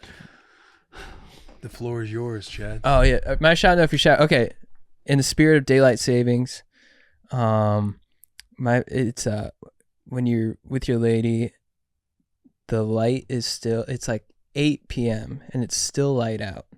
You're having a ribeye, maybe a ribeye with some fucking potatoes. I don't know how you prepare them. Maybe you make some like potato crisps. Some asparagus. You get like a nice glass of like a Bruce Cura wine. You have a nice dinner when it's still light out, but it's late, and you're like, summer's coming. Then you cap off the night with Dark Knight Rises. Oh, bro. Dude. Yeah. Yes. Yeah. Yeah. Oh, You guys understood, man. You guys understood it. That is unbelievable. Dark Knight Rises is such a great fucking So movie. good. It's so good. dude. Go ahead, McPherson. Now is not the time for fear. It's a two-part question, and they both are unrelated to each other. One, what are your thoughts on the Point Break remake? And two, what is the purpose of jewelry stores in airports? Okay, yeah. Point Break Jack remake. needs these answers. You saw him deliver those questions too. Point Break remake. Complete travesty. Mhm. It's disrespectful to the franchise, disrespectful to Keanu, disrespectful to Patrick, Mhm. disrespectful to me. Yeah. So whoever made it, where's the camera? Fuck you. That's all I got. Yeah, it's bad. It's like, what do they try to do? Like the Ocho 8 in that thing or something like that? The Osaki 8.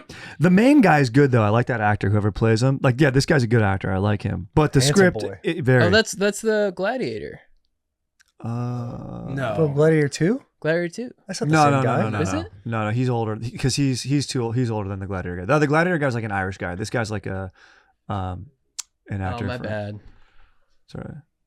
But airport jewelry stores, I think, are just for dudes who forgot to buy their wife something when they were out of town. They're like, I need to get something at the airport. Probably is my guess. I want to meet those guys though, because I'm with you, Jack. I never, no clue. Like, you understand Sunglass Hut. People want to buy shades. They go somewhere. It's like, oh, let's get some fresh shades. But Right. jewelry. I feel like I never see anyone in there. I passed it when we were going to our terminal to leave Nashville on Thursday, and I was like, "Who is it? Like you just?" Dude, it's cheated on gotta your be for, wife like- and you just gotta get- The Business guilt wise, gift? it's like there's no way they're in the green with those stores. Like, it's got to be like money laundering. Yeah. Or like Yeah. a Burberry store. Yeah. Like, who's getting Burberry Yeah. after a flight? Great question, Jack.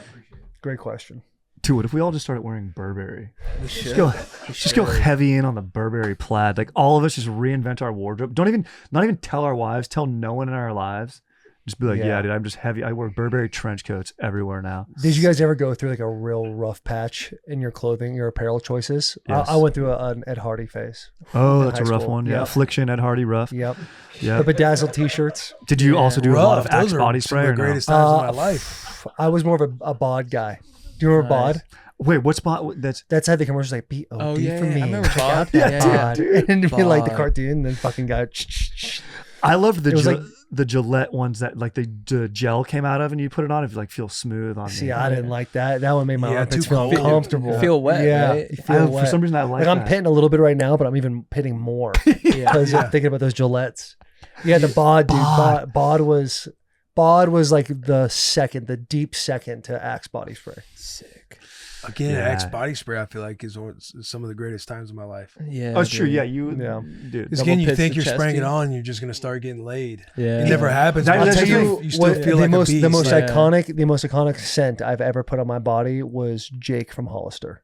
Ooh. Oh, Do you yeah, remember yeah, that? yeah. That's a good one. Jake Yeah. Foster. That was the one I probably went through a bottle every 2 weeks. Did any of you guys hit Curve, like at Walmart? Like you just go in and be like, all right, I can't afford to get some cologne, but I'll just go ahead and spray it on for the day. Oh yeah, you get the sample. I would do that at Abercrombie. I'd get Abercrombie Wood was what Dude, the scent was called. I would get Abercrombie that. Wood. Abercrombie Wood. Fierce. Abercrombie Fierce. Fierce is sick. God. Dude, you could tell how horny your boy was based on how like far away you could smell him from Axe. Like Zach's fucking horny tonight, dude. Yeah. This guy. You get done with practice You in could middle smell school, it. you just don't shower, you just spray Axe. Spray the Yeah. shit Oh, yeah. out of yourselves. A whore's bath. Yeah, the X, dude. Yeah. Double pits the chesty. You remember that commercial? Dude. That I- commercial went so hard to me. Dude, I had a phase. I went to a boarding school for high school in Connecticut, and all my siblings went. So I'm the fifth one. So I was like pumped to go, and I was like, I'm gonna go to the East Coast. I'm an East Coast guy now. The East Coast is sick. So I was like, I gotta start dressing like an East Coast guy. So I would get like collared shirts, pastel, pop the collar. People were like, what are you doing? I'm like, I'm an East Coast guy. Like, I'm about to go become an East Coaster. Like, I'm gonna go work on Wall Street. And I had like Sperry's and like, khaki short, like that guy. Yeah, dude, I tried to look like that guy. And I got to Connecticut. Dude, the ankle of the tan line is crazy. Yeah. Oh, dude, the boat shoes. Then I got to Connecticut and it snowed once. I was like, this sucks. I went back to California style. But shout out Connecticut. East Coast. I had a Sperry phase as well in college. Sperry. Those Oh, little boat shoes. yeah, You know, yeah. little boat shoes phase. I don't like I'm not- shoes, and- no socks. You Yeah. don't like I shoes, don't no like that. socks? I don't like that. I don't Uncomfortable mind for me. I don't mind it. Yeah, no show socks. Oh yeah, no show socks. Smart. See, no-show socks to me, I feel like they always like peel under my heel, and then I'm rocking just like my toes and half my foot are covered. You got to get the grip. You feel your heel So kind of much grip. squishing around. Yeah, Pilates. especially, and then you feel like there's a Pilates. little pressure in the middle of your foot, and I hate that feeling. Yeah. Oh, you can't have that. No. Yeah, the no-shows obviously are the best look, but You knew you were trash too. Like when the boys would clown me, I'd have sweatpants on with the elastic band at the bottom, and I'd just get shit on. really, Yeah. see, I kind of always liked the elastic band at the bottom. Like the tapered look, like the tapered. No, but it wasn't tapered. Like these are just old school cotton sweatpants with the little elastic thing at the Oh. bottom. The wrestling Like sweatpants. JC Penney's. Yeah, like wrestling sweatpants. Yeah, I don't mind that at all. Yeah, I don't mind it more now. It's just like, when you're young and you're going through different phases, and Yeah. your boys just kind of shit on you for whatever's hot. There's nothing more nerve-wracking than trying something new in front of the boys. Yeah. Especially Oh. your boys you've been like friends with for a little bit. They know your personality, they know how you operate, and then you go to try something new on, and just walking in that room. And you're not I'm hoping to confident God. either. Like I remember we had a Christmas and I wanted some Hollister gear, and I got this sick light blue Hollister shirt, and I wanted to wear it to the Christmas tournament where all the basketball games were being played, because that's where you kind of go show off your new fits. And I was also a very like anxious person, or not like nervous to where I'd be pitting all the time. And the light blue shirt just didn't like, Killed you. God, and it just makes it worse too because you're thinking about it. Dude, what about that moment where you become a skinny jean guy? You guys I have that? love skinny jeans. Still. Dude, did you have that moment? Look at this right here. Was it tough to like show your boys like I'm a skinny jean dude? So because of my size, like I always wanted to do the skinny jean thing. Like I remember like Christmas when I was like 12 or 13, like either it was 7th grade year or 8th grade year, and there was ES jeans, and they like kind of just came out. My brother got a bunch of pairs, and they all fit him perfectly, and then I got like whatever waist size I was, tight. And I couldn't even fit them over my thighs, and just body bagged me. It crushed me. It crushed my soul. Right. And then I didn't start wearing tight jeans until like I could afford to tailor tight jeans. Yeah. And then I Right. found True Classic. And then I found Those are True Classic? True Classic, dude. We interrupt this episode to bring you True Classic. You hear the boys talking about it. I'm actually showing off my jeans to Chad and Stride. I got this Chad nice, Strider. the nice new white tees on. The Listen, nice new I- white tees. I got about 12 of them in the mail last week. I wore them every day last week. I've already stained 4 of them. Great. Already stained 4. We're gonna get them out, but just to know No that question. your boy, I They're love the easily white washable. tees. Yes, We Yeah. know that. Something about those white tees too. Like I'm wearing the more the classic cotton blend right now, which is great. Grabs the shoulders, grabs the chest. I'll open this little jacket up so you guys can see if you are watching. It's real nice. It feels good. But the one that Will's wearing is more of like think of yourself as like, I'm gonna go run a 5K, take this shirt off and put the same exact one on, just clean, and then I'm gonna go to a nice dinner. That's what you're thinking. It's the duality of a t-shirt Yeah. that you're afforded when you wear True Classic tees. I got you, T. There's a Prima line that is coming out March 20th. It's more elevated, silkier material, 100% Prima cotton, perfect for going out. 20 new styles in tall this year, tops and I bottoms. see it now on the feet. And if you don't want to buy online, they're in Target. There are multiple in Nashville if you are local in Nashville, and they're known for 3 things: perfect fit, feel, and price. No matter what you buy, it's going to have these 3 things, tops or bottoms. Buy True Classic. Listen, True Classic it's our closet. It is the best. I know you were out there with Ryan over the weekend in Vegas. You were talking about it earlier. Ryan got himself a nice little spot in the mall and right by the Strip, and he's like, it's not that big, it's not that this, but you walk in there and it's like, okay, what do billionaires wear? Not people with like truly successful people are wearing the non-branded clothes that fit great and look great. This is a place you can walk into. You can put these clothes on, not some gaudy brand. It's going to fit right. It's going to look nice. And you're going to walk by people. They're going to get a kink in their neck, and they're going to realize that man looks good. I wonder where he went. All you have to do is whisper to them, True Classic. For the common man, by the common man. Look good, feel good, play good. Back True to this Classic. episode. They do jeans? They do jeans. Yeah, bro, they're nice. Oh, True wow. Classic is nice. Really? Yeah. Wow. Is that True Classic shirt? True Classic shirt. Yeah. They have been a nice little sponsor, but dude, they're like stretchy too. That's Like, nice. like, Yeah. Oh, that's Like, perfect. some good movement. Like you can get a lot of things done here. Dude, shout out True Classic. Yeah, True Classic rips. One of my worst fashion mistakes was getting a pair of soaps. Do you remember those, dude? Those shoes that you could grind anything on. Yeah. It had like the thing in the middle, And I thought it was so sick. I'm like, I'm gonna grind everything at school. All I did was just get hurt, dude. Fucking would come home, sprained wrist, sprained that, and then you'd clink around in these things, dude. Dude, I'm begging my mom to take me to the skate shop so I could buy something called curb cream, and I'd have in my backpack curb cream, and I'd be like, oh, there's a good gutter, curb it up, dude, and just run up and just on soaps, dude. Amazing. The soap, I went through a soap phase, but the craziest phase is Heelys. Oh yeah, dude. Like, yes, bro. Not you. Like it's super convenient when you're like kind of on a downhill and you're walking, and some guy just like slides past you. It's like, man, that's really well thought out. But like being on a flat surface, and like walking to class and just having like you're kind of like walking on heels. Yeah, and you're not even heeling around yet. Yeah. You're just using them for regular shoes. That's when you're like kind of in hell. Do you remember those shoes where it could like kind of measure your speed? No. Like they had some like a little electrical thing. Oh, like on the LA side. gears? LA gears Yeah, maybe? to where it wouldn't like say what your speed is, but it'd like have like, 8 miles an hour, 10, 12, up to like 16. And I'd be trying to sprint as like a fifth grader and be like, yo, you want to try my shoes on, see how fast you can run? That's genius, dude.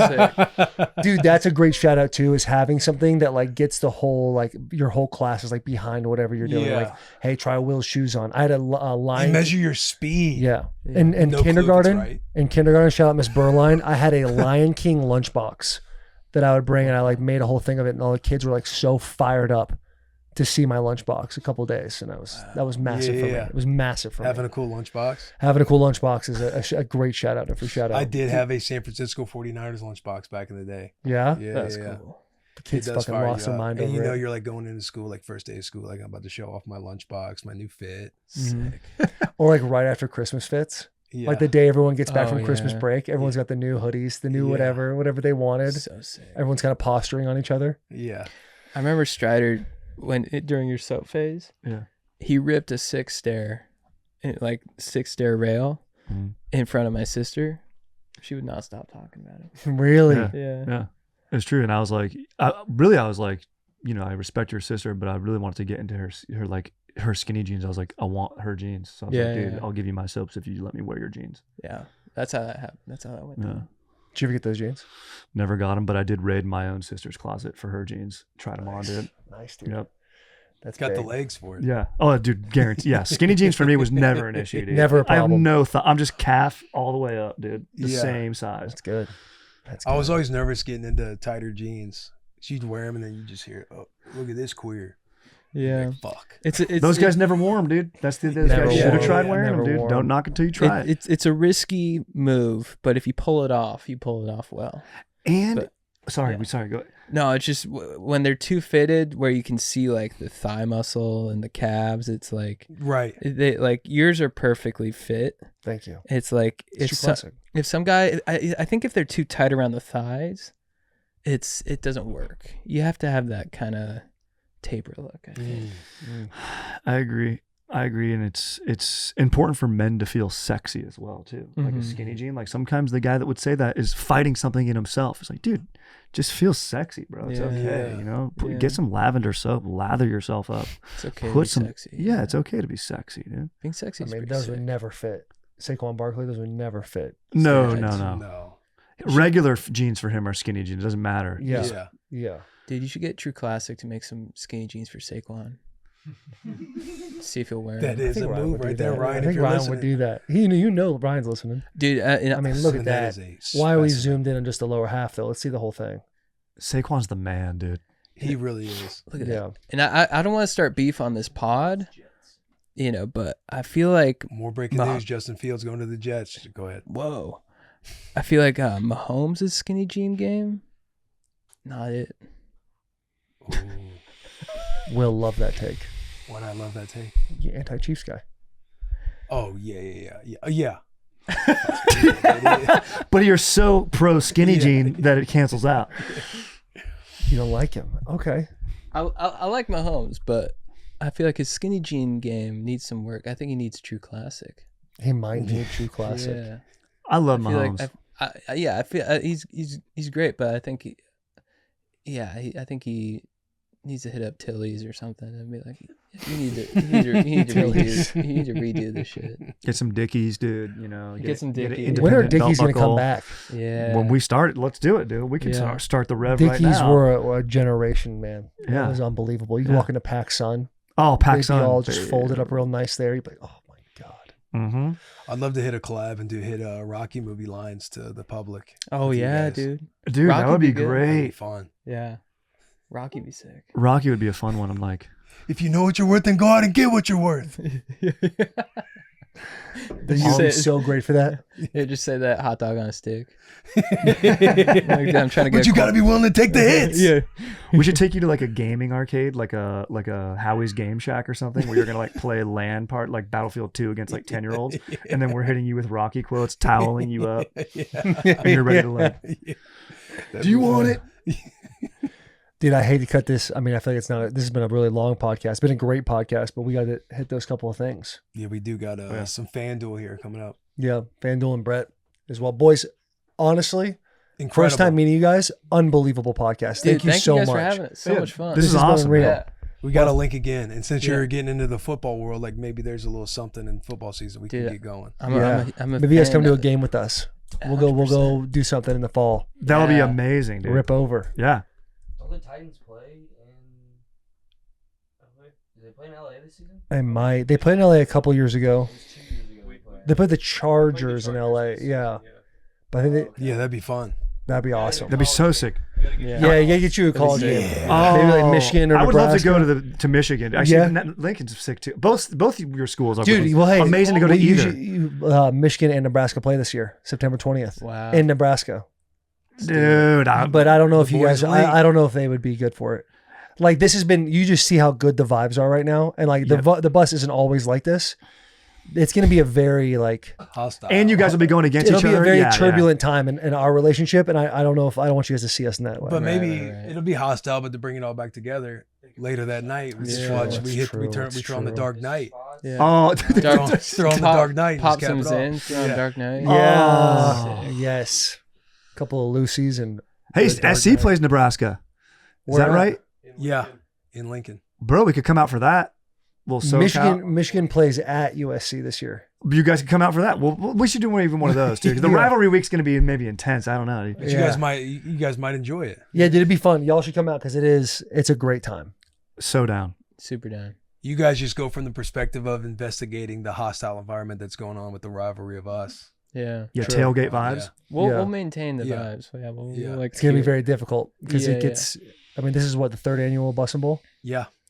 Dude, I got like a little portable like tanning booth thing. So I'll just if someone's feeling off, I'll just like get your taint real quick. It's sort of like in Blade, you know, when he needs in Blade Trinity, when Wesley Snipes needs like his serum so he can keep going. He's like, and the guy just pops in his mouth and he becomes Blade again. That's what happens. Need. Yeah. We could start off the day. I mean, start the vibes off right by just grabbing an ankle in the morning. Exactly. Oh, dude.